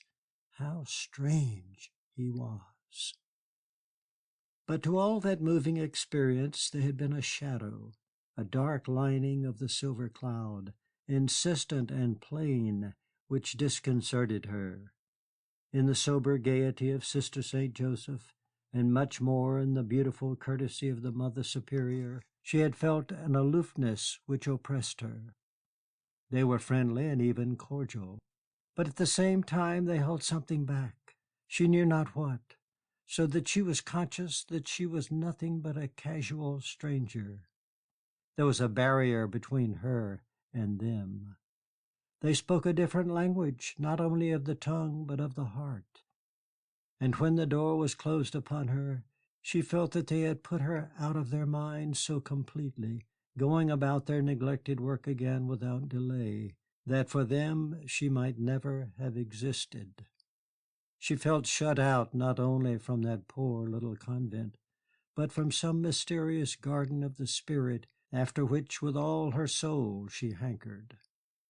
She felt on a sudden alone, as she had never felt alone before. That was why she had wept.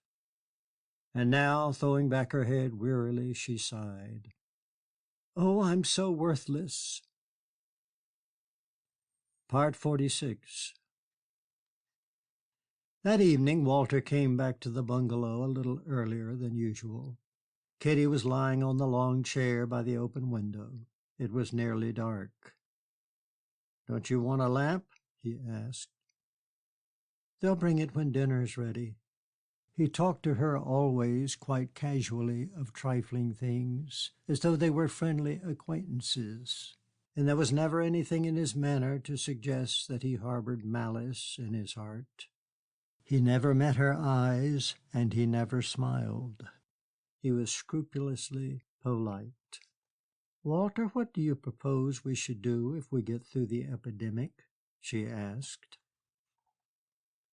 He waited a moment before answering. She could not see his face. "I haven't thought." In the old days she said carelessly whatever came into her head. It never occurred to her to think before she spoke. But now she was afraid of him.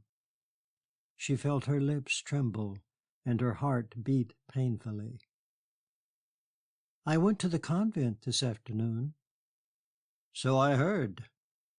She forced herself to speak, though she could hardly frame the words. "Did you really want me to die when you brought me here?" "If I were you, I would leave well enough alone, Kitty. I don't think any good will come of talking about what we should do. Much better to forget." "But you don't forget. Neither do I. I've been thinking a great deal since I came here. Won't you listen to what I have to say?" "Certainly." "I treated you very badly. I was unfaithful to you." He stood stock still. His immobility was strangely terrifying. "I don't know whether you'll understand what I mean. That sort of thing doesn't mean very much to a woman when it's over. I think women have never quite understood the attitude that men take up." She spoke abruptly in a voice she would hardly have recognized as her own. "You know what Charlie was, and you knew what he'd do. Well, you were quite right. He's a worthless creature. I suppose I shouldn't have been taken in by him if I hadn't been as worthless as he. I don't ask you to forgive me. I don't ask you to love me as you used to love me. But couldn't we be friends? With all these people dying in thousands round us, and with those nuns in their convent—" "What have they got to do with it?" he interrupted. "I can't quite explain. I had such a singular feeling when I went there today. It all seems to mean so much. It's all so terrible, and their self-sacrifice is so wonderful. I can't help feeling it's absurd and disproportionate, if you understand what I mean, to distress yourself because a foolish woman has been unfaithful to you. I'm much too worthless and insignificant for you to give me a thought." He did not answer, but he did not move away. He seemed to be waiting for her to continue. "Mr. Waddington and the nuns have told me such wonderful things about you. I'm very proud of you, Walter." "You used not to be. You used to feel contempt for me. Don't you still?" "Don't you know that I'm afraid of you?" Again he was silent. "I don't understand you," he said at last. "I don't know what it is you want." "Nothing for myself. I only want you to be a little less unhappy." She felt him stiffen, and his voice was very cold when he answered. "You're mistaken in thinking I'm unhappy. I have a great deal too much to do to think of you very often." "I've wondered if the nuns would allow me to go and work at the convent. They're very short-handed, and if I could be of any help, I should be grateful to them." "It is not easy work or pleasant work. I doubt if it would amuse you long."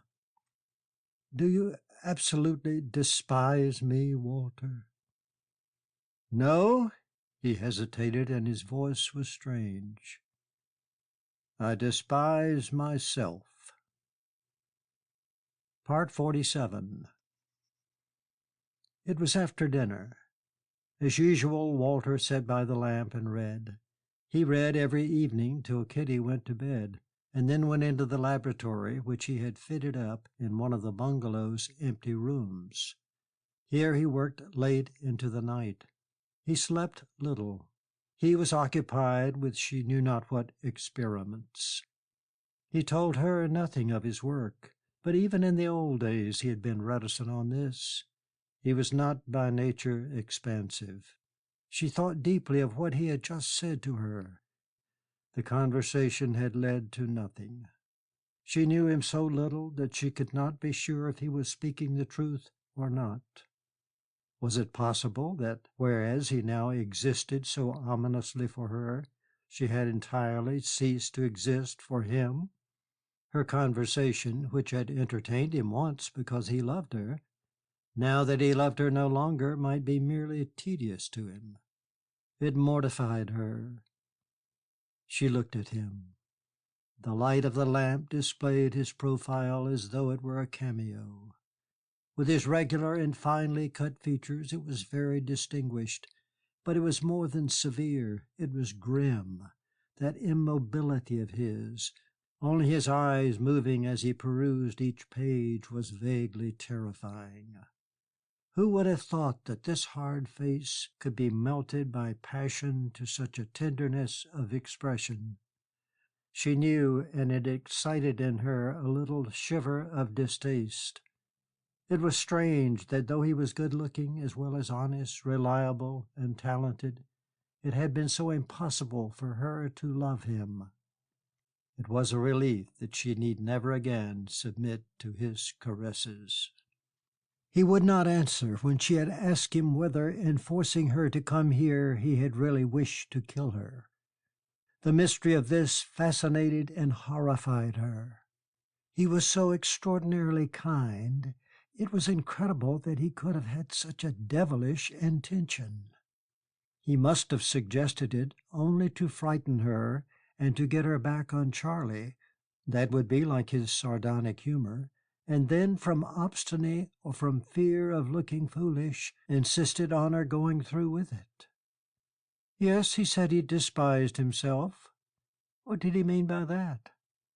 Once again Kitty looked at his calm, cool face. She might not even be in the room, he was so unconscious of her.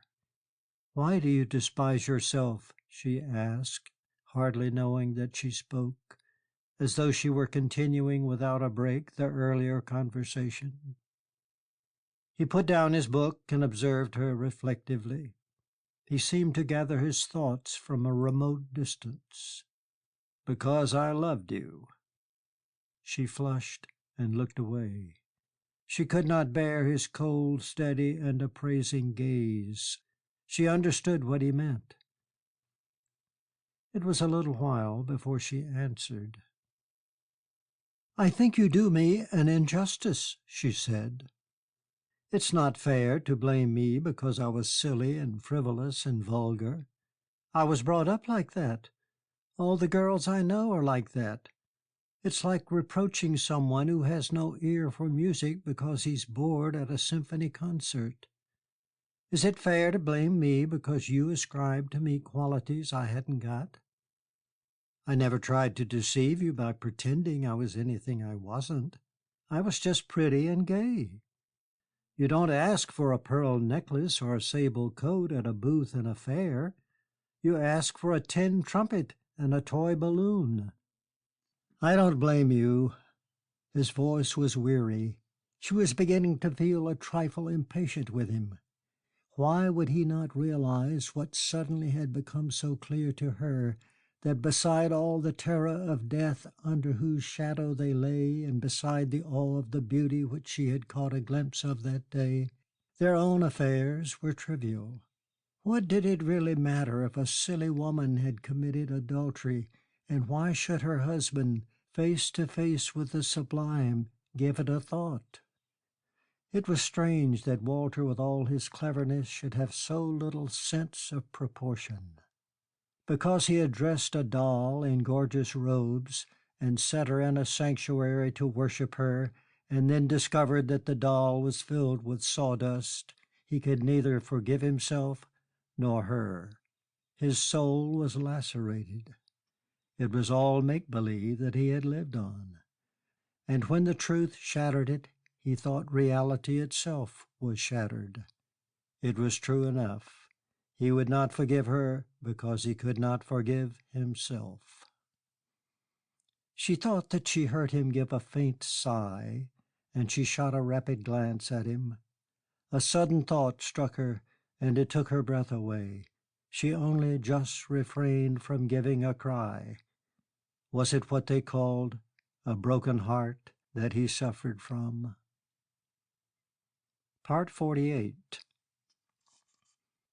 All the next day Kitty thought of the convent, and the morning after, early, soon after Walter had gone, taking the ama with her to get chairs, she crossed the river.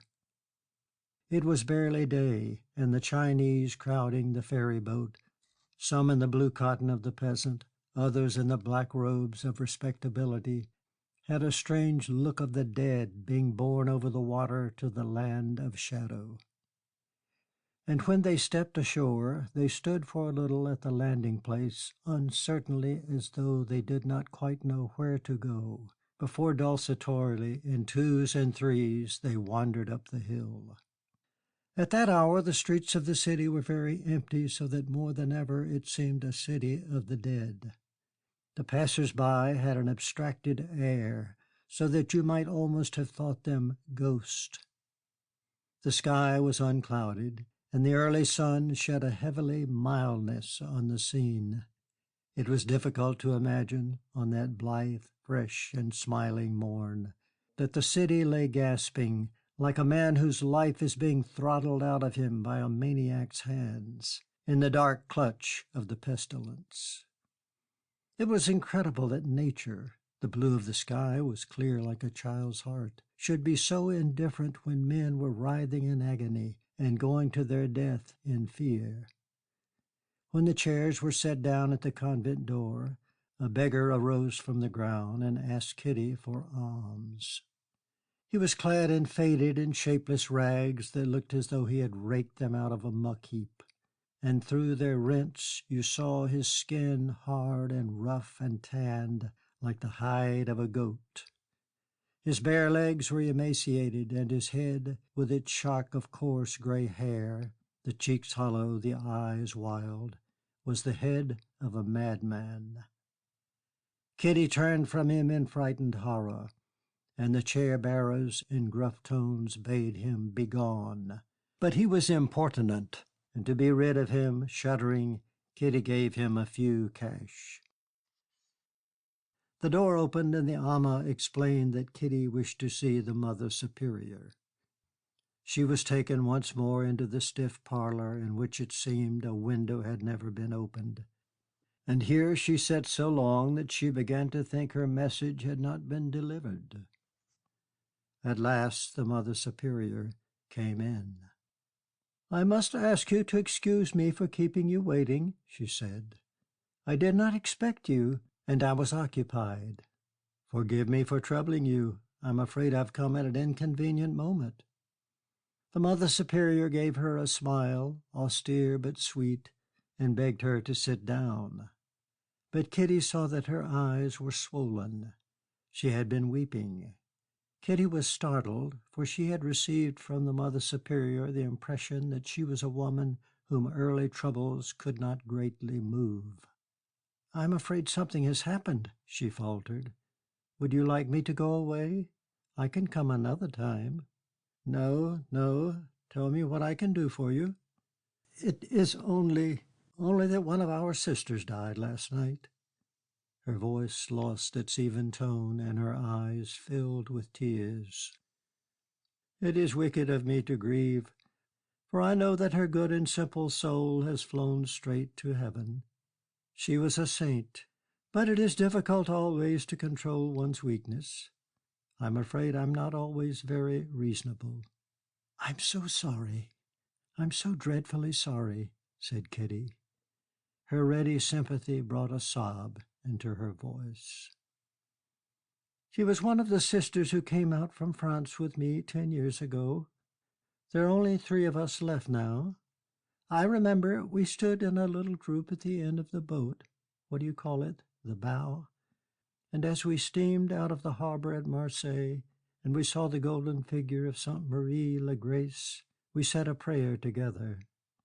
It had been my greatest wish since I entered religion to be allowed to come to China, but when I saw the land grow distant, I could not prevent myself from weeping. I was their superior. It was not a very good example I was giving my daughters. And then Sister St. Francis Xavier, that is the name of the sister who died last night, took my hand and told me not to grieve. For wherever we were, she said, there was France and there was God." That severe and handsome face was distorted by the grief which human nature wrung from her, and by the effort to restrain the tears which her reason and her faith refused. Kitty looked away. She felt it was indecent to peer into that struggle. I have been writing to her father. She, like me, was her mother's only daughter. They were fisher folk in Brittany, and it will be hard for them. Oh, when will this terrible epidemic cease? 2 of our girls have been attacked this morning, and nothing but a miracle can save them. These Chinese have no resistance. The loss of Sister St. Francis is very severe. There's so much to do, and now fewer than ever to do it. We have sisters at our other houses in China who are eager to come. All our order, I think, would give anything in the world, only they have nothing, to come here. But it is almost certain death. And so long as we can manage with the sisters we have, I'm unwilling that others should be sacrificed. That encourages me, ma mère, said Kitty. I have been feeling that I had come at a very unfortunate moment. You said the other day that there was more work than the sisters could do, and I was wondering if you would allow me to come and help them. I do not mind what I do if I can only be useful. I should be thankful if you would just let me scrub the floors. The Mother Superior gave an amused smile, and Kitty was astonished at the mobile temperament which could so easily pass from mood to mood. There is no need to scrub the floors. That is done after a fashion by the orphans. She paused and looked kindly at Kitty. My dear child, do you not think that you have done enough in coming with your husband here? That is more than many wives would have had the courage to do.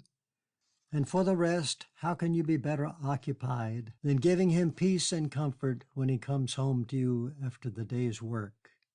Believe me, he needs then all your love and all your consideration.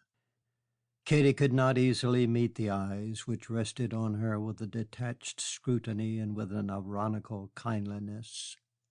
I have nothing whatever to do from morning till night, said Kitty. I feel that there's so much to be done that I cannot bear to think that I am idle. I don't want to make a nuisance of myself, and I know that I have no claim either on your kindness or on your time. But I mean what I say, and it would be a charity that you were doing me if you would let me be of some help to you. You do not look very strong. When you did us the pleasure of coming to see us the day before yesterday, it seemed to me that you were very pale. Sister St. Joseph thought that perhaps you were going to have a baby. No, no, cried Kitty, flushing to the roots of her hair. The Mother Superior gave a little silvery laugh. It is nothing to be ashamed of, my dear child, nor is there anything improbable in the supposition. How long have you been married? I'm very pale because I'm naturally pale, but I'm very strong, and I promise you I'm not afraid of work. Now the Superior was complete mistress of herself. She assumed unconsciously the air of authority which was habitual to her, and she held Kitty in an appraising scrutiny. Kitty felt unaccountably nervous. Can you speak Chinese? I'm afraid not, answered Kitty. Ah, that is a pity. I could have put you in charge of the elder girls. It is very difficult just now, and I'm afraid they will get, out of hand, she concluded with a tentative sound. Could I not be of help to the sisters in nursing? I'm not at all afraid of the cholera. I could nurse the girls or the soldiers. The Mother Superior, unsmiling now, a reflective look on her face, shook her head. You do not know what the cholera is. It is a dreadful thing to see. The work in the infirmary is done by soldiers, and we need a sister only to supervise. And so far as the girls are concerned, no, no, I'm sure your husband would not wish it. It is a terrible and frightening sight. I should grow used to it. No, it is out of the question. It is our business and our privilege to do such things, but there is no call for you to do so. You make me feel very useless and very helpless. It seems incredible that there should be nothing that I can do. Have you spoken to your husband of your wish? Yes. The Mother Superior looked at her as though she were delving into the secrets of her heart. But when she saw Kitty's anxious and appealing look, she gave a smile. Of course, you are a Protestant? She asked. Yes.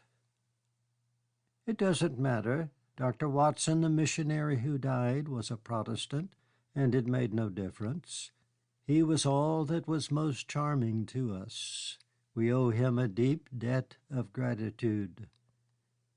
Now the flicker of a smile passed over Kitty's face, but she did not say anything.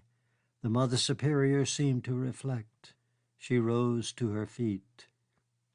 It is very good of you. I think I can find something for you to do. It is true that now Sister St. Francis has been taken from us. It is impossible for us to cope with the work. When will you be ready to start? Now. À la bonne heure. I'm content to hear you say that. I promise you I will do my best. I'm very grateful to you for the opportunity that you're giving me. The Mother Superior opened the parlor door, but as she was going out, she hesitated. Once more she gave Kitty a long, searching, and sagacious look. Then she laid her hand gently on her arm. You know, my dear child, that one cannot find peace in work or in pleasure, in the world or in a convent, but only in one's soul.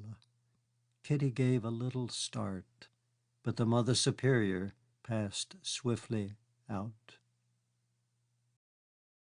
Section 9, parts 49 through 54 of The Painted Veil by Somerset Maugham. Part 49. Kitty found the work a refreshment to her spirit. She went to the convent every morning soon after sunrise, and did not return to the bungalow till the westering sun flooded the narrow river and its crowded junks with gold. The Mother Superior gave into her care the smaller children. Kitty's mother had brought to London from her native Liverpool a practical sense of housewifery, and Kitty, notwithstanding her air of frivolity, had always had certain gifts to which she referred only in bantering tones. Thus she could cook quite well, and she sewed beautifully. When she disclosed this talent, she was set to supervising the stitching and hemming of the younger girls. They knew a little French, and every day she picked up a few words of Chinese, so that it was not difficult for her to manage. At other times she had to see that the smaller children did not get into mischief. She had to dress and undress them, and take care that they rested when rest was needed. There were a good many babies, and these were in charge of amahs, but she had bidden to keep an eye on them. None of the work was very important, and she would have liked to do something which was more arduous, but the Mother Superior paid no attention to her entreaties, and Kitty stood sufficiently in awe of her not to be importunate. For the first few days she had made something of an effort to overcome the faint distaste she felt for these little girls in their ugly uniforms with their stiff black hair, their round yellow faces, and their staring, slewback eyes. But she remembered the soft look which had transfigured so beautifully the countenance of the Mother Superior when on Kitty's first visit to the convent she had stood surrounded by those ugly little things, and she would not allow herself to surrender to her instinct. And presently, taking in her arms one or other of the tiny creatures, crying because of a fall or a cutting tooth, when Kitty found that a few soft words, though in a language the child could not understand, the pressure of her arms and the softness of her cheek against the weeping yellow face, could comfort and console, she began to lose all her feeling of strangeness. The small children, without any fear of her, came to her in their childish troubles, and it gave her a peculiar happiness to discern their confidence. It was the same with the older girls, those to whom she taught sewing. Their bright, clever smiles and the pleasure she could give them by a word of praise touched her. She felt that they liked her, and flattered and proud she liked them in return. But there was one child that she could not grow used to. It was a little girl of 6, an idiot with a huge hydrocephalic head that swayed top heavily on a small, squat body, large vacant eyes, and a drooling mouth. The creature spoke hoarsely a few mumbled words. It was revolting and horrible, and for some reason it conceived an idiot attachment for Kitty, so that it followed her about as she changed her place from one part of the large room to another. It clung to her skirt and rubbed its face against her knees. It sought to fondle her hands. She shivered with disgust. She knew it yearned for caresses, and she could not bring herself to touch it. Once speaking of it to Sister St. Joseph, she said that it was a pity it lived. Sister St. Joseph smiled and stretched out her hand to the misformed thing. It came and rubbed its bulging forehead against it. "Poor little mite," said the nun. "She was brought here positively dying. By the mercy of Providence I was at the door just as she came. I thought there was not a moment to lose, so I baptized her at once. You would not believe what trouble we have had to keep her with us. 3 or 4 times we thought that her little soul would escape to heaven." Kitty was silent. Sister St. Joseph, in her loquacious way, began to gossip of other things. The next day, when the idiot child came to her and touched her hand, Kitty nerved herself to place it in a caress on the great bare skull. She forced her lips into a smile. But suddenly the child, with an idiot perversity, left her.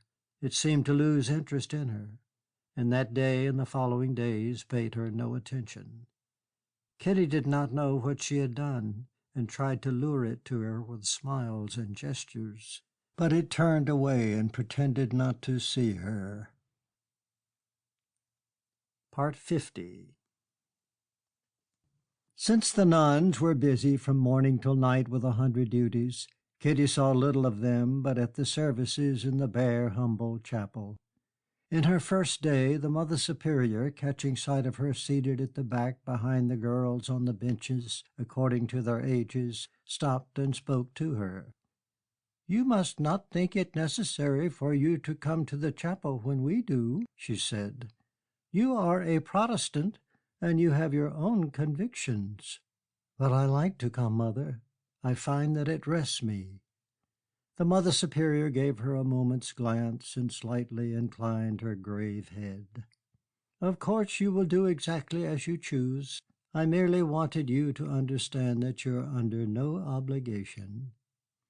But with Sister St. Joseph, Kitty soon became on terms not of intimacy, perhaps, but of familiarity. The economy of the convent was in her charge, and to look after the material well-being of that big family kept the sister on her feet all day. She said that the only time she had to rest was that which she devoted to prayer. But it pleased her towards evening, when Kitty was with the girls at their work, to come in, and vowing that she was tired out and had not a moment to spare, sit down for a few minutes and gossip. When she was not in the presence of Mother Superior, she was a talkative, merry creature, fond of a joke, and she did not dislike a bit of scandal. Kitty stood in no fear of her. Her habit did not prevent Sister St. Joseph from being a good-natured, homely woman, and she chattered with her gaily. She did not mind with her showing how badly she talked French, and they laughed with one another over Kitty's mistakes. The sister taught her every day a few useful words of Chinese. She was a farmer's daughter, and at heart she was still a peasant. "I used to keep the cows when I was little," she said, "like St. Joan of Arc, but I was too wicked to have visions. It was fortunate, I think, for my father would certainly have whipped me if I had. He used often to whip me, the good old man, for I was a very naughty little girl. I am ashamed sometimes when I think now of the pranks I used to play." Kitty laughed at the thought that this corpulent, middle-aged nun could ever have been a wayward child, and yet there was something childlike in her still, so that her heart went out to her. She seemed to have about her an aroma of the countryside in autumn, when the apple trees are laden with fruit, and the crops are in and safely housed. She had not the tragic and austere saintliness of the Mother Superior, but a gaiety that was simple and happy. "Do you never wish to go home again, Monsieur?" asked Kitty. "Oh, no, it would be too hard to come back. I love to be here, and I am never so happy as when I am among the orphans. They are so good, they are so grateful. But it is all very well to be a nun. On a beau être religieuse. Still one has a mother, and one cannot forget that one drank the milk of her breasts.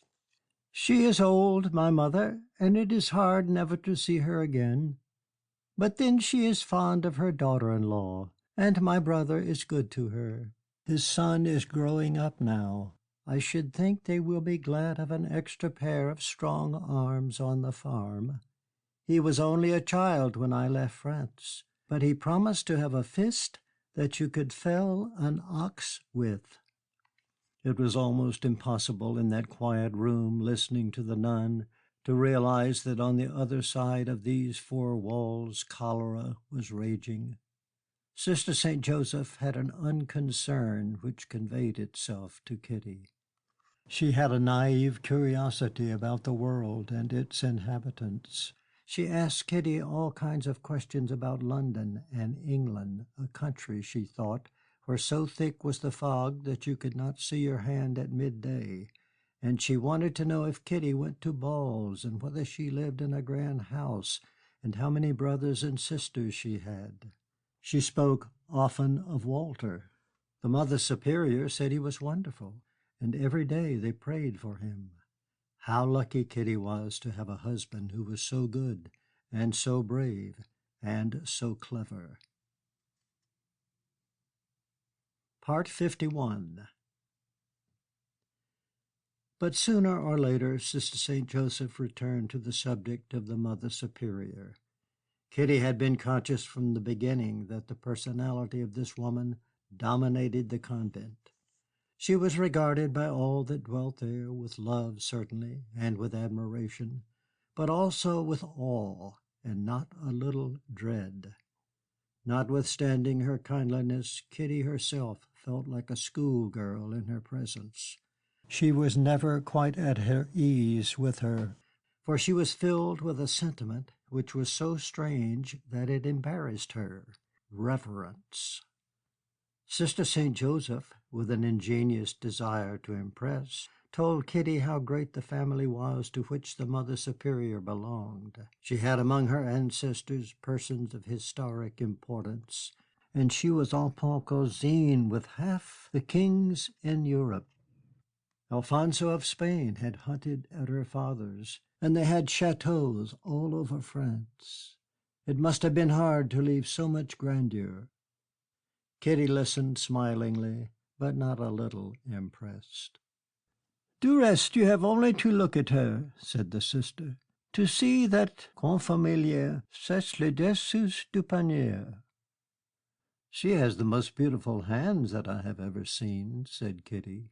"Ah, but if you only knew how she had used them. She is not afraid of work, notre bonne mère." When they had come to this city there had been nothing. They had built the convent. The Mother Superior had made the plans and supervised the work. The moment they arrived, they began to save the poor little unwanted girls from the baby tower and the cruel hands of the midwife. At first they had had no beds to sleep in and no glass to keep out the night air. "And there is nothing," said Sister St. Joseph, "which is more unwholesome." And often they had no money left, not only to pay the builders, but even to buy their simple fare. They lived like peasants. What was she saying? The peasants in France, Tenez, the men who worked for their father, would have thrown to the pigs the food they ate. And then the Mother Superior would collect her daughters round her, and they would kneel and pray, and the Blessed Virgin would send money. 1,000 francs would arrive by post next day. Or a stranger, an Englishman, a Protestant, if you please, or even a Chinaman would knock at the door while they were actually on their knees and bring them a present. Once they were in such straits that they all made a vow to the Blessed Virgin that they would recite a neuvaine in her honor if she succored them, and, would you believe it, that funny Mr. Waddington came to see us next day, and saying that we looked as though we all wanted a good plate of roast beef, gave us $100. What a comic little man he was, with his bald head and his little shrewd eyes, ses petites yeux malins, and his jokes. Mon Dieu, how he murdered the French language, and yet you could not help laughing at him. He was always in a good humor. All through this terrible epidemic he carried himself as if he were enjoying the holiday. He had a heart quite French, and a wit so that you would hardly believe he was English, except for his accent. But sometimes Sister St. Joseph thought he spoke badly on purpose to make you laugh. Of course his morals were not all one could wish, but still that was his business, with a sigh, a shrug, and a shake of the head. And he was a bachelor and a young man. "What is wrong with his morals, Monsieur?" asked Kitty, smiling. "Is it possible that you do not know? It is a sin for me to tell you. I have no business to say such things. He lives with a Chinese woman, that is to say, not a Chinese woman, but a Manchu, a princess, it appears, and she loves him to distraction." "That sounds quite impossible," cried Kitty. "No, no, I promise you it is everything that is most true. It is very wicked of him. Those things are not done. Did you not hear when you first came to the convent and he would not eat the madeleines that I had made expressly, that Notre bonne mère said his stomach was deranged by Manchu cooking? That was what she meant, and you should have seen the head that he made. It is a story altogether curious. It appears that he was stationed at Hankow during the Revolution, when they were massacring the Manchus, and this good little Waddington saved the lives of one of their great families. They are related to the Imperial family. The girl fell violently in love with him, and, well, the rest you can imagine. And then when he left Hankow, she ran away and followed him, and now she follows him everywhere. And he has had to resign himself to keep her, poor fellow, and I dare say he's very fond of her. They're quite charming sometimes, these Manchu women. But what am I thinking of? I have 1,000 things to do, and I sit here. I am a bad religious. I am ashamed of myself." Part 52. Kitty had a queer feeling that she was growing. The constant occupation distracted her mind, and the glimpses she had of other lives and other outlooks awakened her imagination. She began to regain her spirits. She felt better and stronger. It had seemed to her that she could do nothing now but weep, but to her surprise, and not a little to her confusion, she caught herself laughing at this and that. It began to seem quite natural to live in the midst of a terrible epidemic. She knew that people were dying to the right and left of her, but she ceased very much to think of it. The Mother Superior had forbidden her to go into the infirmaries, and the closed doors excited her curiosity. She would have liked to peep in, but could not do so without being seen, and she did not know what punishment the Mother Superior would inflict upon her. It would be dreadful to be sent away. She was devoted to the children now, and they would miss her if she went. In fact, she did not know what they would do without her. And one day it occurred to her that she had neither thought of Charles Townsend nor dreamt of him for a week. Her heart gave a sudden thud against her ribs. She was cured. She could think of him now with indifference. She loved him no longer.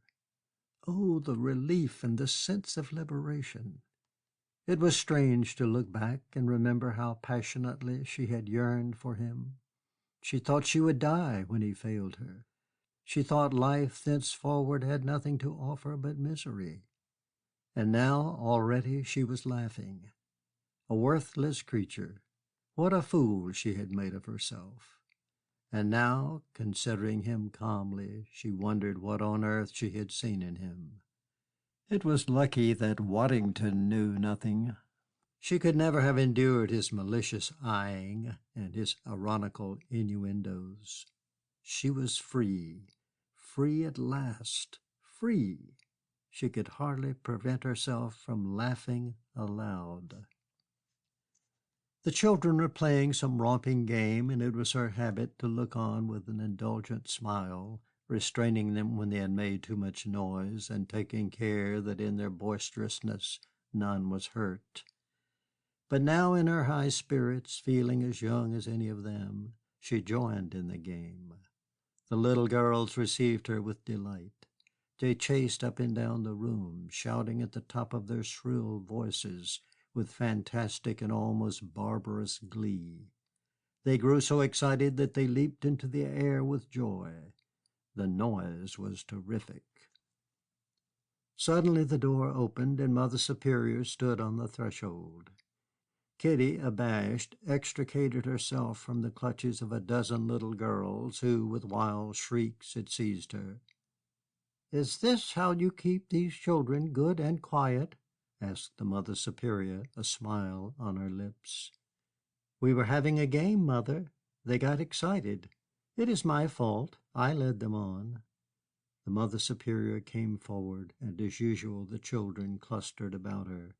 She put her hands round their narrow shoulders and playfully pulled their little yellow ears. She looked at Kitty with a long, soft look. Kitty was flushed, and she was breathing quickly. Her liquid eyes were shining, and her lovely hair, disarranged in all the struggling and the laughter, was in adorable confusion. "Que vous êtes belle, ma chère enfant," said the Mother Superior. "It does the heart good to look at you. No wonder these children adore you." Kitty blushed deeply, and she knew not why tears suddenly filled her eyes. She covered her face with her hands. "Oh, Mother, you make me ashamed." "Come, do not be silly. Beauty is also a gift of God, one of the most rare and precious, and we should be thankful if we are happy enough to possess it, and thankful if we are not that others possess it for our pleasure." She smiled again, and as though Kitty were a child too, gently patted her soft cheek. Part 53. Since she had been working at the convent, Kitty had seen less of Waddington. 2 or 3 times he had come down to the river bank to meet her, and they had walked up the hill together. He came in to drink a whiskey and soda, but he would seldom stay to dinner. One Sunday, however, he suggested that they should take a luncheon with them and go in chairs to the Buddhist monastery. It was situated 10 miles from the city and had some reputation as a place of pilgrimage. The Mother Superior, insisting that Kitty must have a day's rest, would not let her work on Sundays, and Walter, of course, was as busy then as usual. They started early in order to arrive before the heat of the day, and were carried along a narrow causeway between the rice fields. Now and then they passed comfortable farmhouses nestling with friendly intimacy in a grove of bamboos. Kitty enjoyed the idleness. It was pleasant, after being cooped up in the city, to see about her the wide country.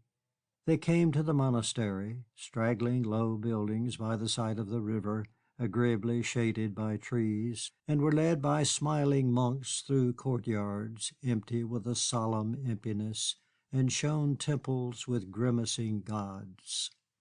In the sanctuary sat the Buddha, remote and sad, wistful, abstracted, and faintly smiling. There was about everything a sense of dejection. The magnificence was shoddy and ruined. The gods were dusty, and the faith that had made them was dying. The monks seemed to stay on sufferance, as though they awaited a notice to quit, and in the smile of the abbot, with his beautiful politeness, was the irony of resignation. One of these days the monks would wander away from the shady, pleasant wood, and the buildings, crumbling and neglected, would be battered by fierce storms and besieged by the surrounding nature. Wild creepers would twine themselves about the dead images, and the trees would grow in the courtyards. Then the gods would dwell there no longer, but evil spirits of darkness. Part 54. They sat on the steps of a little building, 4 lacquered columns and a high tiled roof under which stood a great bronze bell, and watched the river flow sluggish and with many a bend towards the stricken city. They could see its crenellated walls. The heat hung like it over a pall. But the river, though it flowed so slowly, had still a sense of movement, and it gave one a melancholy feeling of the transitoriness of things. Everything passed, and what trace of its passage remained? It seemed to Kitty that they were all, the human race, like the drops of water in that river, and they flowed on, each so close to the other and yet so far apart, a nameless flood to the sea. When all things lasted so short a time and nothing mattered very much, it seemed pitiful that men, attaching an absurd importance to trivial objects, should make themselves and one another so unhappy. "Do you know Harrington Gardens?" she asked Waddington with a smile in her beautiful eyes. "No, why?" "Nothing, only it's a long way from here. It's where my people live." "Are you thinking of going home?" "No. I suppose you'll be leaving here in a couple of months. The epidemic seems to be abating, and the cool weather should see the end of it." "I almost think I shall be sorry to go." For a moment she thought of the future. She did not know what plans Walter had in mind. He told her nothing. He was cool, polite, silent, and inscrutable. 2 little drops in that river that flowed silently towards the unknown, 2 little drops that to themselves had so much individuality, and to the onlooker were but an undistinguishable part of the water. "Take care the nuns don't start converting you," said Waddington with his malicious little smile. "They're much too busy, nor do they care. They're wonderful and so kind, and yet I hardly know how to explain it. There's a wall between them and me. I don't know what it is. It is as though they possessed a secret which made all the difference in their lives and which I was unworthy to share. It is not faith. It is something deeper and more significant. They walk in a different world from ours, and we shall always be strangers to them. Each day when the convent door closes behind me, I feel that for them I have ceased to exist." "I can understand that it's something of a blow to your vanity," he returned mockingly. "My vanity." Kitty shrugged her shoulders. Then, smiling once more, she turned to him lazily. "Why did you never tell me that you lived with a Manchu princess?" "What have those gossiping old women been telling you? I'm sure that it is a sin for nuns to discuss the private affairs of the customs officials." "Why should you be so sensitive?" Waddington glanced down sideways so that it gave him an air of slyness. He faintly shrugged his shoulders. It's not a thing to advertise. I do not know that it would greatly add to my chances of promotion in the service. Are you very fond of her? He looked up now, and his ugly little face had the look of a naughty schoolboy's. She's abandoned everything for my sake, home, family, security, and self-respect. It's a good many years now since she threw everything to the winds to be with me. I've sent her away 2 or 3 times, but she always comes back. I've run away from her myself, but she always followed me. And now I've given it up as a bad job. I think I've got to put up with her for the rest of my life. She must really love you to distraction. It's a rather funny sensation, you know, he answered, wrinkling a perplexed forehead. I haven't the smallest doubt that if I really left her, definitely, she would commit suicide. Not with any ill feeling towards me, but quite naturally, because she was unwilling to live without me. It is a curious feeling it gives one to know that. It can't help meaning something to you. But it's loving that's the important thing, not being loved.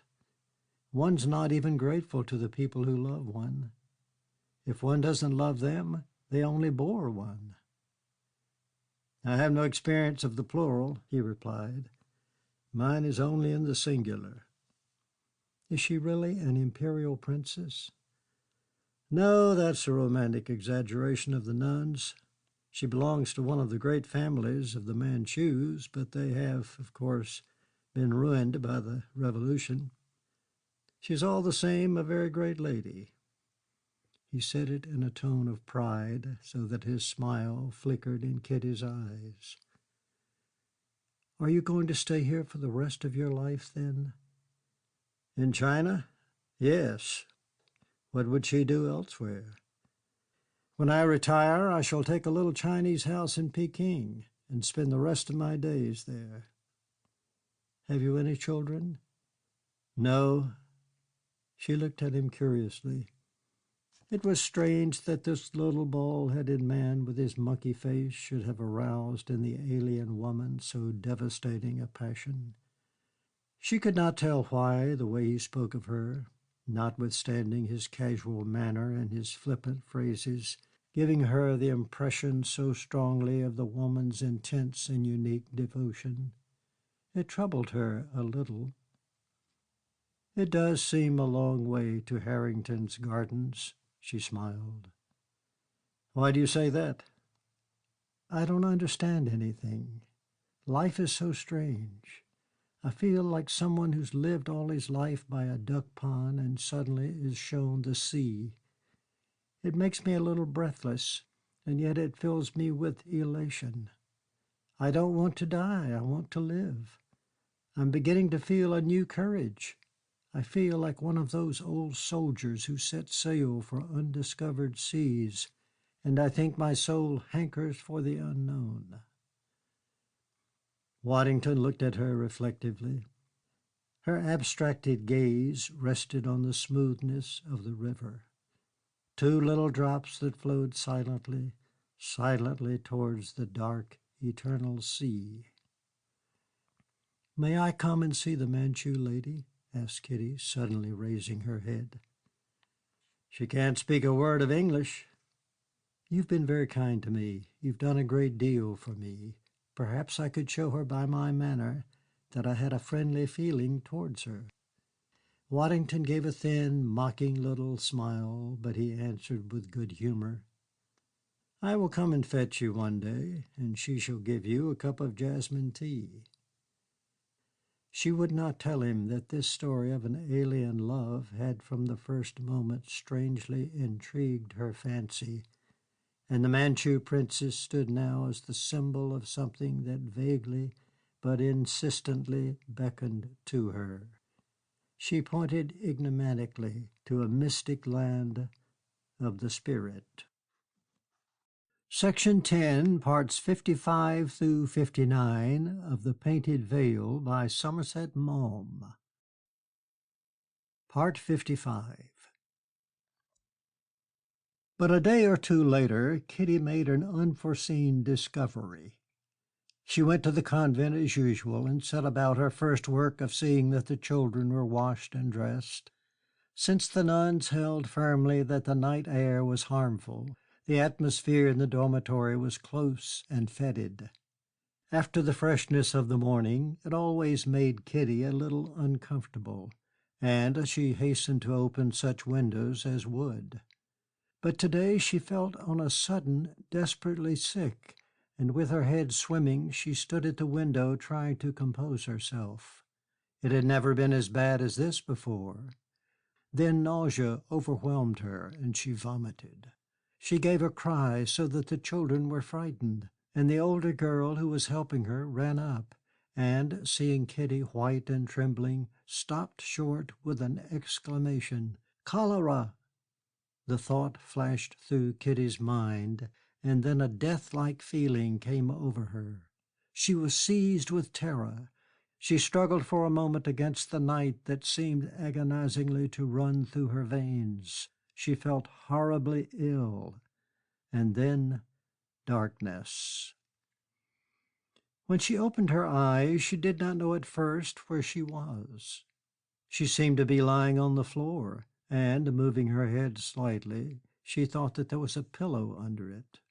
She could not remember. The Mother Superior was kneeling by her side, holding smelling salts to her nose, and Sister St. Joseph was looking at her. Then it came back. Cholera! She saw the consternation on the nuns' faces. Sister St. Joseph looked huge, and her outline was blurred. Once more terror overwhelmed her. "Oh, Mother, Mother," she sobbed, "am I going to die? I don't want to die." "Of course you're not going to die," said the Mother Superior. She was quite composed, and there was even amusement in her eyes. "But it's cholera. Where's Walter? Has he been sent for? Oh, Mother, Mother!" She burst into a flood of tears. The Mother Superior gave her hand, and Kitty seized it as though it were a hold upon the life she feared to lose. "Come, come, my dear child, you mustn't be so silly. It's not cholera or anything of the kind." "Where's Walter?" "Your husband is much too busy to be troubled. In 5 minutes you'll be perfectly well." Kitty looked at her with staring, harassed eyes. Why did she take it so calmly? It was cruel. "Keep perfectly quiet for a minute," said the Mother Superior. "There is nothing to alarm yourself about." Kitty felt her heart beat madly. She had grown so used to the thought of cholera that it had ceased to seem possible that she could catch it. Oh, the fool she had been! She knew she was going to die. She was frightened. The girls brought in a long rattan chair and placed it by the window. "Come, let us lift you," said the Mother Superior. "You will be more comfortable on the chaise lounge. Do you think you can stand?" She put her hands under Kitty's arms, and Sister St. Joseph helped her to her feet. She sank exhausted into the chair. "I'd better shut the window," said Sister St. Joseph. "The early morning air cannot be good for her." "No, no," said Kitty. "Please leave it open." It gave her confidence to see the blue sky. She was shaken, but certainly she began to feel better. The two nuns looked at her for a moment in silence, and Sister St. Joseph said something to the Mother Superior which she could not understand.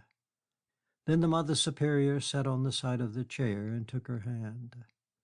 "Listen, ma chérie enfant." She asked her one or two questions. Kitty answered them without knowing what they meant. Her lips were trembling so that she could hardly frame the words. "There's no doubt about it," said Sister St. Joseph. "I'm not one to be deceived in such a matter." She gave a little laugh in which Kitty seemed to discern a certain excitement and not a little affection. The Mother Superior, still holding Kitty's hand, smiled with soft tenderness. Sister St. Joseph has more experience of these things than I have, dear child, and she said at once what was the matter with you. She was evidently quite right." "What do you mean?" asked Kitty anxiously. "It is quite evident. Did the possibility of such a thing never occur to you? You are with child, my dear." The start that Kitty gave shook her from head to foot, and she put her feet to the ground as though to spring up. Lie still," said the Mother Superior. Kitty felt herself blush furiously, and she put her hands to her breasts. "It is impossible. It isn't true." "Que si que dit?" asked Sister St. Joseph. The Mother Superior translated. Sister St. Joseph's broad, simple face with its red cheeks was beaming. "No mistake is possible. I give you my word of honor." "How long have you been married, my child?" asked the Mother Superior. "Why, when my sister-in-law had been married as long as you, she had already 2 babies." Kitty sank back into the chair. There was death in her heart. "I'm so ashamed," she whispered. "Because you're going to have a baby? Why, what can be more natural?" "Quelle joie pour le docteur," said Sister St. Joseph. "Yes, think what is happiness for your husband. He will be overwhelmed with joy. You have only to see him with babies, and the look on his face when he plays with them, to see how enchanted he will be to have one of his own." For a little while Kitty was silent. The 2 nuns looked at her with tender interest, and the Mother Superior stroked her hand. "It was silly of me not to have suspected it before," said Kitty. "At all events, I'm glad it's not cholera. I feel very much better. I will get back to my work." "Not to-day, my dear child. You have had a shock. You had much better go home and rest yourself." "No, no, I would much rather stay and work." "I insist. What would our good doctor say if I let you be imprudent? Come tomorrow if you like, or the day after, but today you must be quiet. I will send for a chair. Would you like me to let one of our young girls go with you?" "No, no, I shall be all right alone." Part 56. Kitty was lying on her bed, and the shutters were closed. It was after luncheon, and the servants slept. What she had learnt that morning, and now she was certain that it was true, filled her with consternation. Ever since she came home she had been trying to think, but her mind was a blank, and she could not collect her thoughts. Suddenly she heard a step. The feet were booted so that it could not be one of the boys. With a gasp of apprehension she realized that it could only be her husband. He was in the sitting room, and she heard herself called. She did not reply. There was a moment's silence, and then a knock on her door. "Yes." "May I come in?" Kitty rose from her bed and slipped into a dressing gown. "Yes." He entered. She was glad that the closed shutters shadowed her face. "I hope I didn't wake you. I knocked very, very gently. I haven't been asleep." He went to one of the windows and threw open the shutter. A flow of warm light streamed into the room. "What is it?" she asked. "Why are you back so early?" "The sisters said that you weren't very well. I thought I'd better come and see what was the matter." A flash of anger passed through her. "What would you have said if it had been cholera?" "If it had been, you certainly couldn't have made your way home this morning." She went to the dressing-table and passed the comb through her shingled hair. She wanted to gain time. Then, sitting down, she lit a cigarette. "I wasn't very well this morning, and the Mother Superior thought I'd better come back here. But I'm perfectly all right again. I shall go to the convent as usual tomorrow." "What was the matter with you?" "Didn't they tell you?" No, the Mother Superior said that you must tell me yourself. He did now what he did seldom. He looked her full in the face. His professional instincts were stronger than his personal. She hesitated. Then she forced herself to meet his eyes. "I'm going to have a baby," she said. She was accustomed to his habit of meeting with silence, a statement which you would naturally expect to evoke an exclamation, but never had it seemed to her more devastating. He said nothing. He made no gesture. No movement on his face nor change of expression in his dark eyes indicated that he had heard. She felt suddenly inclined to cry. If a man loved his wife and his wife loved him, at such a moment they were drawn together by a poignant emotion. The silence was intolerable, and she broke it. "I don't know why it never occurred to me before. It was stupid of me, but what with one thing and another—" "How long when do you expect to be confined?" The words seemed to issue from his lips with difficulty. She felt that his throat was as dry as hers. It was a nuisance that her lips trembled so when she spoke. If he was not of stone, it must excite his pity. "I suppose I've been like this between 2 and 3 months." "Am I the father?" She gave a little gasp. There was just a shadow of a tremor in his voice. It was dreadful, that cold self-control of his which made the smallest token of emotion so shattering. She did not know why she thought suddenly of an instrument she had been shown in Hong Kong upon which a needle oscillated a little, and she had been told that this represented an earthquake 1,000 miles away in which perhaps 1,000 persons had lost their lives. She looked at him. He was ghastly pale. She had seen that pallor on him once, twice before. He was looking down, a little sideways. "Well?" She clasped her hands. She knew that if she could say yes, it would mean everything in the world to him. He would believe her, of course he would believe her, because he wanted to, and then he would forgive. She knew how deep was his tenderness and how ready he was, for all his shyness, to expend it. She knew that he was not vindictive. He would forgive her if she could but give him an excuse an excuse that touched his heart, and he would forgive completely. She could count on him never to throw the past in her teeth. Cruel he might be, cold and morbid, but he was neither mean nor petty. It would alter everything if she said yes. And she had an urgent need for sympathy. The unexpected knowledge that she was with child had overwhelmed her with strange hopes and unforeseen desires. She felt weak, frightened a little, alone, and very far from any friends. That morning, though she cared little for her mother, she had had a sudden craving to be with her. She needed help and consolation.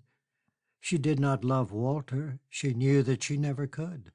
But at this moment she longed with all her heart for him to take her in his arms so that she could lay her head on his breast. Clinging to him, she could have cried happily. She wanted him to kiss her, and she wanted to twine her arms around his neck. She began to weep. She had lied so much, and she could lie so easily. What could a lie matter when it could only do good? A lie, a lie. What was a lie? It was so easy to say yes. She saw Walter's eyes melt and his arms outstretched towards her. She couldn't say it. She didn't know why. She just couldn't. All she had gone through during these bitter weeks, Charlie and his unkindness, the cholera and all these people dying, the nuns, oddly enough, even that funny, drunken little Waddington, it all seemed to have changed her so that she did not know herself. Though she was so deeply moved, some bystander in her soul seemed to watch her with terror and surprise. She had to tell the truth. It did not seem worthwhile to lie. Her thoughts wandered strangely. On a sudden she saw that dead beggar at the foot of the compound wall. Why should she think of him? She did not sob. The tears streamed down her face quite easily, with wide eyes. At last she answered the question. He had asked her if he was the child's father. "I don't know," she said. He gave the ghost of a chuckle. It made Kitty shudder. "It's a bit awkward, isn't it?" His answer was characteristic. It was exactly what she would have expected him to say, but it made her heart sink. She wondered if he realized how hard it had been for her to tell the truth. At the same moment she realized that it had not been in the least hard, but inevitable, and if he gave her credit for it. Her answer, "I don't know, I don't know," hammered away in her head. It was impossible now to take it back. She got her handkerchief from her bag and dried her eyes. They did not speak. There was a siphon on the table by her bed, and he got her a glass of water. He brought it to her and held the glass while she drank. She noticed how thin his hand was. It was a fine hand, slender, with long fingers, but now it was nothing but skin and bone. It trembled a little. He could control his face, but his hand betrayed him. "Don't mind my crying," she said. "It's nothing, really. It's only that I can't help the water running out of my eyes." She drank the water and put the glass back. He sat down on a chair and lit a cigarette. He gave a little sigh. Once or twice before she had heard him sigh like that, and it always gave her a catch at the heart. Looking at him now, for he was staring with abstracted gaze out of the window, she was surprised that she had not noticed before how terribly thin he had grown during the last weeks. His temples were sunken, and the bones of his face showed through the skin. His clothes hung on him loosely as though they had been made for a larger man. Through his sunburn, his face had a greenish pallor. He looked exhausted. He was working too hard, sleeping little, and eating nothing. In her own grief and perturbation, she found room to pity him. It was cruel to think that she could do nothing for him. He put his hand over his forehead as though his head were aching, and she had a feeling that in his brain, too, those words hammered madly. "I don't know, I don't know." It was strange that this moody, cold, and shy man should have such a natural affection for very little babies. Most men didn't care much even for their own, but the nuns, touched and a little amused, had more than once spoken of it. If he felt like that about those funny little Chinese babies, what would he have felt about his own? Kitty bit her lips in order to prevent herself from crying again. He looked at his watch. "I'm afraid I must go back to the city. I have a great deal to do today. Shall you be all right?" "Oh, yes, don't bother about me." "I think you'd better not wait for me this evening. I may be very late, and I'll get something to eat from Colonel Yu." "Very well." He rose. "If I were you, I wouldn't try to do anything today. You had better take it easy. Is there anything you want before I go?" "No, thanks. I shall be quite all right." He paused for an instant as though he were undecided, and then, abruptly and without looking at her, took his hat and walked out of the room. She heard him go through the compound. She felt terribly alone. There was no need for self-restraint now, and she gave herself up to a passion of tears. Part 57. The night was sultry, and Kitty sat at the window looking at the fantastic roofs dark against the starlight of the Chinese temple, when at last Walter came in. Her eyes were heavy with weeping, but she was composed. Notwithstanding all there was to harass her, she felt, perhaps only from exhaustion, strangely at peace. "I thought you'd be already in bed," said Walter as he came in. "I wasn't sleepy. I thought it cooler to sit up. Have you had any dinner?" "All I want." He walked up and down the long room, and she saw that he had something to say to her. She knew that he was embarrassed. Without concern, she waited for him to summon up his resolution. He began abruptly. "I've been thinking about what you told me this afternoon. It seems to me that it would be better if you went away. I've spoken to Colonel Yu, and he will give you an escort. You could take the ama with you. You will be quite safe." "Where is there for me to go?" "You can go to your mother's." "Do you think she would be pleased to see me?" He paused for a moment, hesitating, as though for reflection. "Then you can go to Hong Kong." "What should I do there?" "You will need a good deal of care and attention. I don't think it's fair to ask you to stay here." She could not prevent the smile, not only of bitterness, but of frank amusement that crossed her face. She gave him a glance and very nearly laughed. "I don't know why you should be so anxious about my health." He came over to the window and stood looking out at the night. There had never been so many stars in the unclouded sky. "This isn't the place for a woman in your condition." She looked at him, white in his thin clothes against the darkness. There was something sinister in his fine profile, and yet oddly enough at this moment it excited in her no fear. "When you insisted on my coming here, did you want it to kill me?" she asked suddenly. He was so long answering that she thought he had refused to hear. "At first." She gave a little shudder, for it was the first time he had admitted his intention.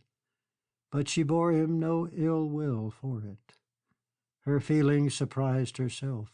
There was a certain admiration in it, and a faint amusement. She did not quite know why, but suddenly thinking of Charlie Townsend, he seemed to her an abject fool. "It was a terrible risk you were taking," she answered. "With your sensitive conscience, I wonder if you could ever have forgiven yourself if I had died." "Well, you haven't. You've thrived on it." "I've never felt better in my life."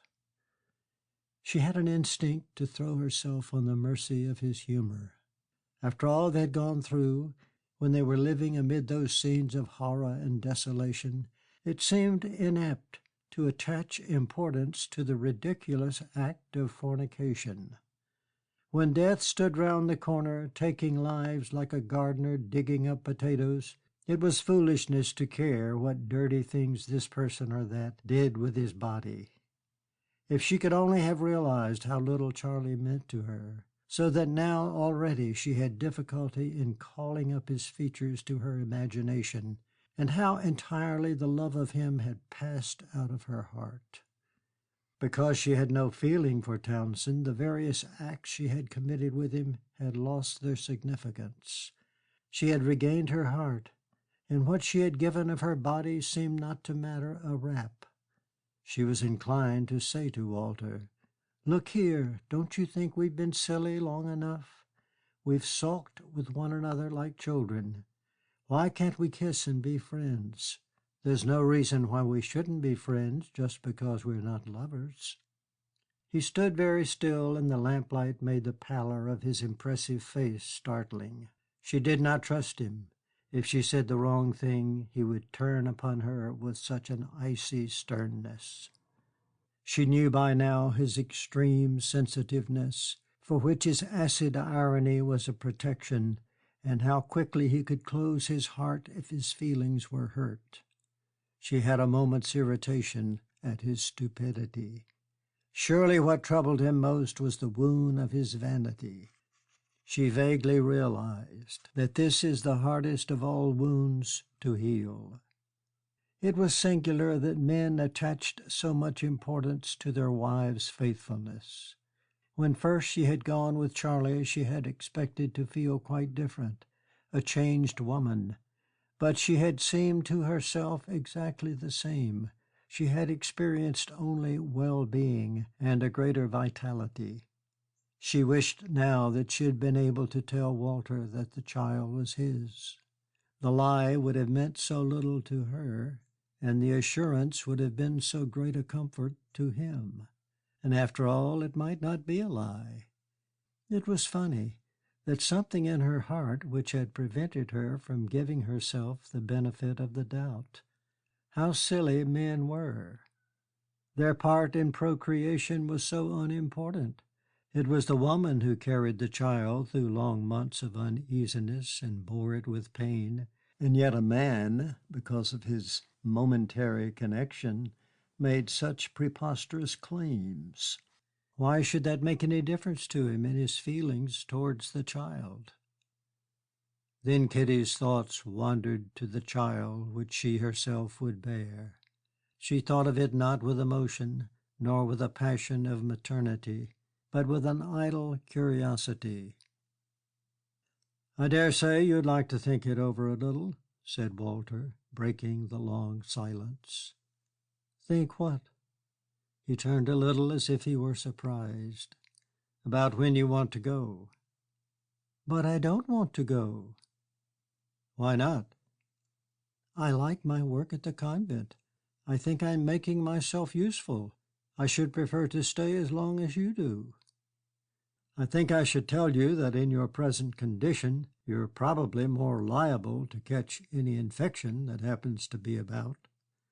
"I like the discreet way you put it," she smiled ironically.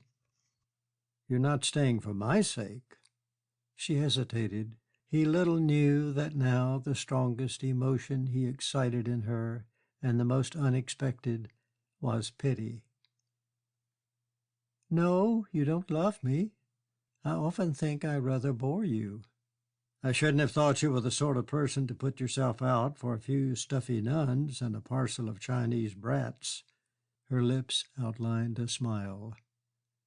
"I think it's rather unfair to despise me so much because you made such a mistake in your judgment of me. It's not my fault that you are such an ass." "If you're determined to stay, you are of course at liberty to do so." "I'm sorry I can't give you the opportunity of being magnanimous." She found it strangely hard to be quite serious with him. "As a matter of fact, you're quite right. It's not only for the orphans that I'm staying. You see, I'm in the peculiar position that I haven't got a soul in the world that I can go to. I know no one who wouldn't think me a nuisance. I know no one who cares a row of pins if I'm dead or alive." He frowned, but he did not frown in anger.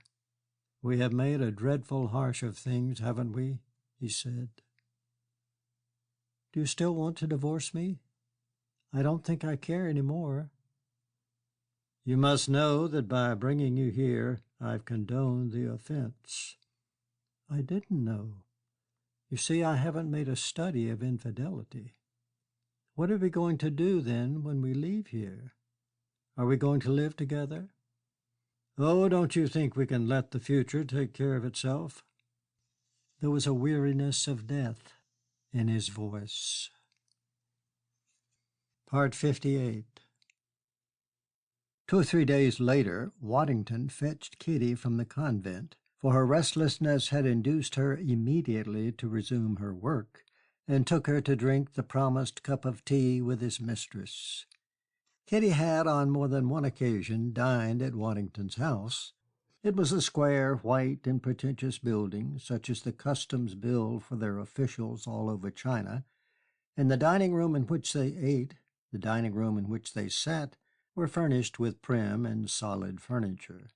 They had the appearance of being partly offices and partly hotel. There was nothing homelike in them, and you understood that these houses were merely places of haphazard sojourn to their successive occupants. It would never have occurred to you that on an upper floor mystery and perhaps romance dwelt shrouded. They ascended the flight of stairs, and Waddington opened a door.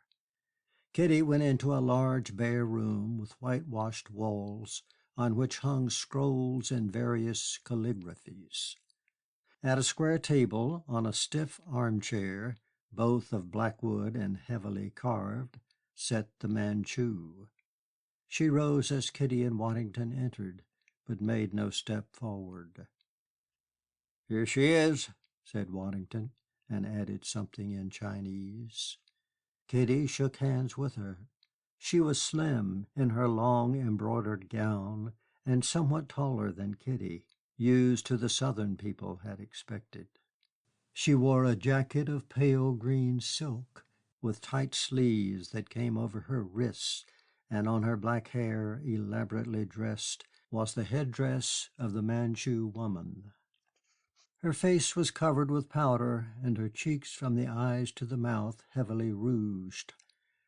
Her plucked eyebrows were a thin, dark line, and her mouth was scarlet. From this mask her black, slightly slanting large eyes burned the lakes of liquid jet. She seemed more like an idol than a woman. Her movements were slow and assured. Kitty had the impression that she was slightly shy but very curious. She nodded her head 2 or 3 times, looking at Kitty, while Waddington spoke of her. Kitty noticed her hands. They were preternaturally long, very slender, of the color of ivory, and the exquisite nails were painted. Kitty thought she had never seen anything so lovely as those languid and elegant hands. They suggested the breeding of uncounted centuries. She spoke a little, in a high voice like the twittering of birds in an orchard, and Waddington, translating, told Kitty that she was glad to see her. How old was she, and how many children had she got? They sat down on 3 straight chairs at the square table, and a boy brought in bowls of tea, pale and scented with jasmine. The Manchu lady handed Kitty a green tin of 3 Castle cigarettes. Beside the table and the chairs, the room contained little furniture. There was a wide pallet bed on which was an embroidered headrest and 2 sandalwood chests. "What does she do with herself all day long?" asked Kitty. "She paints a little, and sometimes she writes a poem, but she mostly sits. She smokes, but only in moderation, which is fortunate, since one of my duties is to prevent the traffic in opium." "Do you smoke?" asked Kitty. "Seldom. To tell you the truth, I much prefer whiskey." There was in the room a faintly acrid smell. It was not unpleasant, but peculiar and exotic. "Tell her that I'm sorry I cannot talk to her. I'm sure we have many things to say to one another." When this was translated to the Manchu, she gave Kitty a quick glance in which there was the hint of a smile. She was impressive as she sat without embarrassment in her beautiful clothes, and from the painted face the eyes looked out weary, self-possessed, and unfathomable. She was unreal, like a picture, and yet had an elegance which made Kitty feel all thumbs. Kitty had never paid anything but passing and somewhat contemptuous attention to the china in which fate had thrown her. It was not done in her set. Now she seemed on a sudden to have an inkling of something remote and mysterious. Here was the East, immemorable, dark, and inscrutable. The beliefs and the ideals of the West seemed crude beside ideals and beliefs of which in this exquisite creature she seemed to catch a fugitive glimpse. Here was a different life, lived on a different plane. Kitty felt strangely that the sight of this idol with her painted face and slanting, weary eyes made the efforts and the pains of the everyday world she knew slightly absurd. That colored mask seemed to hide the secret of an abundant, profound, and significant experience. Those long, delicate hands with their tapering fingers held the key of riddles undivined. "What does she think about all day long?" asked Kitty.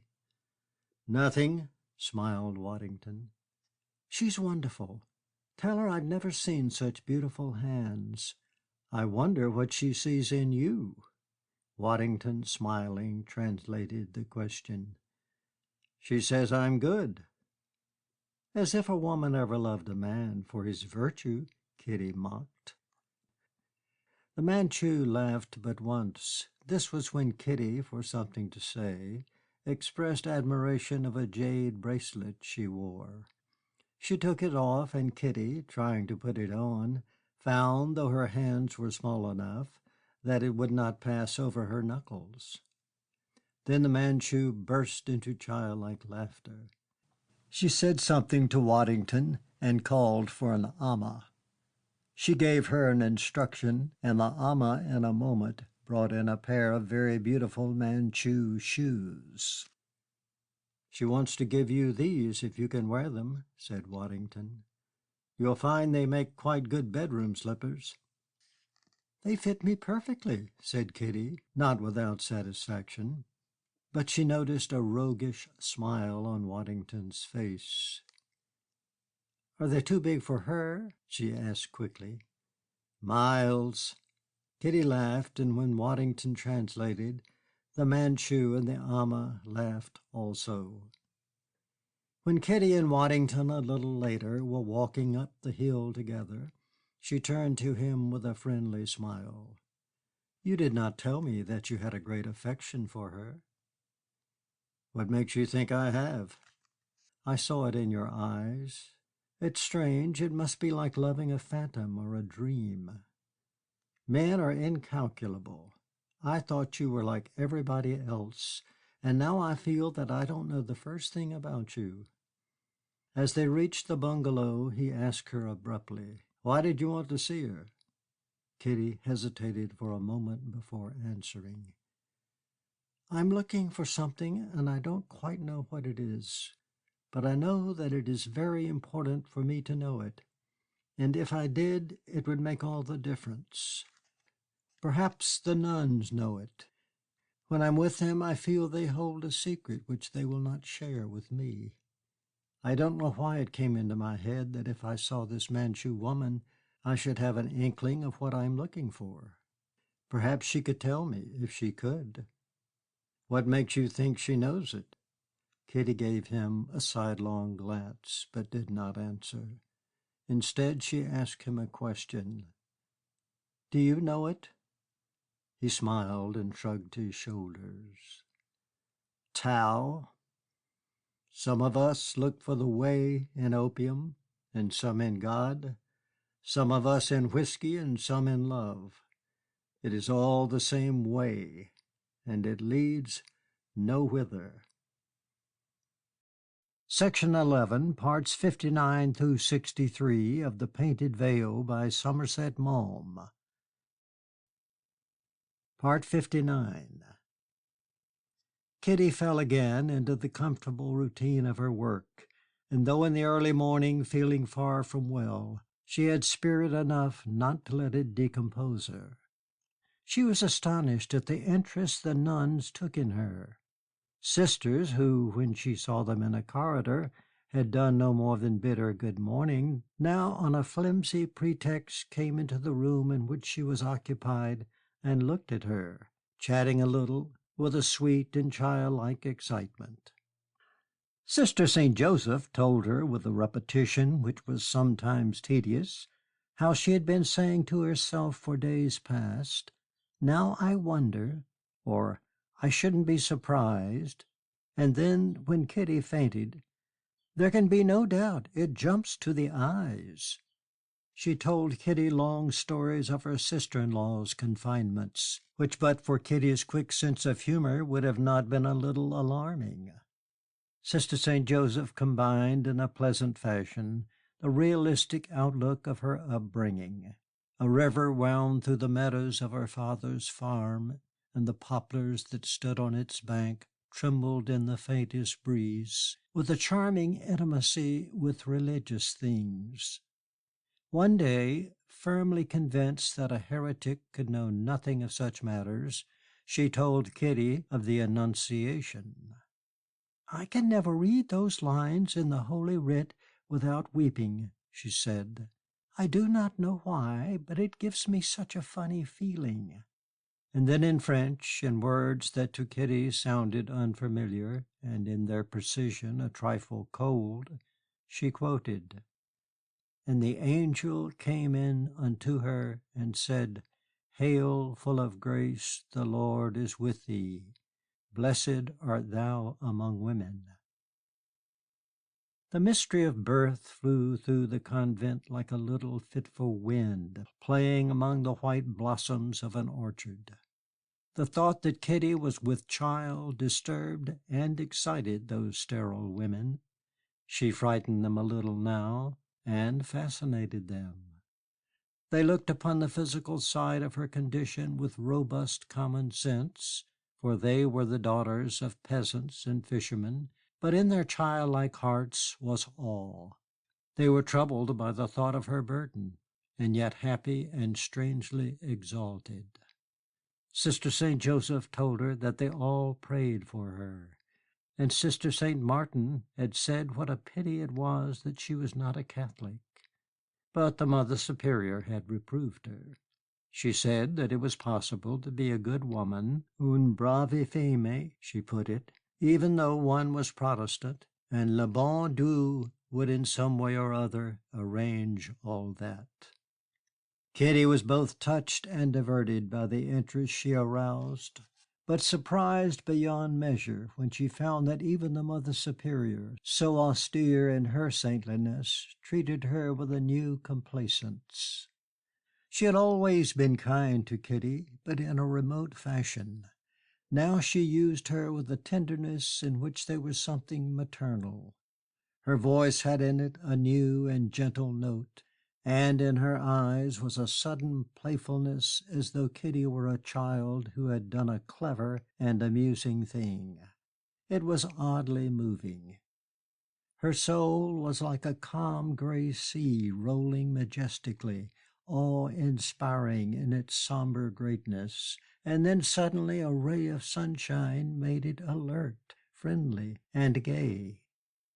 Often now in the evening she would come and sit with Kitty. "I must take care that you do not tire yourself, mon enfant," she said, making a transparent excuse to herself, "or Dr. Fane will never forgive me. Oh, this British self-control! There he is delighted beyond measure, and when you speak to him of it, he becomes quite pale." She took Kitty's hand and patted it affectionately. "Dr. Fane told me that he wished you to go away, but you would not because you could not bear to leave us. That was kind of you, my dear child, and I want you to know we appreciate the help you have been to us. But I think that you did not want to leave him either, and that is better, for your place is by his side, and he needs you. Ah, I do not know what we should have done without that admirable man." "I'm glad to think that he's been able to do something for you," said Kitty. "You must love him with all your heart, my dear. He is a saint." Kitty smiled, and in her heart sighed. There was only one thing she could do for Walter now, and that she could not think how to. She wanted him to forgive her, not for her sake any more, but for his own. For she felt that this alone could give him peace of mind. It was useless to ask him for his forgiveness, and if he had a suspicion that she desired it for his good rather than hers, his stubborn vanity would make him refuse at all costs. It was curious that his vanity now did not irritate her. It seemed natural, and only made her sorrier for him. And the only chance was that some unexpected occurrence might throw him off his guard.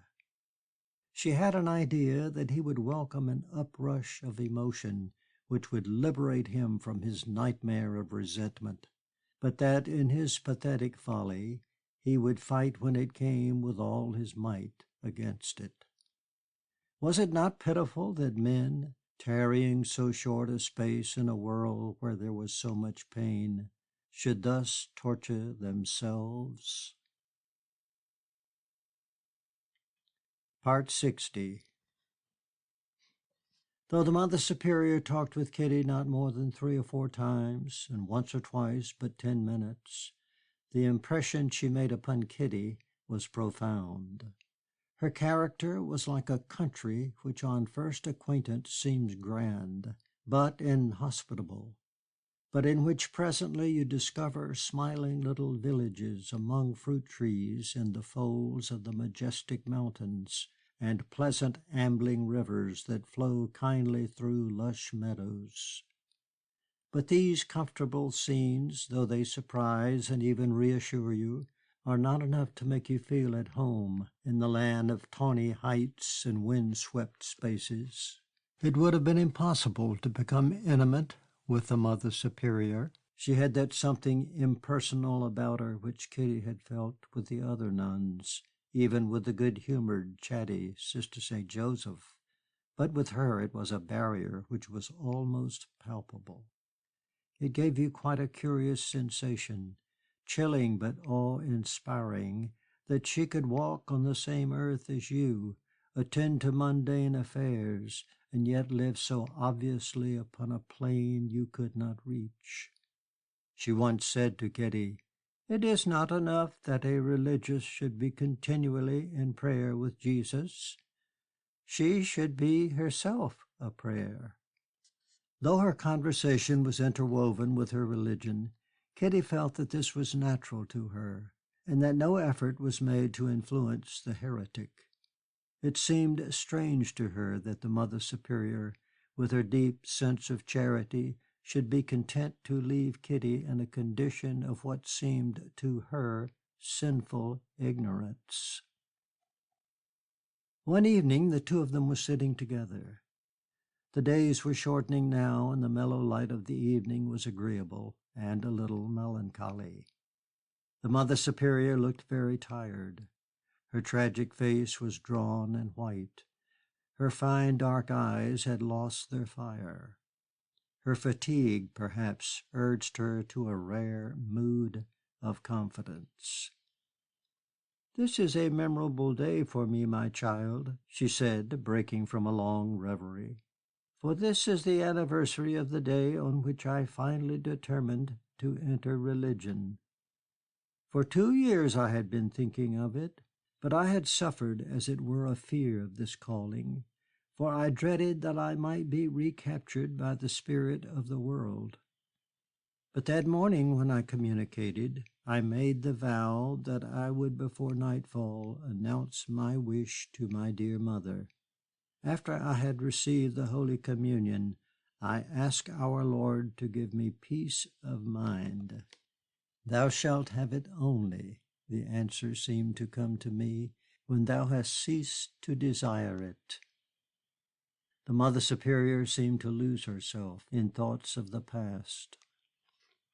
"That day one of our friends, Madame de Verneau, had left for the Carmel without telling any of her relatives. She knew that they were opposed to her step, but she was a widow and thought that as such she had the right to do as she chose. One of my cousins had gone to bid farewell to the dear fugitive and did not come back till the evening. She was much moved. I had not spoken to my mother. I trembled at the thought of telling her what I had in mind, and yet I wished to keep the resolution I had made at Holy Communion. I asked my cousin all manner of questions. My mother, who appeared to be absorbed in her tapestry, lost no word. While I talked, I said to myself, 'If I want to speak today, I have not a minute to lose.' It is strange how vividly I remember the scene. We were sitting round the table, a round table covered with a red cloth, and we worked by the light of a lamp with a green shade. My two cousins were staying with us, and we were all working at tapestries to recover the chairs in the drawing room. Imagine, they had not been recovered since the days of Louis XIV, when they were bought, and they were so shabby and faded. My mother said it was a disgrace. I tried to form the words, but my lips would not move. And then suddenly, after a few minutes of silence, my mother said to me, "I really cannot understand the conduct of your friend. I do not like this leaving without a word all those to whom she is so dear. The gesture is theatrical and offends my taste. A well-bred woman does nothing which shall make people talk of her. I hope that if ever you caused us the great sorrow of leaving us, you would not take flight as though you were committing a crime." It was the moment to speak, but such was my weakness that I could only say, "Ah, set your mind at rest, maman. I should not have the strength." My mother made no answer, and I repented because I had not dared to explain myself. I seemed to hear the word of our Lord to St. Peter, "Peter, lovest thou me?" Oh, what weakness, what ingratitude was mine! I left my comfort, the manner of my life, my family, and my diversions. I was lost in these bitter thoughts when a little later, as though the conversation had not been interrupted, my mother said to me, "Still, my Odette, I do not think that you will die without having done something that will endure." I was still lost in my anxiety and my reflections, while my cousins, never knowing the beating of my heart, worked quietly, when suddenly my mother, letting her tapestry fall and looking at me attentively, said, "Ah, my dear child, I am very sure that you will end by becoming a religious." "Are you speaking seriously, my good mother?" I answered. "You are laying bare the innermost thought and desire of my heart." "Mais oui," cried my cousins, without giving me time to finish. "For 2 years Odette has thought of nothing else. But you will not give your permission, ma tante. You must not give your permission." "By what right, my dear children, should we refuse it?" said my mother, "if it is the will of God?" My cousins then, wishing to make a jest of the conversation, asked me what I intended to do with the trifles that belonged to me, and quarreled gaily about which should take possession of this and which of that. But these first moments of gaiety lasted a very little while, and we began to weep. Then we heard my father come up the stairs. The Mother Superior paused for a moment and sighed. It was very hard for my father. I was his only daughter, and men often have a deeper feeling for their daughters than they ever have for their sons. "It is a great misfortune to have a heart," said Kitty, with a smile. "It is a great good fortune to consecrate that heart to the love of Jesus Christ." At that moment a little girl came up to the Mother Superior, and, confident in her interest, showed her a fantastic toy that she had somehow got hold of. The Mother Superior put her beautiful, delicate hand round the child's shoulder, and the child nestled up to her. It moved Kitty to observe how sweet her smile was, and yet how impersonal. "It is wonderful to see the adoration that all your orphans have for you, mother," she said. "I think I should be very proud if I could excite so great a devotion." The Mother Superior gave once more her aloof and yet beautiful smile. "There's only one way to win hearts, and that is to make oneself like unto those of whom one would be loved." Part 61. Walter did not come back to dinner that evening. Kitty waited for him a little, for when he was detained in the city he always managed to send her word. But at last she sat down.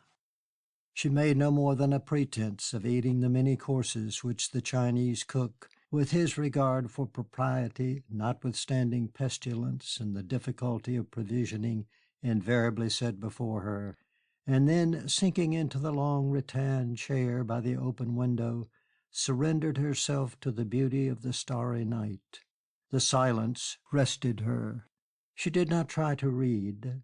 Her thoughts floated upon the surface of her mind like little white clouds reflected on a still lake. She was too tired to seize upon one, follow it up, and absorb herself in its attendant train. She wondered vaguely what there was for her in the various impressions which her conversations with the nuns had left upon her. It was singular that, though their way of life so profoundly moved her, the faith which occasioned it left her untouched. She could not envision the possibility that she might at any time be captured by the ardor of belief. She gave a little sigh. Perhaps it would make everything easier if that great white light should illuminate her soul. Once or twice she had had the desire to tell the Mother Superior of her unhappiness and its cause. But she dared not. She could not bear that this austere woman should think ill of her. To her what she had done would naturally seem a grievous sin. The odd thing was that she herself could not regard it as wicked so much as stupid and ugly.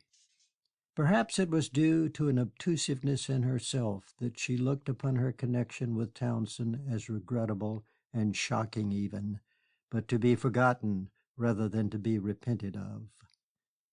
It was like making a blunder at a party. There was nothing to do about it. It was dreadfully mortifying, but it showed a lack of sense to ascribe too much importance to it. She shuddered as she thought of Charlie with his large frame too well covered, the vagueness of his jaw, and the way he had of standing with his chest thrown out so that he might not seem to have a pouch.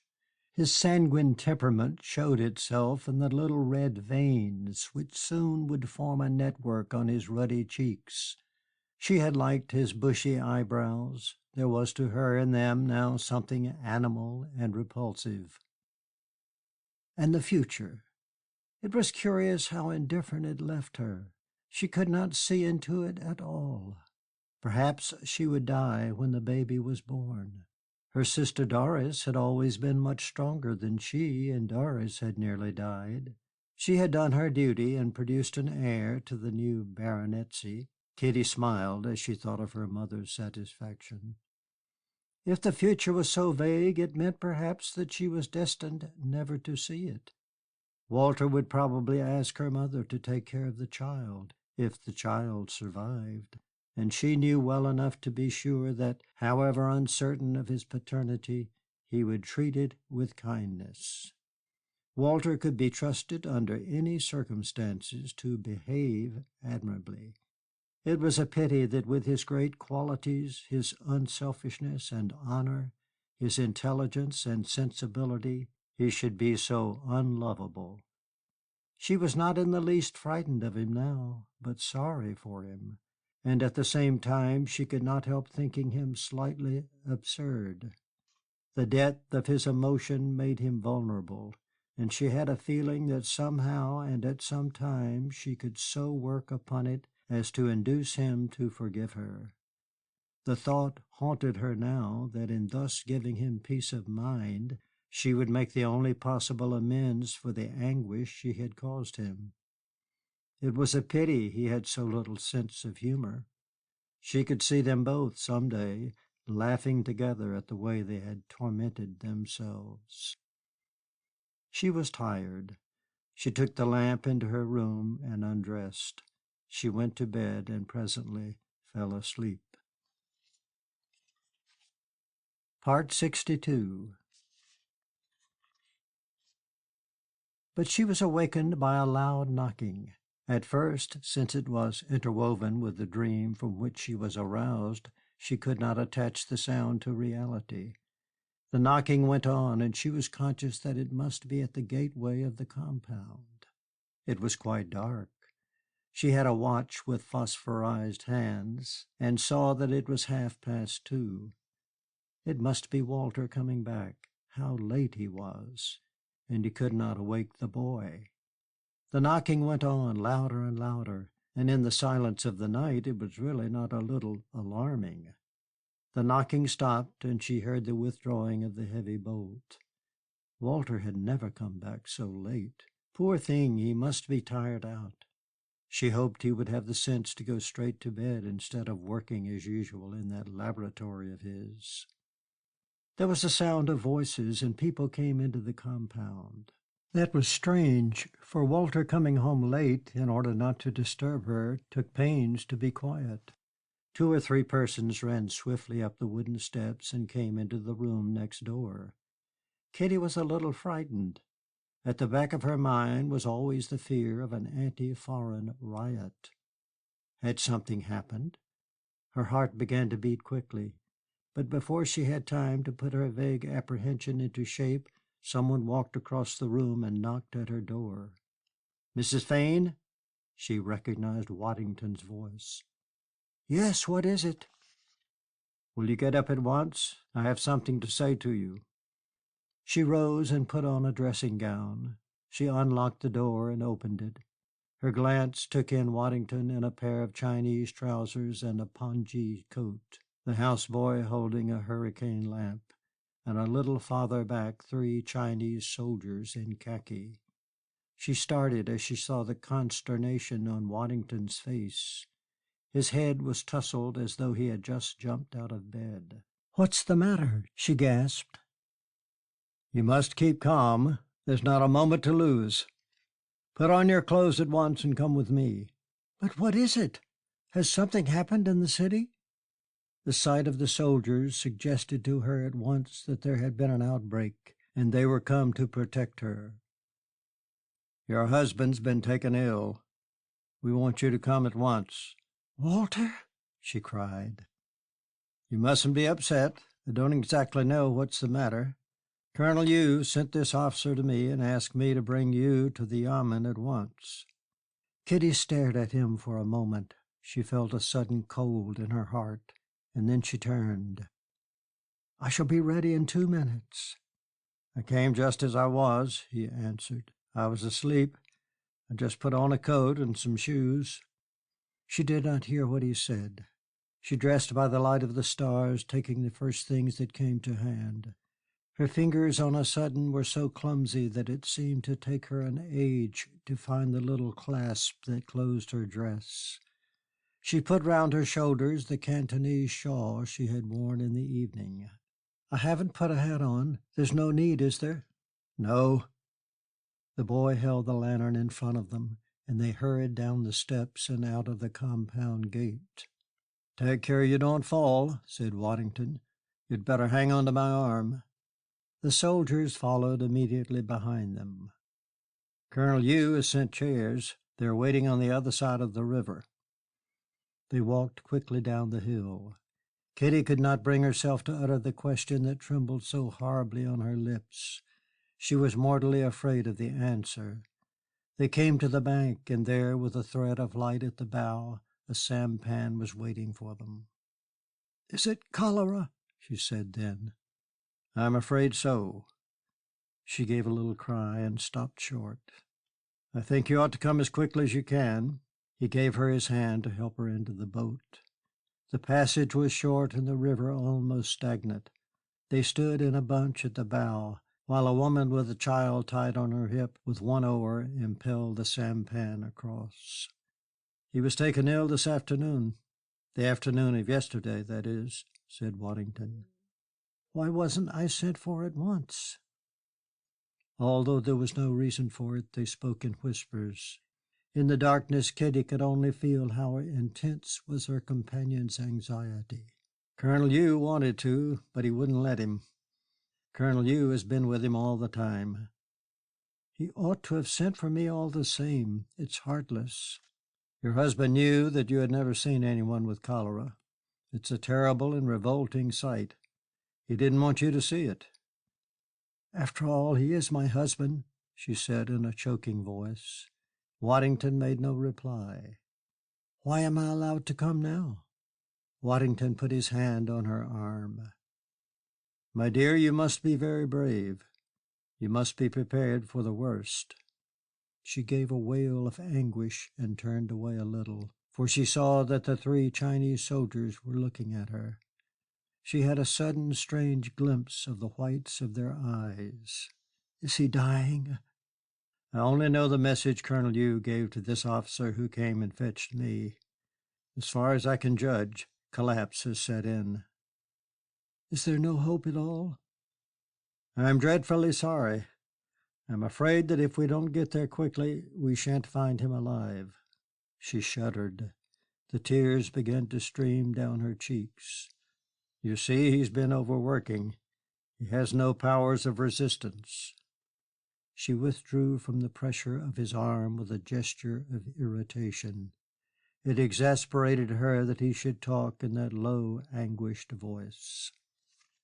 They reached the side, and the 2 men, Chinese coolies, standing on the bank, helped her to step on shore. The chairs were waiting. As she got into hers, Waddington said to her, "Try and keep a tight hold on your nerves. You'll want all your self-control." "Tell the bearers to make haste." "They have orders to go as fast as they can." The officer, already in his chair, passed by, and as he passed called out to Kitty's bearers. They raised the chair smartly, arranged the poles on their shoulders, and at a swift pace set off. Waddington followed close behind. They took the hill at a run, a man with a lantern going before each chair, and at the water gate the gatekeeper was standing with a torch. The officer shouted to him as they approached, and he flung open one side of the gate to let them through. He uttered some sort of interjection as they passed, and the bearers called back. In the dead of the night those guttural sounds in a strange language were mysterious and alarming. They slithered up the wet and slippery cobbles of the alley, and one of the officer's bearers stumbled. Kitty heard the officer's voice raised in anger, the shrill retort of the bearer, and then the chair in front hurried on again. The streets were narrow and tortuous. Here in the city was deep night. It was a city of the dead. They hastened along a narrow lane, turned a corner, and then at a run took a flight of steps. The bearers were beginning to blow hard.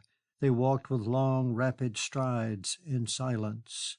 One took out a ragged handkerchief, and as he walked wiped from his forehead the sweat that ran down into his eyes. They wound this way and that, so that it might have been a maze through which they sped. In the shadow of the shuttered shops, sometimes a form seemed to be lying.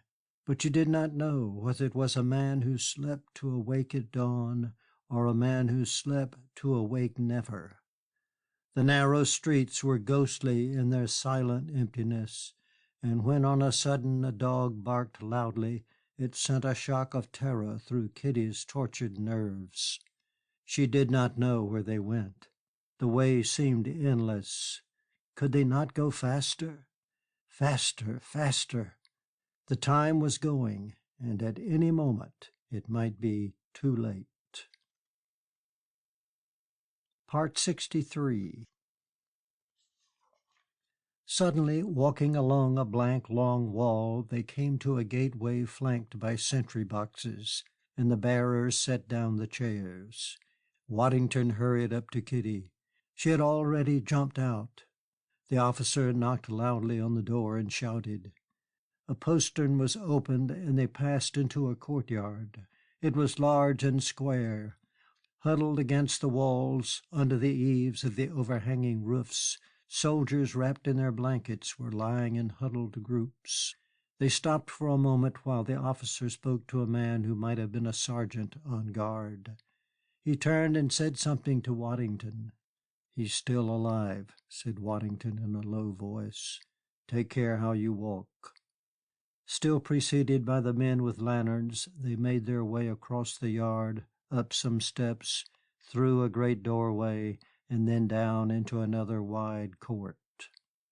On one side of this was a long chamber with lights in it. The lights within, shining through the rice paper, silhouetted the elaborate pattern of the lattice. The lantern bearers led them across the yard towards this room, and at the door the officer knocked. It was opened immediately, and the officer, with a glance at Kitty, stepped back. "Will you walk in?" said Waddington. It was a long, low room, and the smoky lamps that lit it made the gloom ominous. 3 or 4 orderlies stood about.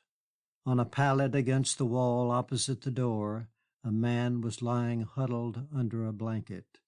An officer was standing motionless at the foot.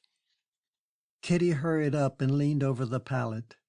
Walter lay with his eyes closed, and in that somber light his face had the grayness of death. He was horribly still. "Walter, Walter!" she gasped in a low, terrified tone. There was a slight movement of the body, or the shadow of a movement. It was so slight it was like a breath of air which you cannot feel, and yet for an instant ruffles the surface of still water. "Walter, Walter, speak to me." The eyes were opened slowly, as though it were an infinite effort to raise those heavy lids. But he did not look. He stared at the wall a few inches from his face. He spoke. His voice, low and weak, had the hint of a smile in it. "This is a pretty kettle of fish," he said. Kitty dared not breathe. He made no further sound, no beginning of a gesture. But his eyes, those dark, cold eyes of his, seeing now what mysteries, stared at the whitewashed wall. Kitty raised herself to her feet. With haggard gaze she faced the man who stood there. "Surely something can be done. You're not going to stand there and do nothing." She clasped her hands. Waddington spoke to the officer who stood at the end of the bed. "I'm afraid they've done everything that was possible. The regimental surgeon has been treating him. Your husband has trained him, and he's done all that your husband could do himself." "Is that the surgeon?" "No, that's Colonel Yu. He's never left your husband's side." Distracted, Kitty gave him a glance. He was a tallish man, but stockily built, and he seemed ill at ease in his khaki uniform. He was looking at Walter, and she saw that his eyes were wet with tears. It gave her a pang. Why should that man with his yellow, flat face have tears in his eyes? It exasperated her. "It's awful to be able to do nothing." "At least he's not in pain any more," said Waddington. She leaned once more over her husband. Those ghastly eyes of his still stared vacantly in front of him. She could not tell if he saw with them. She did not know whether he had heard what was said. She put her lips close to his ears. "Walter, isn't there something we can do?" She thought there must be some drug they could give him which would stay the dreadful ebbing of his life. Now that her eyes were more accustomed to the dimness, she saw with horror that his face had fallen. She could hardly have recognized him.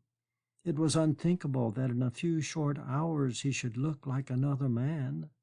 He hardly looked like a man at all. He looked like death. She thought that he was making an effort to speak. She put her ear close. "Don't fuss. I've had a rough passage, but I'm all right now." Kitty waited for a moment, but he was silent. His immobility rent her heart with anguish. It was terrifying that he should lie so still. He seemed prepared already for the stillness of the grave. Someone, the surgeon or a dresser, came forward and with a gesture motioned her aside. He leaned over the dying man and with a dirty rag wet his lips. Kitty stood up once more and turned to Waddington despairingly. "Is there no hope at all?" she whispered. He shook his head. "How much longer can he live?" "No one can tell. An hour, perhaps." Kitty looked round the bare chamber, and her eyes rested for an instant on the substantial form of Colonel Yu. "Can I be left alone with him for a little while?" she asked. "Only for a minute." "Certainly, if you wish it." Waddington stepped over to the Colonel and spoke to him. The Colonel gave a little bow and then, in a low tone, an order. "We shall wait on the steps," said Waddington as they trooped out. "You have only to call."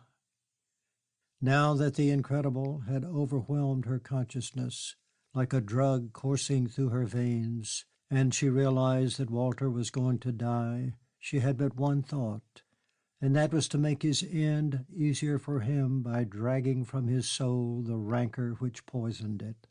If he could die at peace with her, it seemed to her that he would die at peace with himself. She thought now not of herself at all, but only of him. "Walter, I beseech you to forgive me," she said, leaning over him. For fear that he could not bear the pressure, she took care not to touch him. "I'm so desperately sorry for the wrong I did you. I so bitterly regret it." He said nothing. He did not seem to hear. She was obliged to insist. It seemed to her strangely that his soul was a fluttering moth, and its wings were heavy with hatred.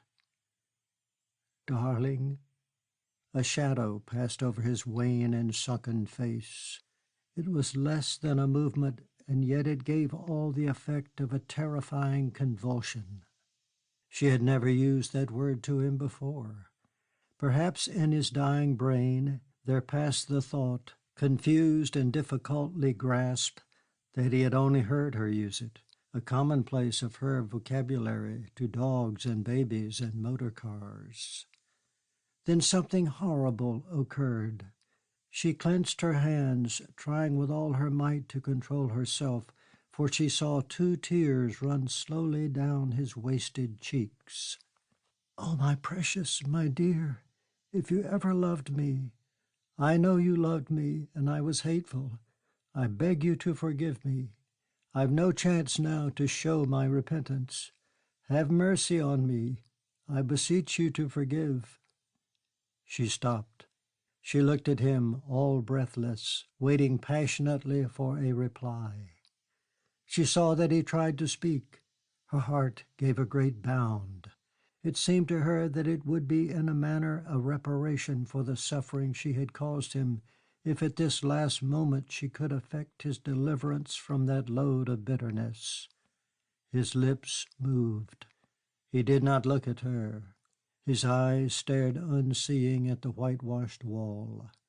She leaned over him so that she might hear. But he spoke quite clearly.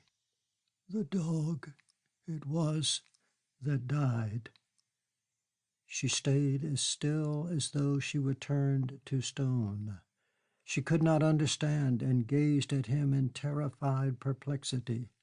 It was meaningless, delirium. He had not understood a word she said.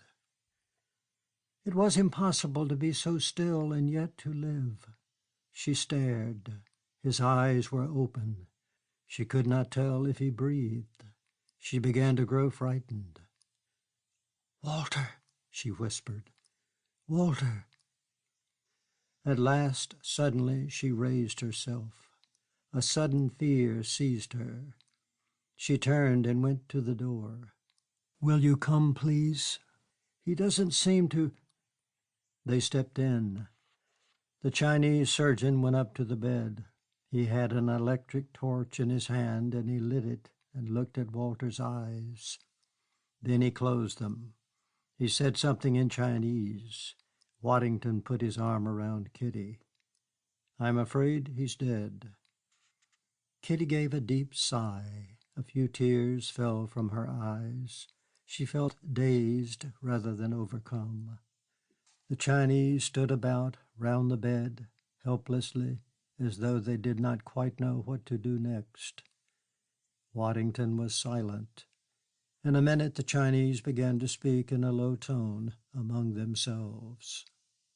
"You'd better let me take you back to the bungalow," said Waddington. "He'll be brought there." Kitty passed her hand wearily across her forehead. She went up to the pallet bed and leaned over it. She kissed Walter gently on the lips. She was not crying now. I'm sorry to give you so much trouble." The officers saluted as she passed, and she gravely bowed. They walked back across the courtyard and got into their chairs. She saw Waddington light a cigarette.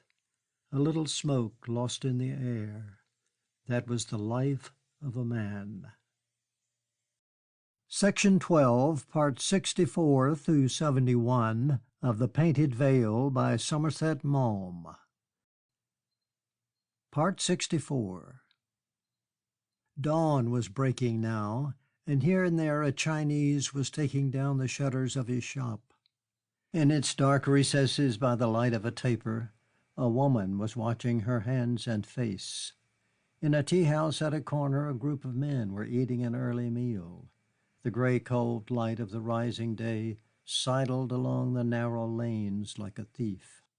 There was a pale mist on the river, and the masts of the crowded junks loomed through it like the lances of a phantom army. It was chilly as they crossed, and Kitty huddled herself up in her gay and colored shawl.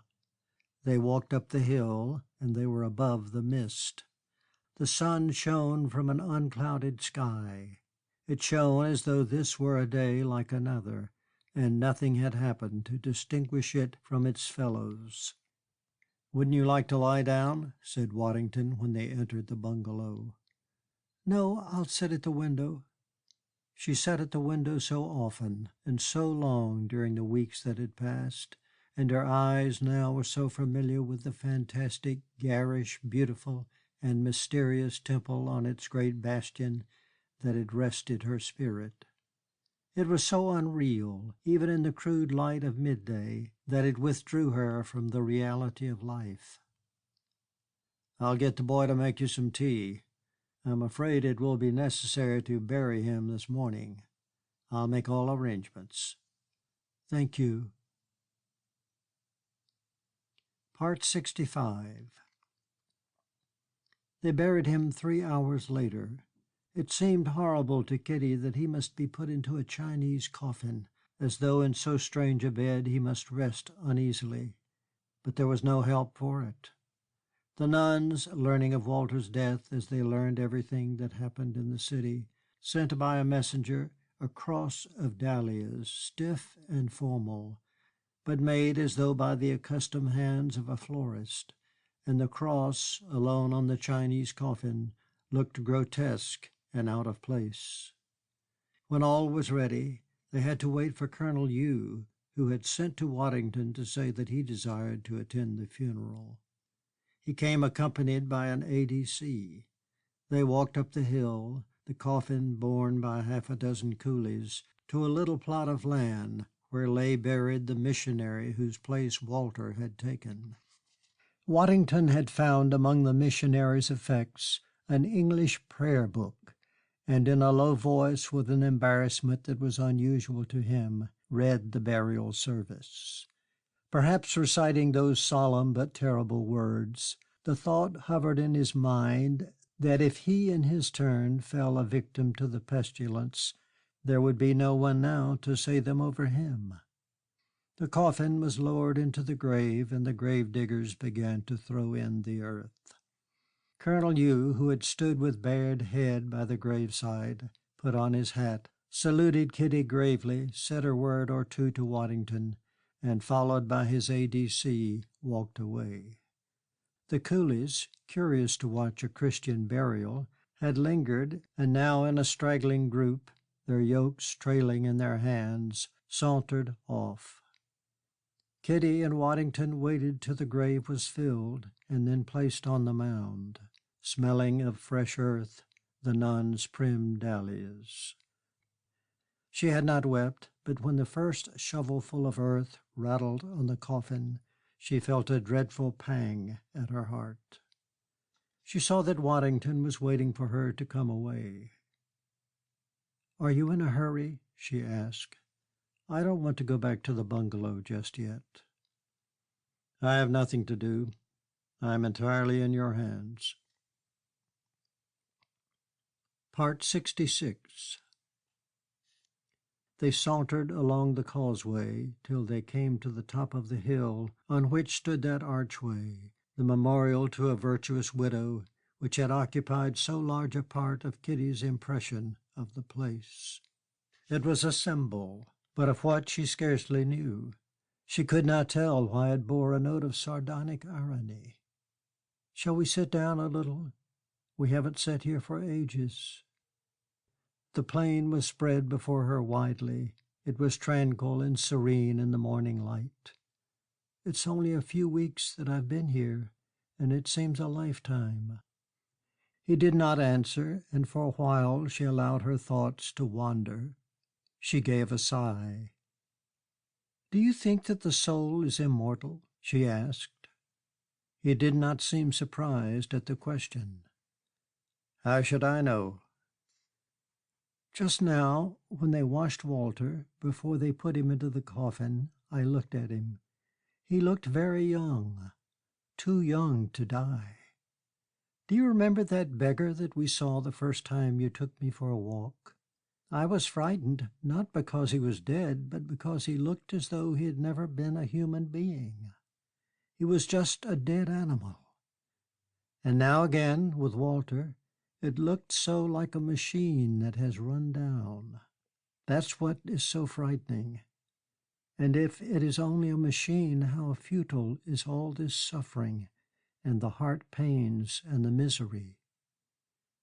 He did not answer, but his eyes traveled over the landscape at their feet. The wide expanse on that gay and sunny morning filled the heart with exultation.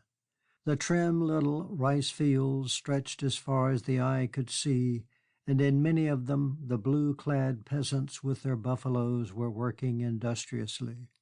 It was a peaceful and a happy scene. Kitty broke the silence. "I can't tell you how deeply moved I've been by all I've seen at the convent.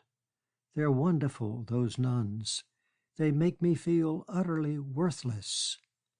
They gave up everything, their home, their country, love, children, freedom, and all the little things which I sometimes think must be harder still to give up. Flowers in green fields, going for a walk on an autumn day, books and music, comfort, everything they gave up, everything. And they do it so that they may devote themselves to a life of sacrifice and poverty, obedience, killing work, and prayer. To all of them, this world is really and truly a place of exile. Life is a cross which they willingly bear, but in their hearts all the time is the desire. Oh, it's so much stronger than desire. It's a longing, an eager, passionate longing for the death which shall lead them to life everlasting." Kitty clasped her hands and looked at him with anguish. "Well, supposing there is no life everlasting, think what it means if death is really the end of all things. They've given up all for nothing. They've been cheated. They're dupes." Waddington reflected for a little while. "I wonder if it matters that what they have aimed at is illusion. Their lives are in themselves beautiful. I have an idea that the only thing which makes it possible to regard this world we live in without disgust is the beauty which now and then men create out of the chaos. The pictures they paint, the music they compose, the books they write, and the lives they lead. Of all these, the richest in beauty is the beautiful life. That is the perfect work of art." Kitty sighed. What he said seemed hard. She wanted more. "Have you ever been to a symphony concert?" he continued. "Yes," she smiled. "I know nothing of music, but I'm rather fond of it." "Each member of the orchestra plays his own little instrument. And what do you think he knows of the complicated harmonies which unroll themselves on the indifferent air? He's concerned only with his own small share. But he knows that the symphony is lovely, and though there is none to hear it, it is lovely still, and he is content to play his part." "You spoke of Tao the other day," said Kitty after a pause. Tell me what it is." Waddington gave her a little look, hesitated an instant, and then, with a faint smile on his comic face, answered, "It is the way and the way-goer. It is the eternal road along which walk all beings. But no one being made it, for itself is being. It is everything and nothing.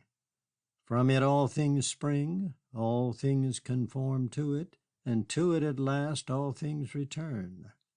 It is a square without angles, a sound which ears cannot hear, and an image without form. It is a vast net, and though its meshes are as wide as the sea, it lets nothing through.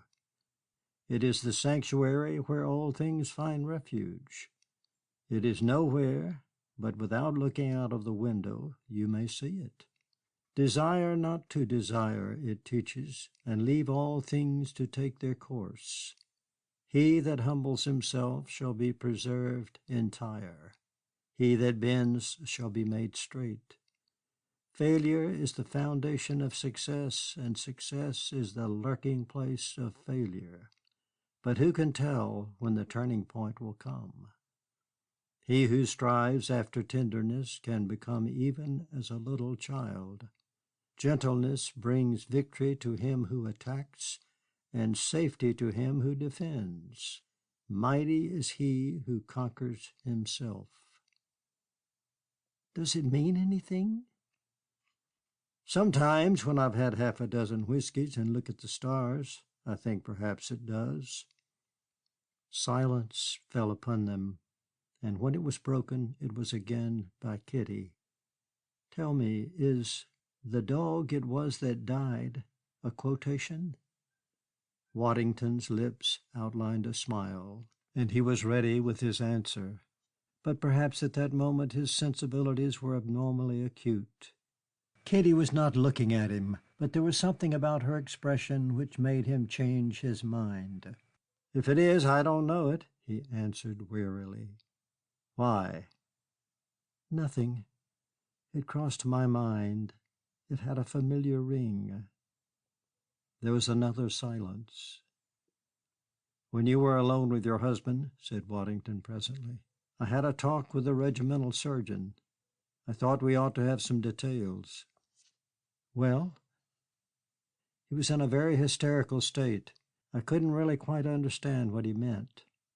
So far as I can make out, your husband got infected during the course of experiments he was making." "He was always experimenting. He wasn't really a doctor. He was a bacteriologist. That is why he was so anxious to come here."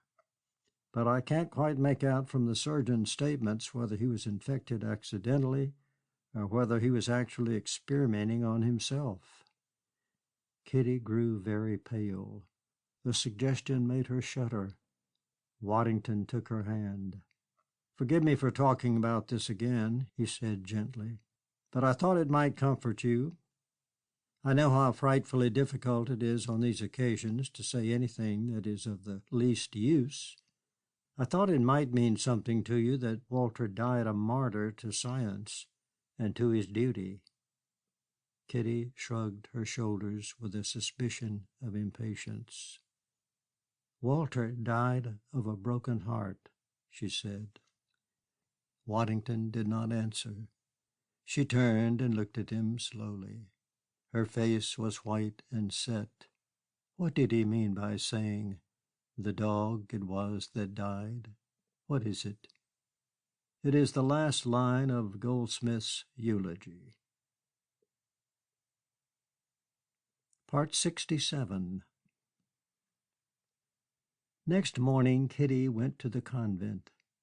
The girl who opened the door seemed surprised to see her, and when Kitty had been for a few minutes about her work, the Mother Superior came in. She went up to Kitty and took her hand. "I am glad to see you, my dear child. You show a fine courage in coming back here so soon after your great sorrow, and wisdom, for I am sure that a little work will keep you from brooding." Kitty cast down her eyes, reddening a little. She did not want the Mother Superior to see into her heart. "I need not tell you how sincerely all of us here sympathize with you." "You're very kind," whispered Kitty.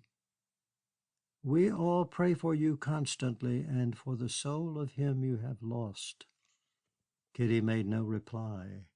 The Mother Superior released her hand and in her cool, authoritative tone imposed various tasks upon her.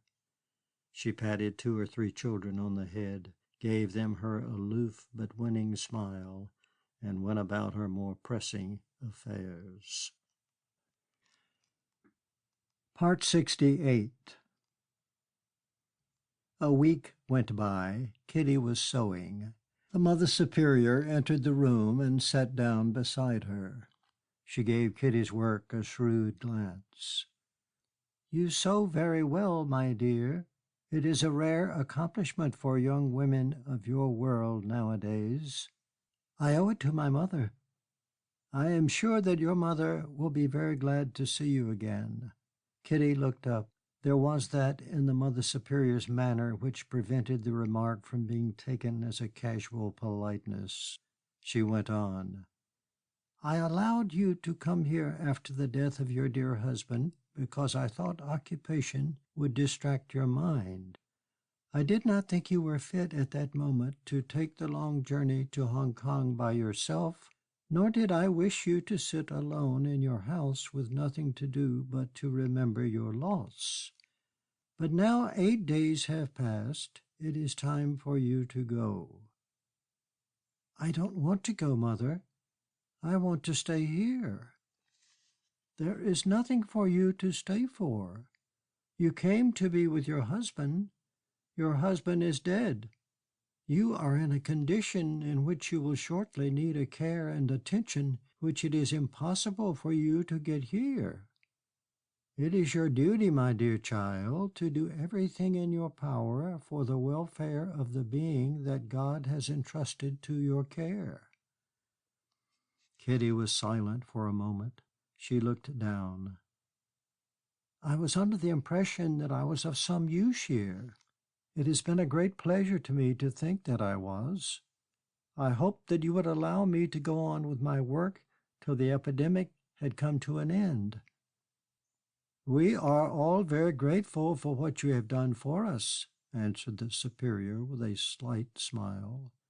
"But now that the epidemic is waning, the risk of coming here is not so great, and I am expecting 2 sisters from Canton. They should be here very shortly, and when they arrive I do not think that I shall be able to make any use of your services." Kitty's heart sank. The Mother Superior's tone admitted of no reply. She knew her well enough to know that she would be insensible to entreaty. That she had found it necessary to reason with Kitty had brought into her voice a note, if hardly of irritation, at least of the peremptoriness which might lead to it. "Mr. Waddington was good enough to ask my advice." "I wish he could have minded his own business," interrupted Kitty. "But if he hadn't, I should all the same have felt obliged to give it to him," said the Mother Superior gently.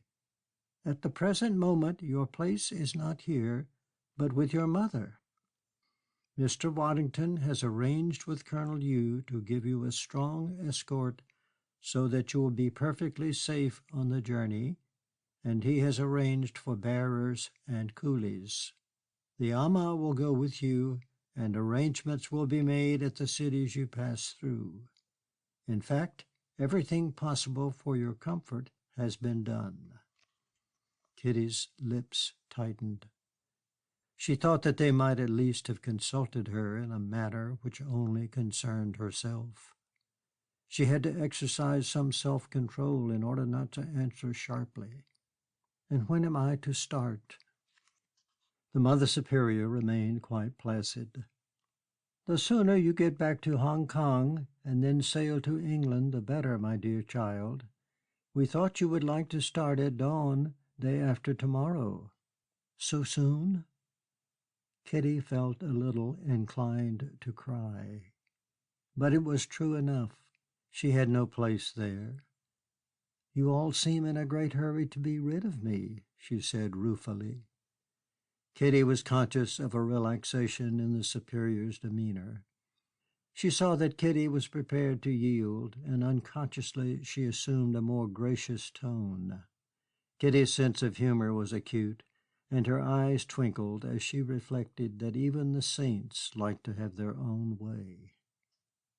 "Don't think that I fail to appreciate the goodness of your heart, my dear child, and the admirable charity which makes you unwilling to abandon your self-imposed duties." Kitty stared straight in front of her. She faintly shrugged her shoulders. She knew that she could ascribe to herself no such exalted virtues. She wanted to stay because she had nowhere else to go. It was a curious sensation, this, that nobody in the world cared two straws whether she was alive or dead. "I cannot understand that you should be reluctant to go home," pursued the Superior amiably. "There are many foreigners in this country who would give a great deal to have your chance." "But not you, mother." "Oh, with us it is different, my dear child. When we come here, we know that we have left our homes forever." Out of her own wounded feelings emerged the desire in Kitty's mind, malicious perhaps, to seek the joint in the armor of faith which rendered the nun so aloofly immune to all the natural feelings. She wanted to see whether there was left in the Superior any of the weakness of humanity. "I should have thought that sometimes it was hard never to see again those that are dear to you and the scenes amid which you were brought up." The Mother Superior hesitated for a moment, but Kitty, watching her, could see no change in the serenity of her beautiful and austere face. "It is hard for my mother, who is old now, for I am her only daughter, and she would dearly like to see me once more before she dies. I wish I could give her that joy, but it cannot be, and we shall wait till we can meet in paradise." All the same, when one thinks of those to whom one is so dear, it must be difficult not to ask oneself if one was right in cutting oneself off from them. "Are you asking me if I ever regretted the step I took?" On a sudden the Mother Superior's face grew radiant. "Never, never. I have exchanged a life that was trivial and worthless for one of sacrifice and prayer." There was a brief silence, and then the Mother Superior, assuming a lighter manner, smiled. "I am going to ask you to take a little parcel and post it for me when you get to Marseilles. I do not wish to entrust it to the Chinese post office. I will fetch it at once." "You can give it to me tomorrow," said Kitty. "You will be too busy to come here tomorrow, my dear. It will be more convenient for you to bid us farewell tonight." She rose, and with the easy dignity which her voluminous habit could not conceal, left the room.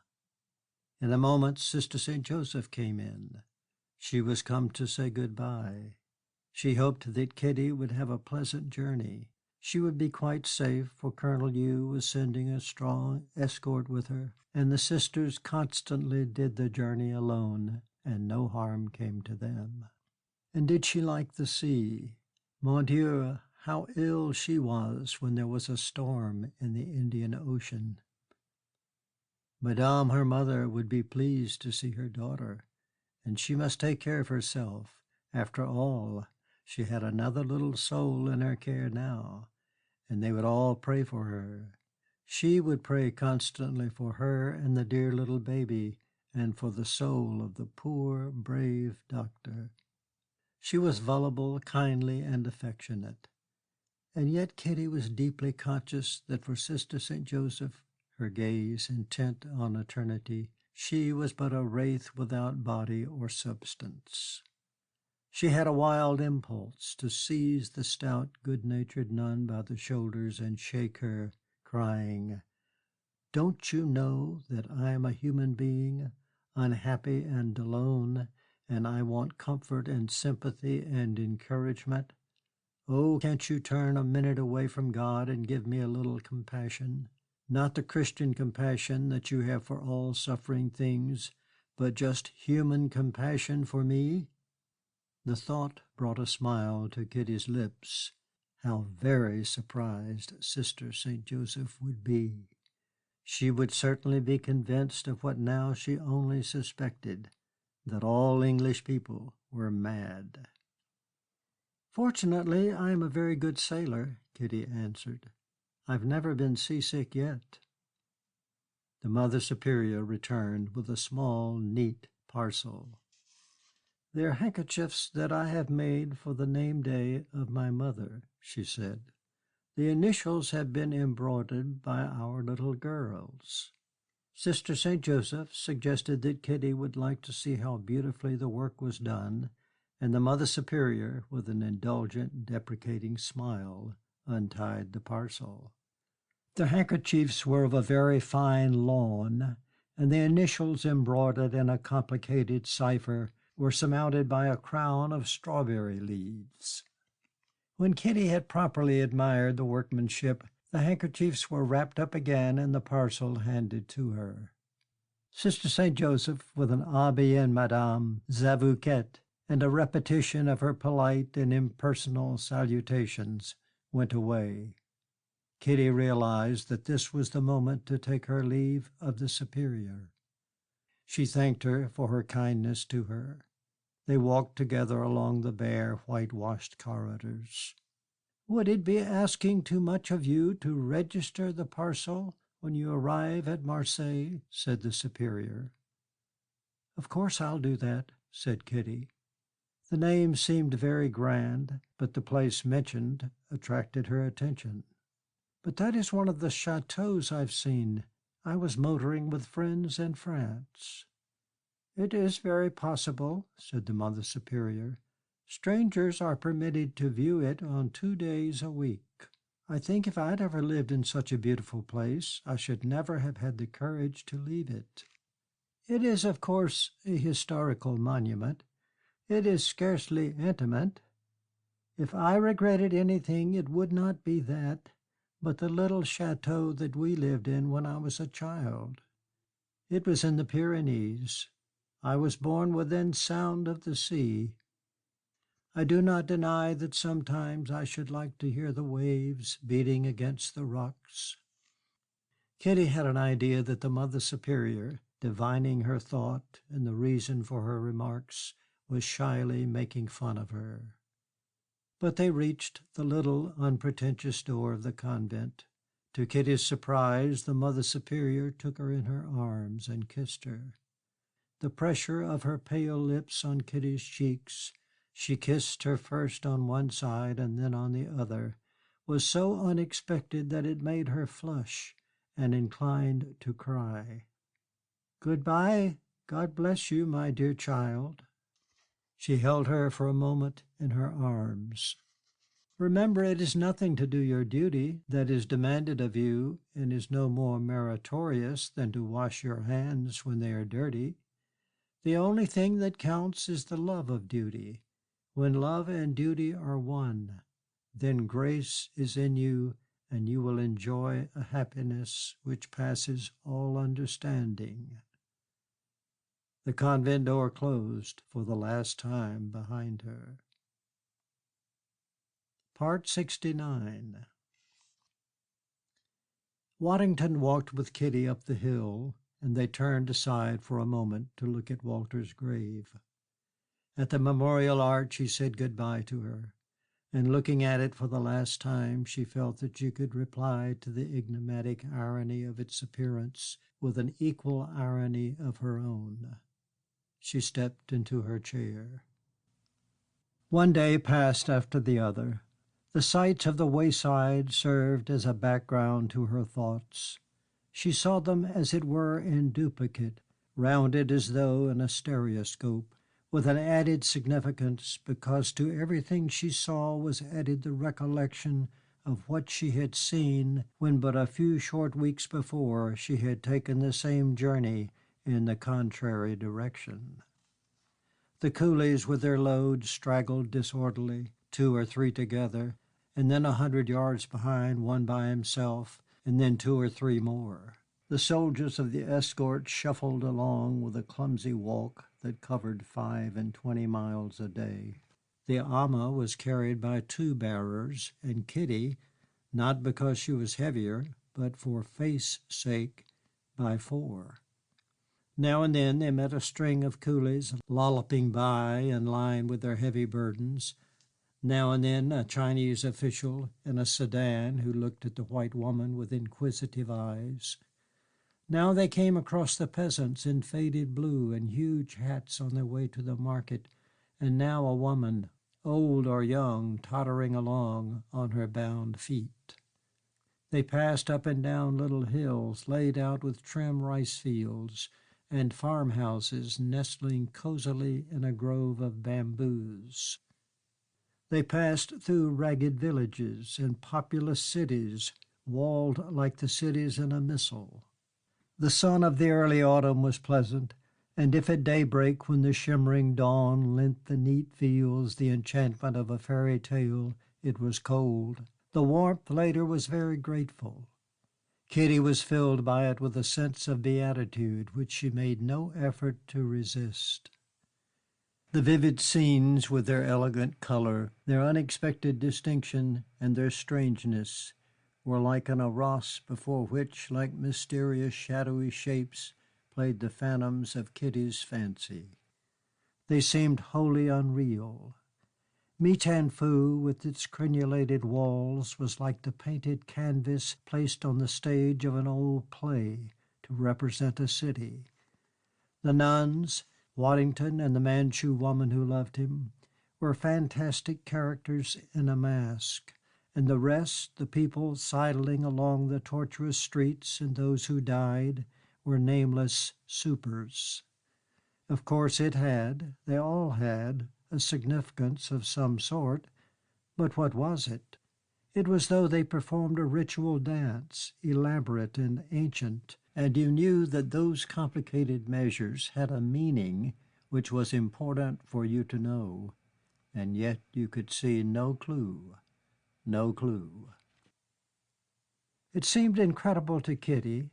An old woman was passing along the causeway in blue, and the blue in the sunshine was like lapis lazuli. Her face, with its 1,000 little wrinkles, was like a mask of old ivory, and she leaned, as she walked on her tiny feet, on a long black staff. It seemed incredible to Kitty that she and Walter had taken part in that strange and unreal dance. They had played important parts, too. She might easily have lost her life.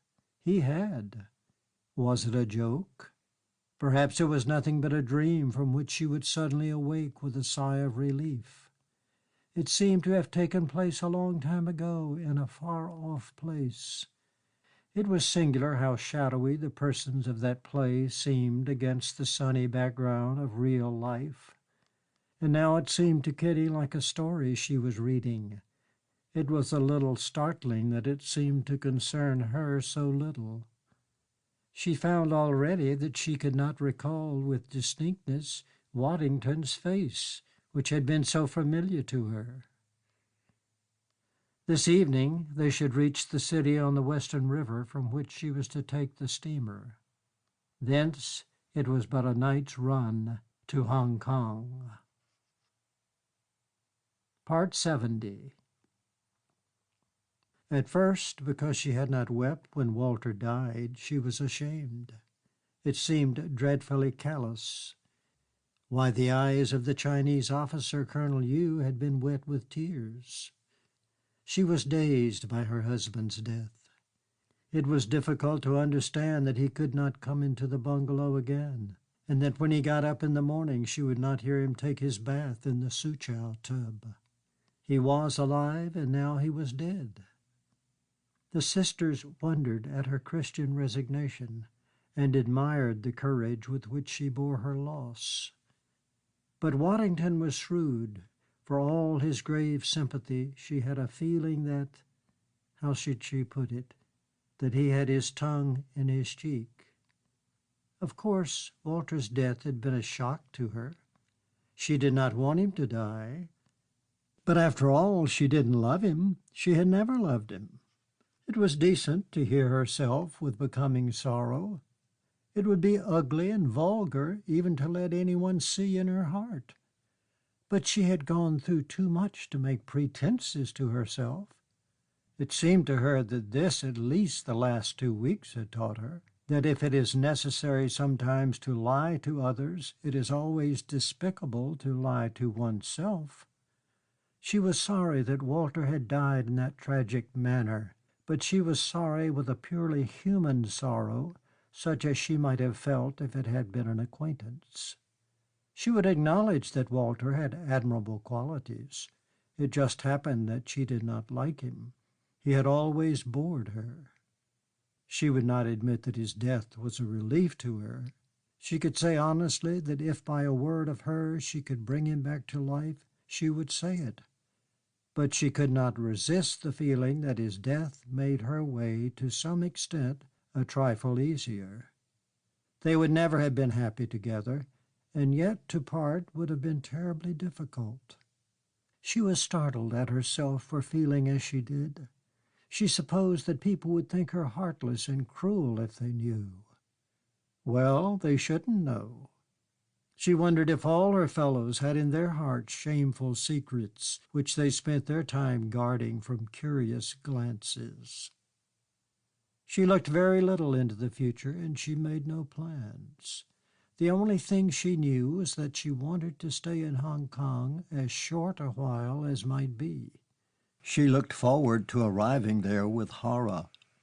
It seemed to her that she would like to wander forever through that smiling and friendly country in her rattan chair, and an indifferent spectator forever of the phantasmagoria of life. Pass each night under a different roof. But of course the immediate future must be faced. She would go to the hotel when she reached Hong Kong. She would arrange about getting rid of the house and selling the furniture. There would be no need to see Townsend. He would have the grace to keep out of her way. She would like all the same to see him once more in order to tell him what a despicable creature she thought him. But what did Charles Townsend matter? Like a rich melody on a harp that rang in exultant arpeggios through the complicated harmonies of a symphony, one thought beat in her heart insistently. It was this thought which gave their exotic beauty to the rice fields, which made a little smile break on her pale lips as a smooth-faced lad swung past her on his way to the market town with an exultation in his carriage and audacity in his eyes, and which gave the magic of a tumultuous life to the city she passed through. The city of the pestilence was a prison from which she had escaped, and she had never known before how exquisite was the blueness of the sky, and what a joy there was in the bamboo copses that leaned with such an adorable grace across the causeway. Freedom! That was the thought that sung in her heart, so that even though the future was so dim, it was iridescent like the mist over the river where the morning sun fell upon it. Freedom! Not only freedom from a bond that irked and a companionship which depressed her, freedom not only from the death which had threatened, but freedom from the love that had degraded her, freedom from all spiritual ties, the freedom of a disembodied spirit, and with freedom, courage, and a valiant unconcern for whatever was to come. Section 13, Parts 71 through 76 of The Painted Veil by Somerset Maugham. Part 71. When the boat docked at Hong Kong, Kitty, who had been standing on the deck to look at the colored, gay, and vivacious traffic of the river, went into her cabin to see that the ama had left nothing behind. She gave herself a look in the glass. She wore black, The nuns had dyed a dress for her, but not mourning, and the thought crossed her mind that the first thing she must do was to see to this. The habiliments of woe could not but serve as an effective disguise to her unexpected feelings. There was a knock on her cabin door. The ama opened it. "Mrs. Fane." Kitty turned and saw a face which at the first moment she did not recognize. Then her heart gave a sudden quick beat, and she flushed. It was Dorothy Townsend. Kitty so little expected to see her that she knew neither what to do nor what to say. But Mrs. Townsend came into the cabin and with an impulsive gesture took Kitty in her arms. "Oh, my dear, I'm so dreadfully sorry for you." Kitty allowed herself to be kissed. Kitty was a little surprised at this effusiveness in a woman whom she had always thought cold and distant. "It's very kind of you," murmured Kitty. "Come on deck. The ama will look after your things, and my boys are here." She took Kitty's hand, and Kitty, allowing herself to be led, noticed that her good-natured, weather-beaten face bore an expression of real concern. "Your boat's early. I very nearly didn't get down in time," said Mrs. Townsend. "I couldn't have borne it if I missed you." "But you didn't come to meet me," exclaimed Kitty. "Of course I did. But how did you know I was coming?" "Mr. Waddington sent me a telegram." Kitty turned away. She had a lump in her throat. It was funny that a little unexpected kindness should so affect her. She did not want to cry. She wished Dorothy Townsend would go away. But Dorothy took the hand that was hanging by Kitty's side and pressed it. It embarrassed Kitty that this shy woman should be so demonstrative. "I want you to do me a great favor. Charlie and I want you to come and stay with us while you're in Hong Kong." Kitty snatched her hand away. "It's awfully kind of you. I couldn't possibly." "But you must. You can't go and live all by yourself in your own house. It would be dreadful for you. I've prepared everything. You shall have your own sitting room. You can have your meals there if you don't care to have them with us. We both want you to come." "I wasn't thinking of going to the house. I was going to get myself a room at the Hong Kong hotel. I couldn't possibly put you to so much trouble." The suggestion had taken her by surprise. She was confused and vexed. If Charlie had had any sense of decency, he would never have allowed his wife to make the invitation. She did not wish to be under an obligation to either of them. "Oh, but I couldn't bear the idea of your living at a hotel. And you'd hate the Hong Kong hotel just now, with all those people about and the band playing jazz all the time. Please say you'll come to us. I promise you that Charlie and I won't bother you." "I don't know why you should be so kind to me." Kitty was getting a little short of excuses. She could not bring herself to utter a blunt and definite no. "I'm afraid I'm not very good company among strangers just now." "But need we be strangers to you?" "Oh, I do so want not to be. I so want you to allow me to be your friend." Dorothy clasped her hands, and her voice, her cool, deliberate, and distinguished voice, was tremulous with tears. "I so awfully want you to come. You see, I want to make amends to you." Kitty did not understand. She did not know what amends Charlie's wife owed her. "I'm afraid I didn't very much like you at first. I thought you rather fast. You see, I'm old-fashioned, and I suppose I'm intolerant." Kitty gave her a passing glance. What she meant was that at first she had thought Kitty vulgar. Though Kitty allowed no shadow of it to show on her face, in her heart she laughed. Much she cared for what anyone thought of her now. "And when I heard that you'd gone with your husband into the jaws of death without a moment's hesitation, I felt such a frightful cad. I felt so humiliated. You've been so wonderful. You've been so brave. You've made all the rest of us look so dreadfully cheap and second-rate." Now the tears were pouring down her kind, homely face. "I can't tell you how much I admire you and what a respect I have for you. I know I can do nothing to make up for your terrible loss, but I want you to know how deeply, how sincerely I feel for you. And if you'll only allow me to do a little something for you, it would be a privilege. Don't bear me a grudge because I misjudged you. You're heroic, and I'm just a silly fool of a woman."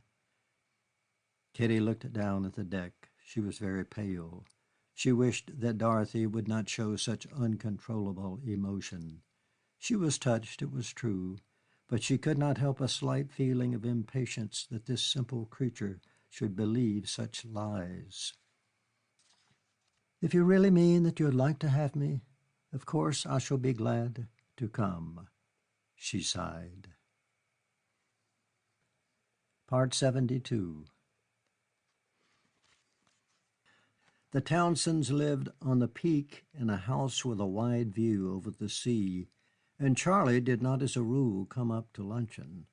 But on the day of Kitty's arrival, Dorothy, they were Kitty and Dorothy to one another by now, told her that if she felt up to seeing him, he would like to come and bid her welcome.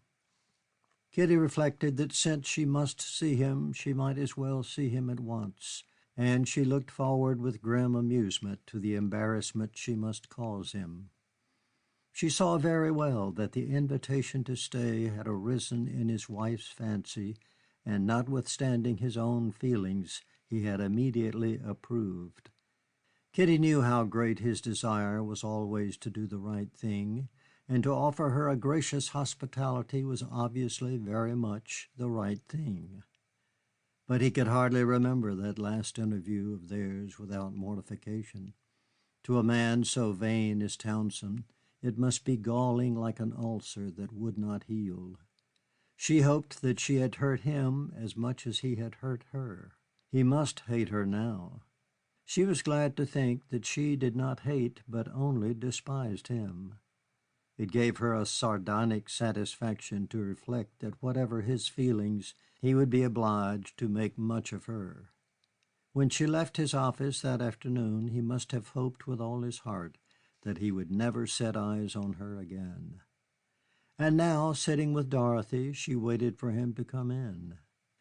She was conscious of her delight in the sober luxury of the drawing-room. She sat in an armchair. There were lovely flowers here and there. On the walls were pleasing pictures.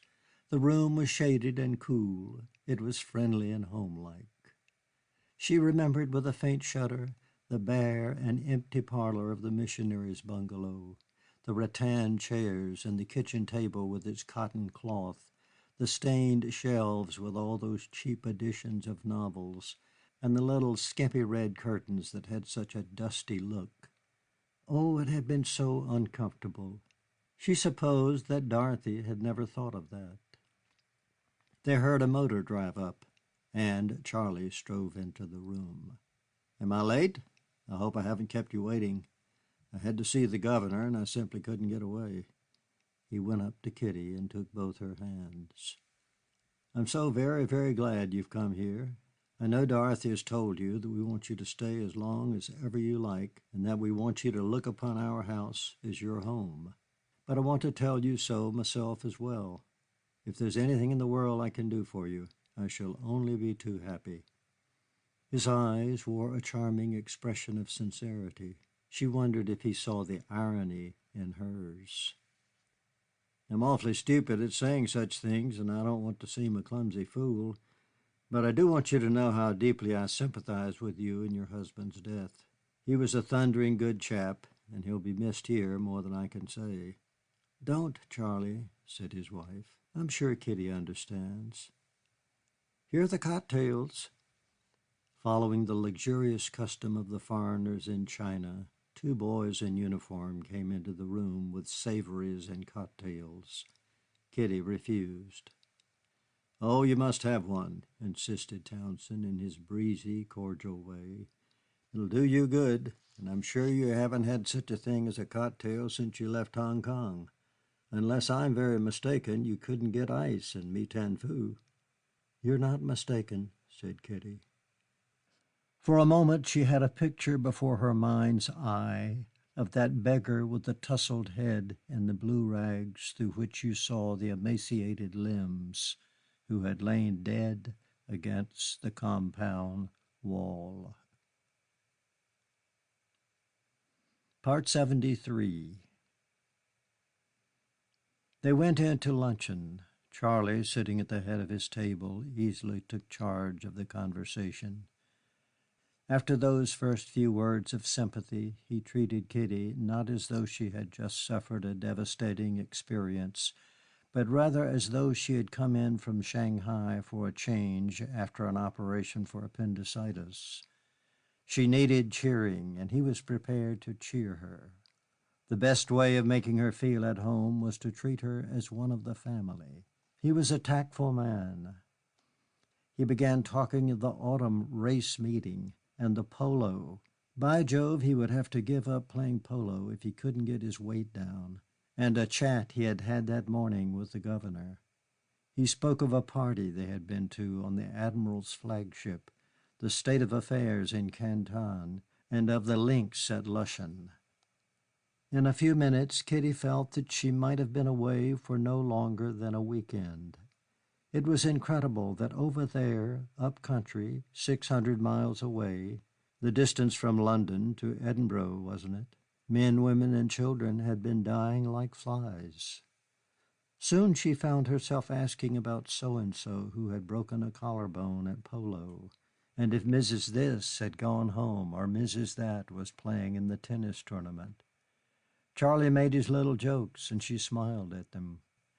Dorothy, with her faint air of superiority, which now included Kitty, and so was no longer slightly offensive, but a bond of union rather, was gently ironic about various persons in the colony. Kitty began to feel more alert. "Why, she's looking better already," said Charlie to his wife. "She was so pale before tiffin that I was quite startled. She's really got some color in her cheeks now." But while she took her part in the conversation, if not with gaiety, for she felt that neither Dorothy nor Charlie, with his admirable sense of decorum, would approve of that, at least with cheerfulness, Kitty observed her host. In all those weeks during which her fancy had been revengefully occupied with him, she had built up in her mind a very vivid impression of him. His thick, curling hair was a little too long and too carefully brushed. In order to hide the fact that it was graying, there was too much oil on it. His face was too red with its network of mauve veins on the cheeks, and his jowl was too massive. When he did not hold his head up to hide it, you saw that he had a double chin, and there was something ape-like in those bushy, grizzled eyebrows of his that vaguely disgusted her. He was heavy in his movements, and all the care he took in his diet and all his exercise did not prevent him from being fat. His bones were much too well covered, and his joints had a middle-aged stiffness. His smart clothes were a little tight for him, and a little too young. But when he came into the drawing-room before luncheon, Kitty received quite a shock. This, perhaps, was why her pallor had been so marked, for she discovered that her imagination had played an odd trick on her. He did not in the least look as she had pictured him. She could hardly help laughing at herself. His hair was not gray at all. Oh, there were a few white hairs on the temple, but they were becoming. His face was not red, but sunburned. His head was very well placed on his neck, and he wasn't stout, and he wasn't old. In fact, he was almost slim, and his figure admirable. Could you blame him if he was a trifle vain of it? He might have been a young man. And of course he did know how to wear his clothes. It was absurd to deny that. He looked neat and clean and trim. Whatever could have possessed her to think him this and that? He was a very handsome man. It was lucky that she knew how worthless he was. Of course, she had always admitted that his voice had a winning quality, and his voice was exactly as she remembered it. It made the falseness of every word he said more exasperating. Its richness of tone and its warmth rang now in her ears with insincerity, and she wondered how she could ever have been taken in by it. His eyes were beautiful. That was where his charm lay. They had such a soft blue brilliance, and even when he was talking balderdash, an expression which was so delightful, it was almost impossible not to be moved by them. At last the coffee was brought in, and Charlie lit his cheroot. He looked at his watch and rose from the table. "Well, I must leave you two young women to your own devices. It's time for me to get back to the office." He paused, and then with his friendly, charming eyes on Kitty, said to her, "I'm not going to bother you for a day or two till you're rested, but then I want to have a little business talk with you." "With me?" "We must make arrangements about your house, you know, and then there's the furniture." "Oh, but I can go to a lawyer. There's no reason why I should bother you about that." "Don't think for a moment I'm going to let you waste your money on legal expenses. I'm going to see to everything. You know you're entitled to a pension. I'm going to talk to H.E. about it and see if by making representations in the proper quarter we can't get something extra for you. You put yourself in our hands. But don't bother about anything just yet. All we want to do now is to get fit and well. Isn't that right, Dorothy?" "Of course." He gave Kitty a little nod, and then passing by his wife's chair, took her hand and kissed it. Most Englishmen look a little foolish when they kiss a woman's hand. He did it with a graceful ease. Part 74. It was not till Kitty was fairly settled at the Townsends that she discovered that she was weary. The comfort and the unaccustomed amenity of this life broke up the strain under which she had been living. She had forgotten how pleasant it was to take one's ease, how lulling to be surrounded by pretty things, and how agreeable it was to receive attention. She sank back with a sigh of relief into the facile existence of the luxurious East. It was not displeasing to feel that in a discreet and well-bred fashion she was an object of sympathetic interest. Her bereavement was so recent that it was impossible for entertainments to be given for her, but ladies of convenience in the colony, His Excellency's wife, the wives of the Admiral and of the Chief Justice, came to drink a quick cup of tea with her. His Excellency's wife said that His Excellency was most anxious to see her, and if she would come very quietly to luncheon at Government House, not a party, of course, only ourselves and the A.D.C.'s, it would be very nice. These ladies used Kitty as though she were a piece of porcelain, which was as fragile as it was precious. She could not fail to see that they looked upon her as a little heroine, and she had sufficient humor to play the part with modesty and discretion. She wished sometimes that Waddington were there. With his malicious shrewdness he would have seen the fun of the situation, and when alone they might have a good laugh over it together. Dorothy had a letter from him, and he had said all manner of things about her devoted work at the convent, about her courage and her self-control. Of course, he was skillfully pulling their legs. The dirty dog. Part 75. Kitty did not know whether it was by chance or by design that she never found herself for a moment alone with Charlie. His tact was exquisite. He remained kindly, sympathetic, pleasant, and amiable. No one could have guessed that they had ever been more than acquaintances.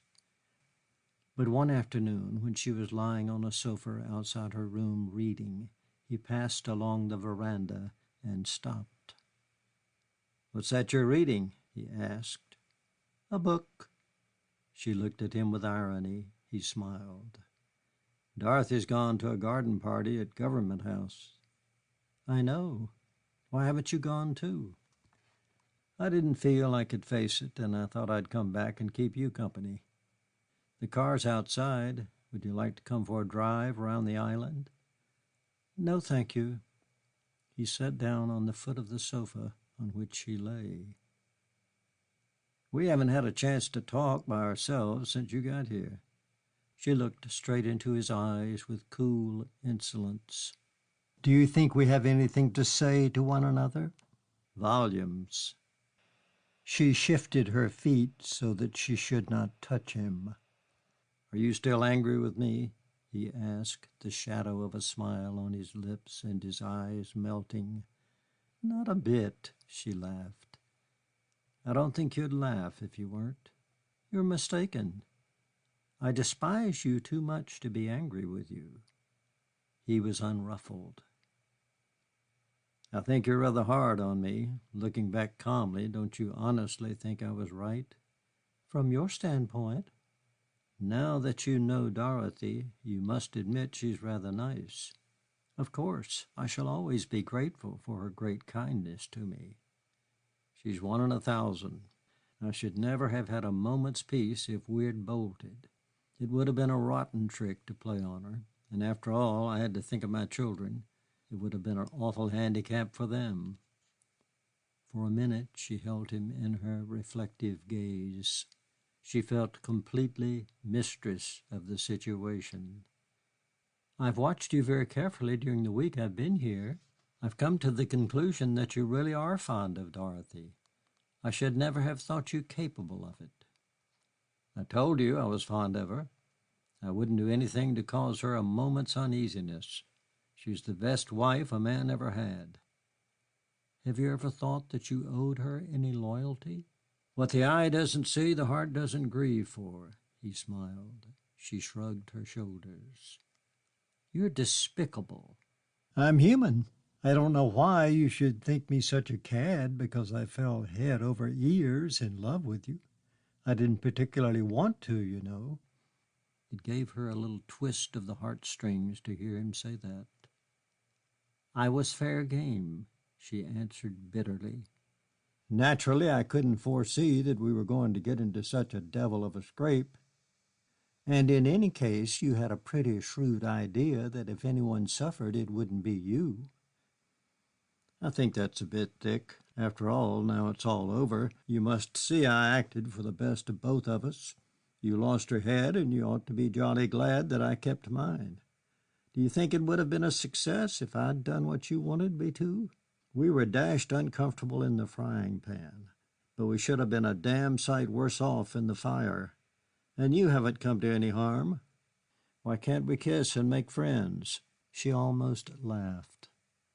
"You can hardly expect me to forget that you sent me to almost certain death without a shadow of compunction." "Oh, what nonsense. I told you there was no risk if you took reasonable precautions. Do you think I'd have let you go for a moment if I hadn't been perfectly convinced of that?" "You were convinced because you wanted to be. You're one of those cowards who only think what it's profitable for them to think." "Well, the proof of the pudding is in the eating. You have come back, and if you don't mind my saying anything so objectionable, you've come back prettier than ever." "And Walter?" He could not resist the facetious answer which came to his mind. Charlie smiled. "Nothing suits you so well as black." She stared at him for a moment. Tears filled her eyes, and she began to cry. Her beautiful face was distorted with grief. She did not seek to hide it, but lay on her back with her hands along her sides. "For God's sakes, don't cry like that. I didn't mean to say anything unkind. It was only a joke. You know how sincerely I feel for you in your bereavement." "Oh, hold your stupid tongue." "I'd give anything to have Walter back again." "He died because of you and me." He took her hand, but she snatched it away from him. "Please go away," she sobbed. "That's the only thing you can do for me now. I hate and despise you. Walter was worth 10 of you, and I was too big a fool to see it. Go away. Go away." She saw he was going to speak again, and she sprang to her feet and went into her room. He followed her, and as he entered, with instinctive prudence, drew the shutter so that they were almost in darkness. "I can't leave you like this," he said, putting his arms around her. "You know I didn't mean to hurt you." "Don't touch me. For God's sake, go. Go away." She tried to tear herself from him, but he would not let her. She was crying hysterically now. "Darling, don't you know that I've always loved you?" he said in his deep, charming voice. "I love you more than ever." "How can you tell such lies? Let me go. Damn you, let me go." "Don't be unkind to me, Kitty. I know I've been a brute to you, but forgive me." She was shaking and sobbing, struggling to get away from him, but the pressure of his arms was strangely comforting. She had so longed to feel them round her once more, just once, and all her body trembled. She felt dreadfully weak. It seemed as though her bones were melting, and the sorrow she felt for Walter shifted into pity for herself. "Oh, how could you be so unkind to me?" she sobbed. "Don't you know that I loved you with all my heart? No one has ever loved you as I loved you. Darling," he began to kiss her. "No, no," she cried. He sought her face, but she turned it away. He sought her lips. She did not know what he was saying, broken, passionate words of love, and his arms held her so firmly that she felt like a child that had been lost and now at last is safe at home. She moaned faintly. Her eyes were closed and her face was wet with tears. And then he found her lips, and the pressure of his upon them shot through her body like the flame of God. It was an ecstasy, and he was burnt to a cinder, and she glowed as though she were transfigured. In her dreams, she had known this rapture. What was he doing with her now? She did not know. She was not a woman. Her personality was dissolved. She was nothing but desire. He lifted her off her feet. She was very light in his arms. He carried her, and she clung to him, desperate and adoring. Her head sank on the pillow, and his lips clung to hers. Part 76. She sat on the edge of the bed, hiding her face with her hands. "Would you like a drop of water?" She shook her head. He went over the washing stand, filled the tooth glass, and brought it to her. "Come along, have a little drink, and you'll feel better." He put the glass to her lips, and she sipped the water. Then, with horrified eyes, she stared at him. He was standing over her, looking down, and in his eyes was a twinkle of self-satisfaction. "Well, do you think I'm such a dirty dog as you did?" he asked. She looked down. "Yes, but I know I'm not a bit better than you." "Oh, I'm so ashamed." "Well, I think you're very ungrateful." "Will you go now?" "To tell you the truth, I think it's about time. I'll just go and tidy up before Dorothy comes in." He went out of the room with a jaunty step. Kitty sat for a while, still on the edge of the bed, hunched up like an imbecile. Her mind was vacant. A shudder passed through her. She staggered to her feet, and going to the dressing table, sank into a chair. She stared at herself in the glass. Her eyes were swollen with tears. Her face was stained, and there was a red mark on one cheek where his had rested. She looked at herself with horror. It was the same face.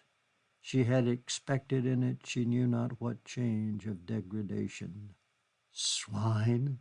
She swung at her reflection. "Swine!" Then, letting her face fall on her arms, she wept bitterly. Shame! Shame! She did not know what had come over her. It was horrible. She hated him, and she hated herself. It had been ecstasy. Oh, hateful! She could never look him in the face again. He was so justified. He had been right not to marry her, for she was worthless. She was no better than a harlot. Oh, worse! for those poor women gave themselves for bread.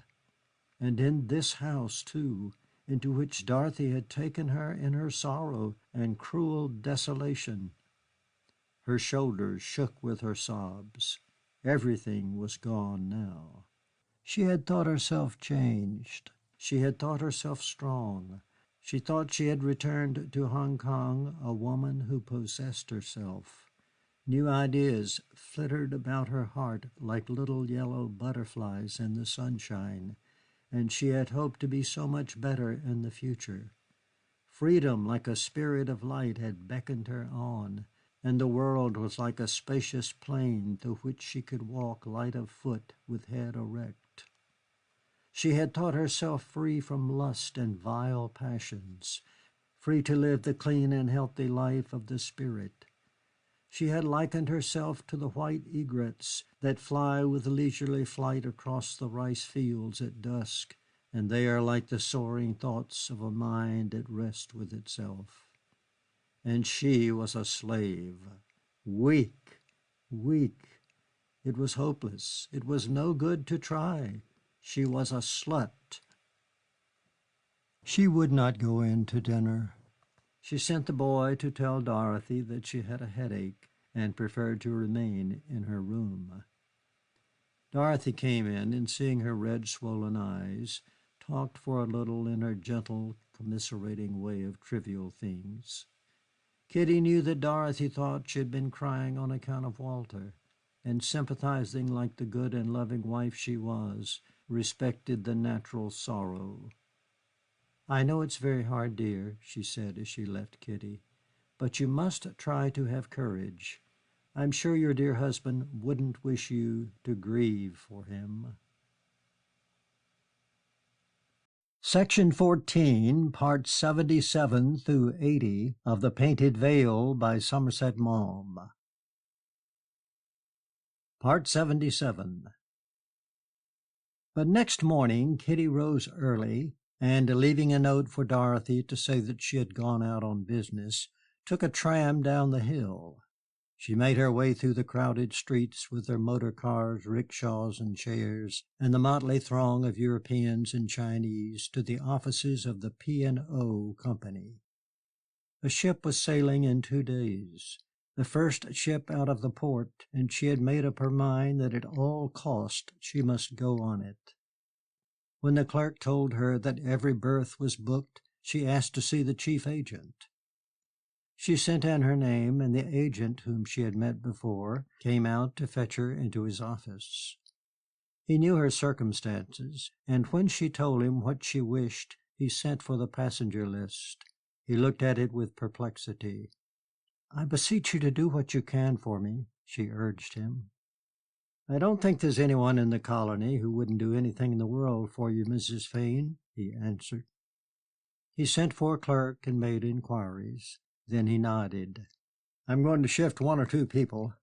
I know you want to get home, and I think we ought to do our best for you. I can give you a little cabin to yourself. I expect you'd prefer that." She thanked him. She left him with an elated heart. Flight, that was her only thought. Flight. She sent a cable to her father to announce her immediate return. She had already cabled to him to say that Walter was dead, and then went back again to the Townsends to tell Dorothy what she had done. "We shall be dreadfully sorry to lose you," the kind creature said, "but of course I understand that you want to be with your mother and father." Since her return to Hong Kong, Kitty had hesitated from day to day to go to her house. She dreaded entering it again and meeting face to face the recollections with which it was peopled. But now she had no alternative. Townsend had arranged for the sale of the furniture, and he had found someone eager to take on the lease. But there were all her clothes and Walter's, for they had taken next to nothing to Maitanfoo, and there were books, photographs, and various odds and ends. Kitty, indifferent to everything and anxious to cut herself off completely from the past, realized that it would outrage the susceptibilities of the colony if she allowed these things to go with the rest to an auction room. They must be packed and sent to her. So after tiffin she prepared to go to the house. Dorothy, eager to give her help, offered to accompany her, but Kitty begged to be allowed to go alone. She agreed that two of Dorothy's boys should come and assist in the packing. The house had been left in charge of the head boy, and he opened the door for Kitty. It was curious to go into her own house as though she were a stranger. It was neat and clean, everything was in its place, ready for her use. But although the day was warm and sunny, there was about the silent rooms a chill and desolate air.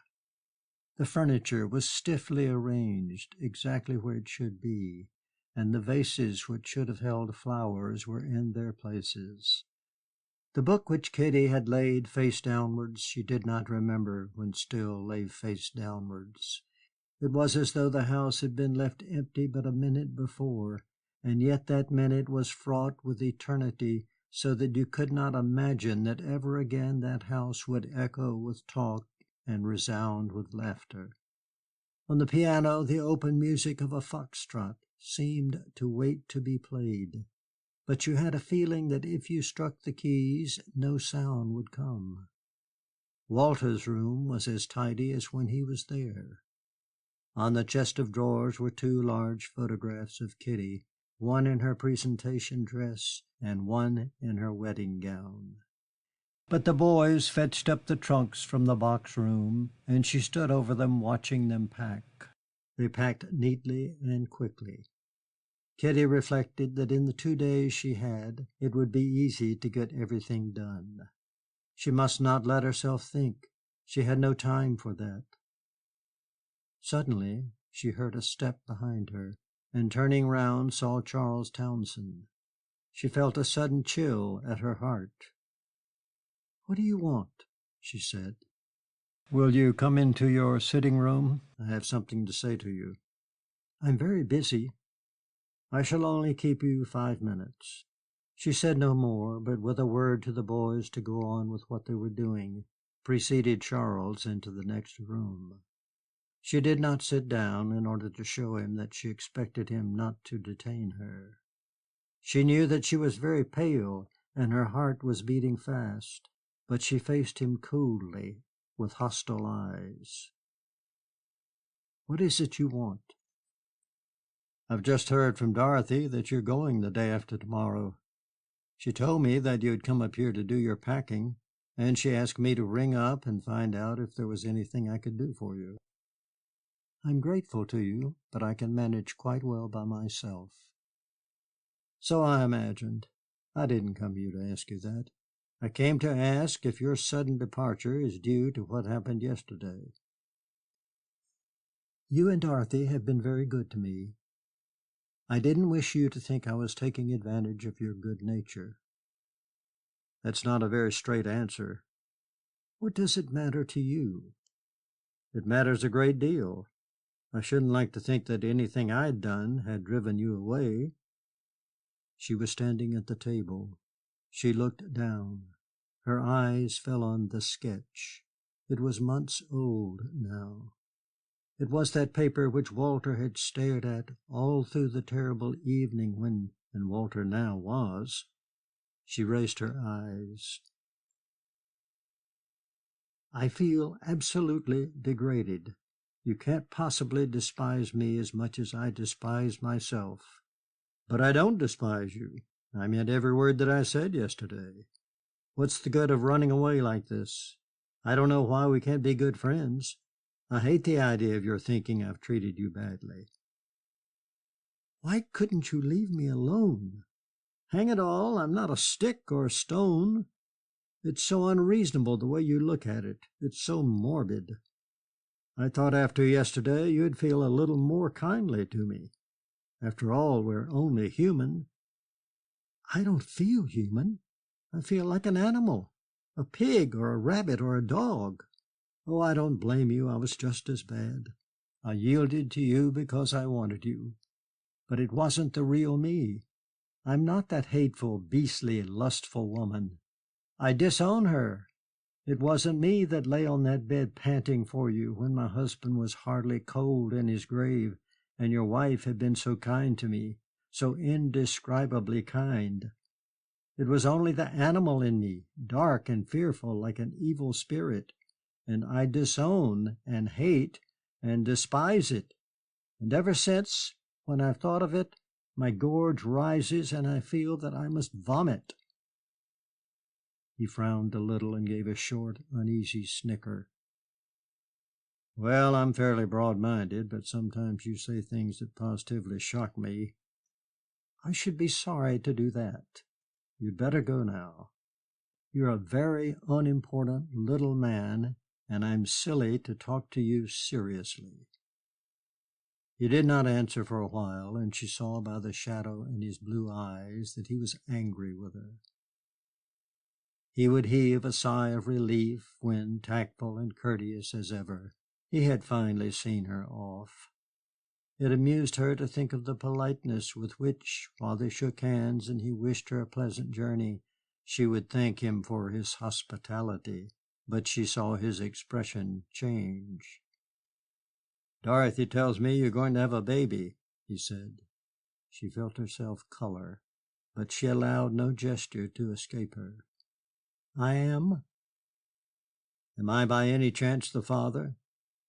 "No, no, it's Walter's child." She spoke with an emphasis which she could not prevent, but even as she spoke she knew that it was not the tone with which to carry conviction. "Are you sure?" He was now roguishly smiling. "After all, you were married to Walter a couple of years, and nothing happened. The dates seem to fit all right. I think it's much more likely to be mine than Walter's." "I would rather kill myself than have a child of yours." "Oh, come now, that's nonsense. I should be awfully pleased and proud. I'd like it to be a girl, you know. I've only had boys with Dorothy. You won't be able to be in doubt very long, you know. My 3 kiddies are absolutely the living image of me." He had regained his good humor, and she knew why. If the child was his, though she might never see him again, she could never entirely escape him. His power over her would reach out, and he would still, obscurely but definitely, influence every day of her life. "You really are the most vain and fascist ass that it's ever been my bad luck to run across," she said. Part 78. As the ship steamed into Marseilles, Kitty, looking at the rugged and beautiful outline of the coast glowing in the sunlight, on a sudden caught sight of the golden statue of the Blessed Virgin which stands upon the church of Sainte Marie de la Grace as a symbol of safety to the mariner at sea. She remembered how the sisters of the convent at Maitanfoo, leaving their own land forever, had knelt as the figure faded in the distance, so that it was no more than a little golden flame in the blue sky, and sought in prayer to allay the pang of separation. She clasped her hands in supplication, to what power she knew not. During the long, quiet journey she had thought incessantly of the horrible thing that had happened to her. She could not understand herself. It was so unexpected. What was it that had seized her, so that, despising him with all her heart, she had yielded passionately to Charlie's foul embrace? Rage filled her, and disgust of herself obsessed her. She felt that she could never forget her humiliation. She wept. But as the distance from Hong Kong increased, she found that she was insensibly losing the vividness of her resentment. What had happened seemed to have happened in another world. She was like a person who had been stricken with sudden madness, and recovering is distressed and ashamed at the grotesque things he vaguely remembers to have done when he was not himself. But because he knows he was not himself, he feels that in his own eyes, at least, he can claim indulgence. Kitty thought that perhaps a generous heart might pity rather than condemn her.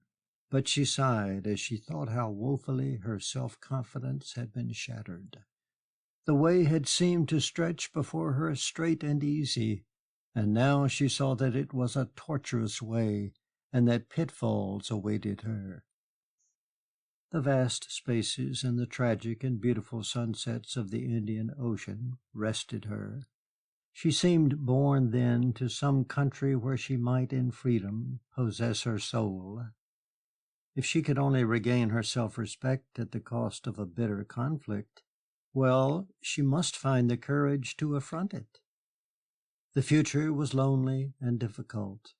At Port Said she had received a letter from her mother in answer to her cable.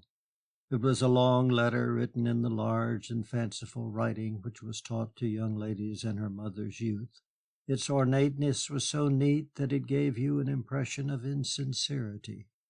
Mrs. Garstin expressed her regret at Walter's death, and sympathized properly with her daughter's grief. She feared that Kitty was left inadequately provided for, but naturally the Colonial Office would give her a pension. She was glad to know that Kitty was coming back to England, and of course she must come and stay with her father and mother till her child was born. Then followed certain instructions that Kitty must be sure to follow, and various details of her sister Doris's confinement. The little boy weighed so and so much, and his paternal grandfather said he had never seen a finer child.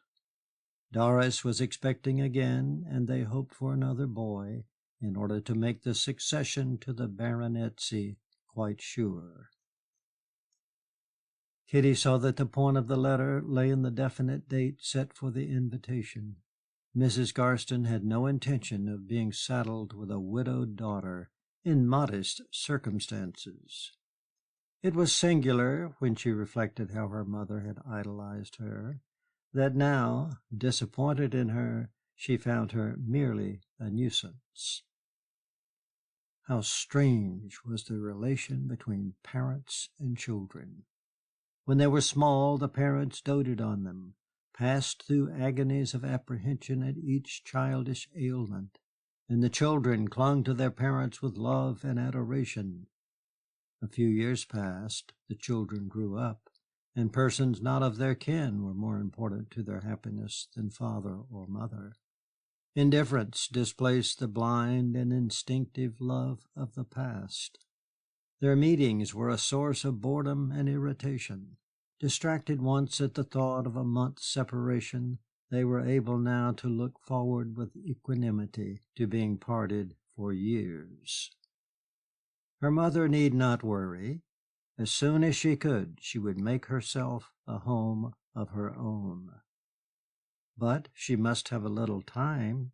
At present everything was vague, and she could not form any picture of the future. Perhaps she would die in childbirth. That would be a solution of many difficulties. But when they docked, 2 letters were handed to her. She was surprised to recognize her father's writing. She did not remember that he had ever written to her. He was not effusive, and began, "Dear Kitty." He told her that he was writing instead of her mother, who had not been well, and was obliged to go into a nursing home to have an operation. Kitty was not to be frightened, and was to keep to her intention of going round by sea. It was much more expensive to come across by land, and with her mother away it would be inconvenient for Kitty to stay at the house in Harrington Gardens. The other was from Doris, and it started, "Kitty, darling," not because Doris had any particular affection for her, but because it was her way thus to address every one she knew. "Kitty, darling, I expect Father has written to you. Mother has got to have an operation. It appears that she has been rotten for the last year, but you know she hates doctors, and she's been taking all sorts of patent medicines. I don't quite know what's the matter with her, as she insists on making a secret of the whole thing, and flies into a passion if you ask her questions. She has been looking simply awful, and if I were you, I think I'd get off at Marseilles and come back as quick as you can. But don't let on that I told you to come, as she pretends there's nothing much the matter with her, and she doesn't want you to get here till she's back at home. She's made the doctors promise that she shall be moved in a week. Best love, Doris. I'm awfully sorry about Walter. You must have had a hell of a time, poor darling. I'm simply dying to see you. It's rather funny, our both having babies together. We shall be able to hold one another's hands. Kitty, lost in reflection, stood for a little while on the deck. She could not imagine her mother ill. She never remembered to have seen her other than active and resolute. She had always been impatient of other people's ailments. Then a steward came up to her with a telegram. Deeply regret to inform you that your mother died this morning. Father. Part 79. Kitty rang the bell at the house in Harrington Gardens. She was told that her father was in his study, and going to the door she opened it softly. He was sitting by the fire reading the last edition of the evening paper. He looked up as she entered, put down the paper, and sprang nervously to his feet. "Oh, Kitty, I didn't expect you till the later train." "I thought you wouldn't want the bother of coming to meet me, so I didn't wire the time I expected to arrive." He gave her his cheek to kiss in the manner she so well remembered. "I was just having a look at the paper," he said. "I haven't read the paper for the last 2 days." She saw that he thought it needed some explanation if he occupied himself with the ordinary affairs of life. "Of course," she said. "You must be tired out. I'm afraid Mother's death has been a great shock to you." He was older and thinner than when she had last seen him, a little, lined, dried-up man with a precise manner. "The surgeon said there had never been any hope. She hadn't been herself for more than a year, but she refused to see a doctor. The surgeon told me that she must have been in constant pain. He said it was a miracle that she had been able to endure it." "Did she ever complain?" "She said she wasn't very well, but she never complained of pain." He paused and looked at Kitty. "Are you very tired after your journey?" "Not very." "Would you like to go up and see her?" "Is she here?" "Yes. She was brought here from the nursing home." "Yes, I'll go now." "Would you like me to come with you?" There was something in her father's tone that made her look at him quickly. His face was slightly turned towards her. He did not want her to catch his eye. Kitty had acquired of late a singular proficiency at reading the thoughts of others. After all, day after day she had applied all her sensibilities to divine from a casual word or an unguarded gesture the hidden thoughts of her husband. She guessed at once what her father was trying to hide from her. It was relief he felt, an infinite relief, and he was frightened of himself. For hard on 30 years he had been a good and faithful husband. He had never uttered a single word in dispraise of his wife, and now he should grieve for her.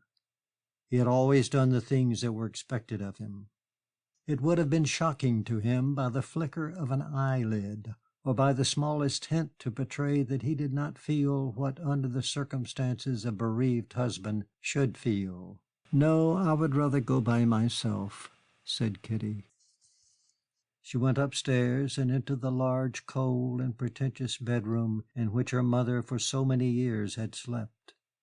She remembered so well those massive pieces of mahogany and the engravings after Marcus stone which adorned the walls. The things on the dressing table were arranged with the stiff precision which Mrs. Garstin had all her life insisted upon. The flowers looked out of place. Mrs. Garstin would have thought it silly, affected, and unhealthy to have flowers in her bedroom. Their perfume did not cover the acrid, musty smell as of freshly washed linen, which Kitty remembered as characteristic of her mother's room. Mrs. Garston lay on the bed, her hands folded across her breast with a meekness which in life she would have had no patience with. With her strong, sharp features, the cheeks hollow with suffering and the temples sunken, she looked handsome and even imposing. Death had robbed her face of its meanness and left only an impression of character. She might have been a Roman empress. It was strange to Kitty that of the dead persons she had seen, this was the only one who in death seemed to preserve a look as though that clay had once been a habitation of the spirit.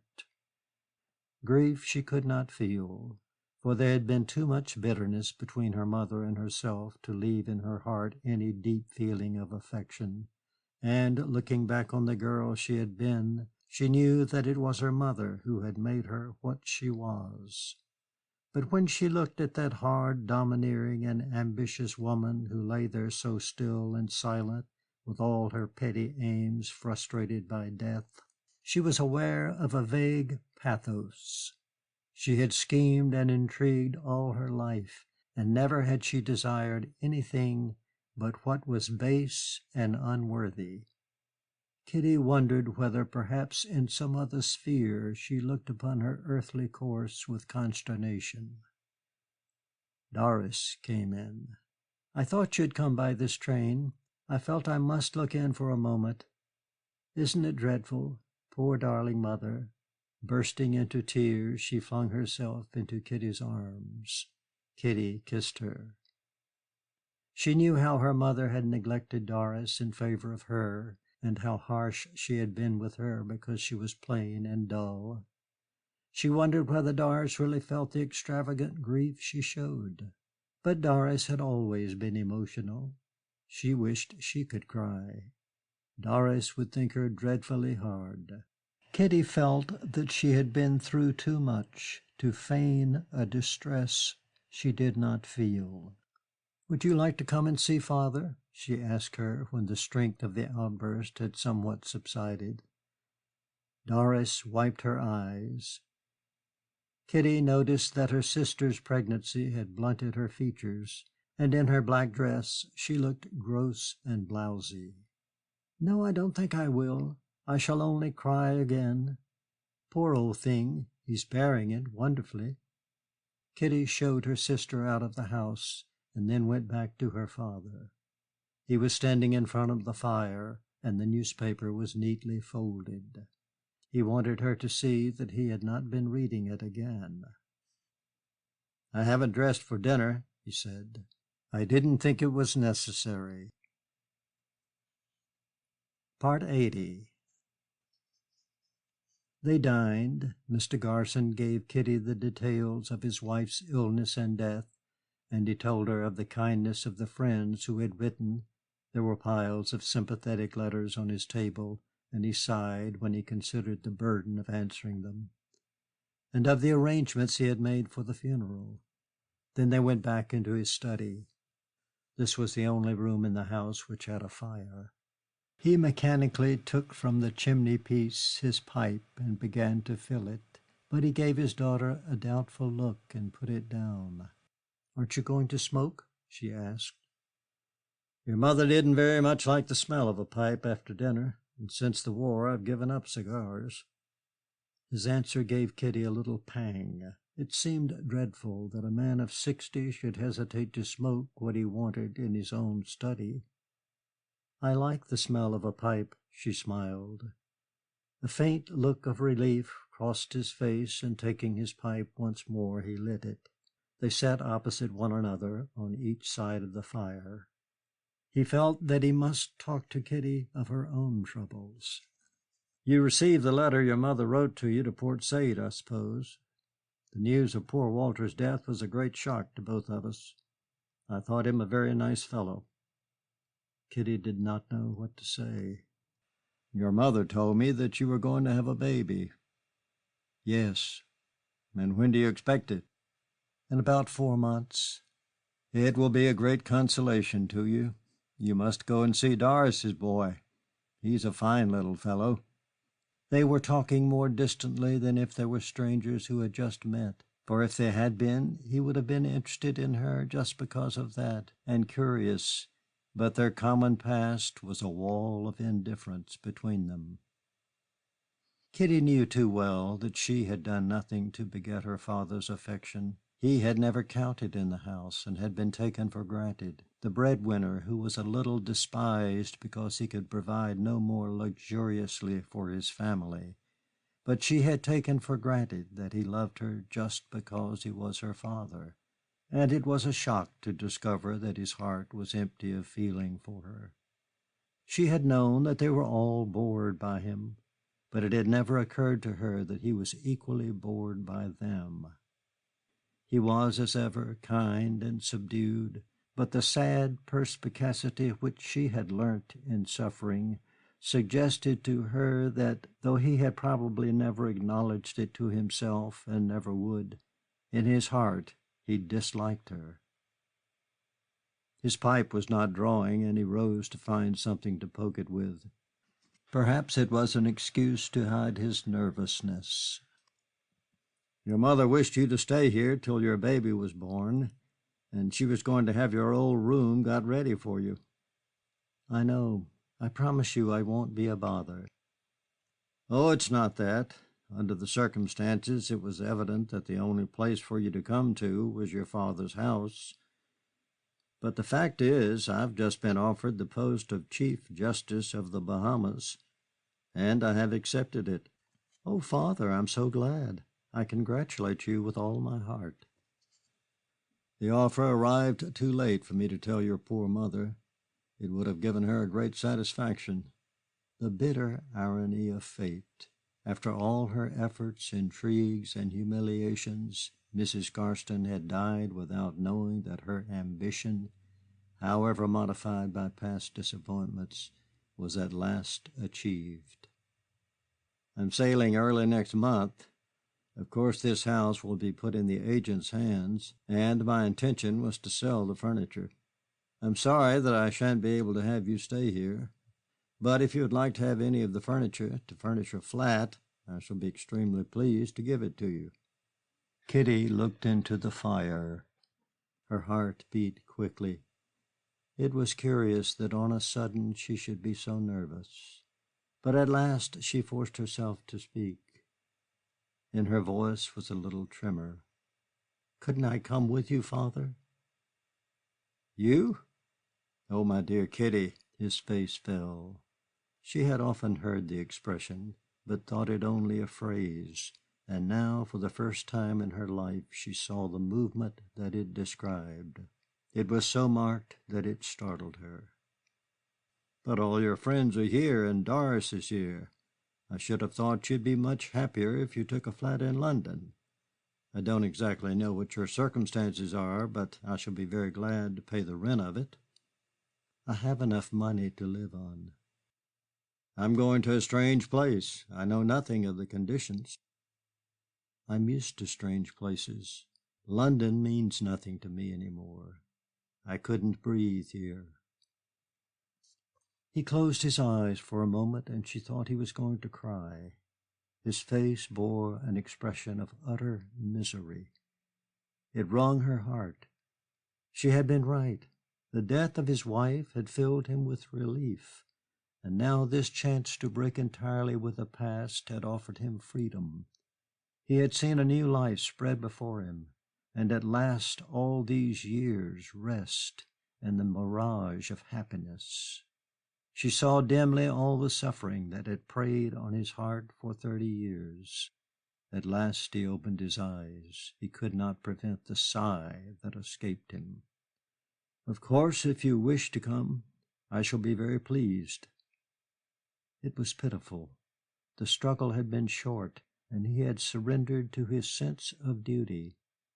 With those few words he abandoned all his hopes. She rose from her chair, and going over to him, knelt down and seized his hands. "No, Father, I won't come unless you want me. You've sacrificed yourself enough. If you want to go alone, go. Don't think of me for a minute." He released one of her hands and stroked her pretty hair. "Of course I want you, my dear. After all, I'm your father, and you're a widow and alone. If you want to be with me, it would be very unkind of me not to want you. But that's just it. I make no claims on you because I'm your daughter. You owe me nothing." "Oh, my dear child." "Nothing," she repeated vehemently. "My heart sinks when I think how we've battered on you all our lives and have given you nothing in return, not even a little affection. I'm afraid you've not had a very happy life. Won't you let me try to make up a little for all I've failed to do in the past?" He frowned a little. Her emotion embarrassed him. "I don't know what you mean. I've never had any complaint to make of you." "Oh, Father, I've been through so much. I've been so unhappy. I'm not the Kitty I was when I went away.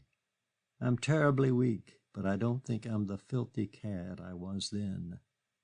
Won't you give me a chance?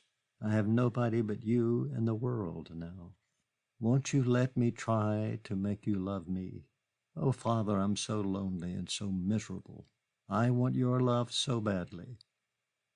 She buried her face in his lap and cried as though her heart were breaking. "Oh, my Kitty, my little Kitty," he murmured. She looked up and put her arms round his neck. "Oh, Father, be kind to me. Let us be kind to one another." He kissed her on the lips as a lover might, and his cheeks were wet with her tears. "Of course you shall come with me." "Do you want me to? Do you really want me to?" "Yes." "I'm so grateful to you." "Oh, my dear, don't say things like that to me. It makes me feel quite awkward." He took out his handkerchief and dried her eyes. He smiled in a way that she had never seen him smile before.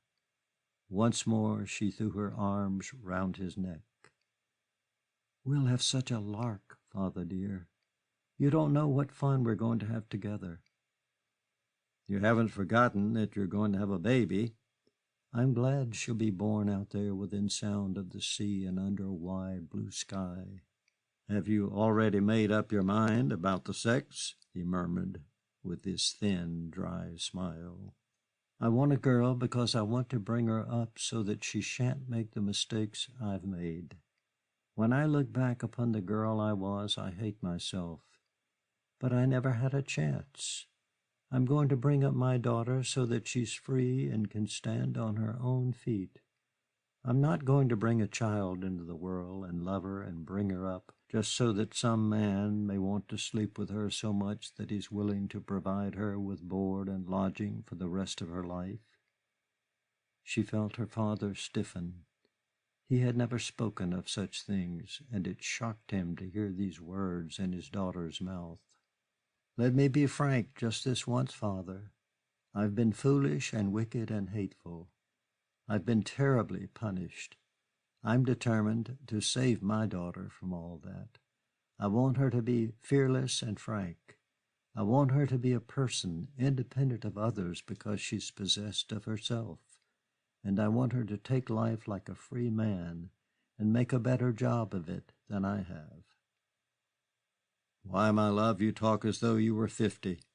You've got all your life before you. You mustn't be downhearted." Kitty shook her head and slowly smiled. "I'm not.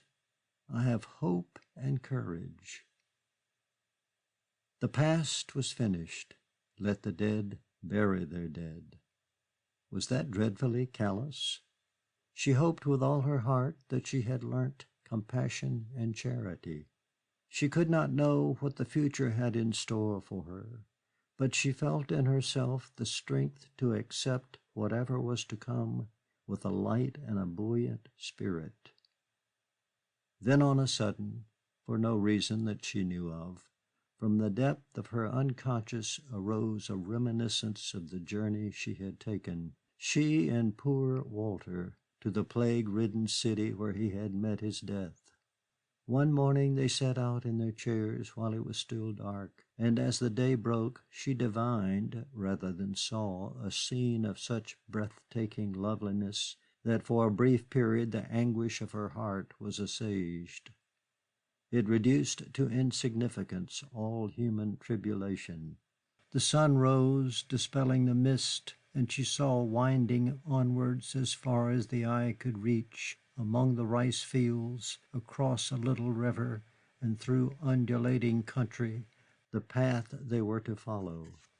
Perhaps her faults and follies, the unhappiness she had suffered, were not entirely vain if she could follow the path that now she dimly discerned before her. Not the path that kind, funny old Waddington had spoken of that led nowhither, but the path those dear nuns at the convent followed so humbly, the path that led to peace. End of Part 80. End of The Painted Veil by Somerset Maugham.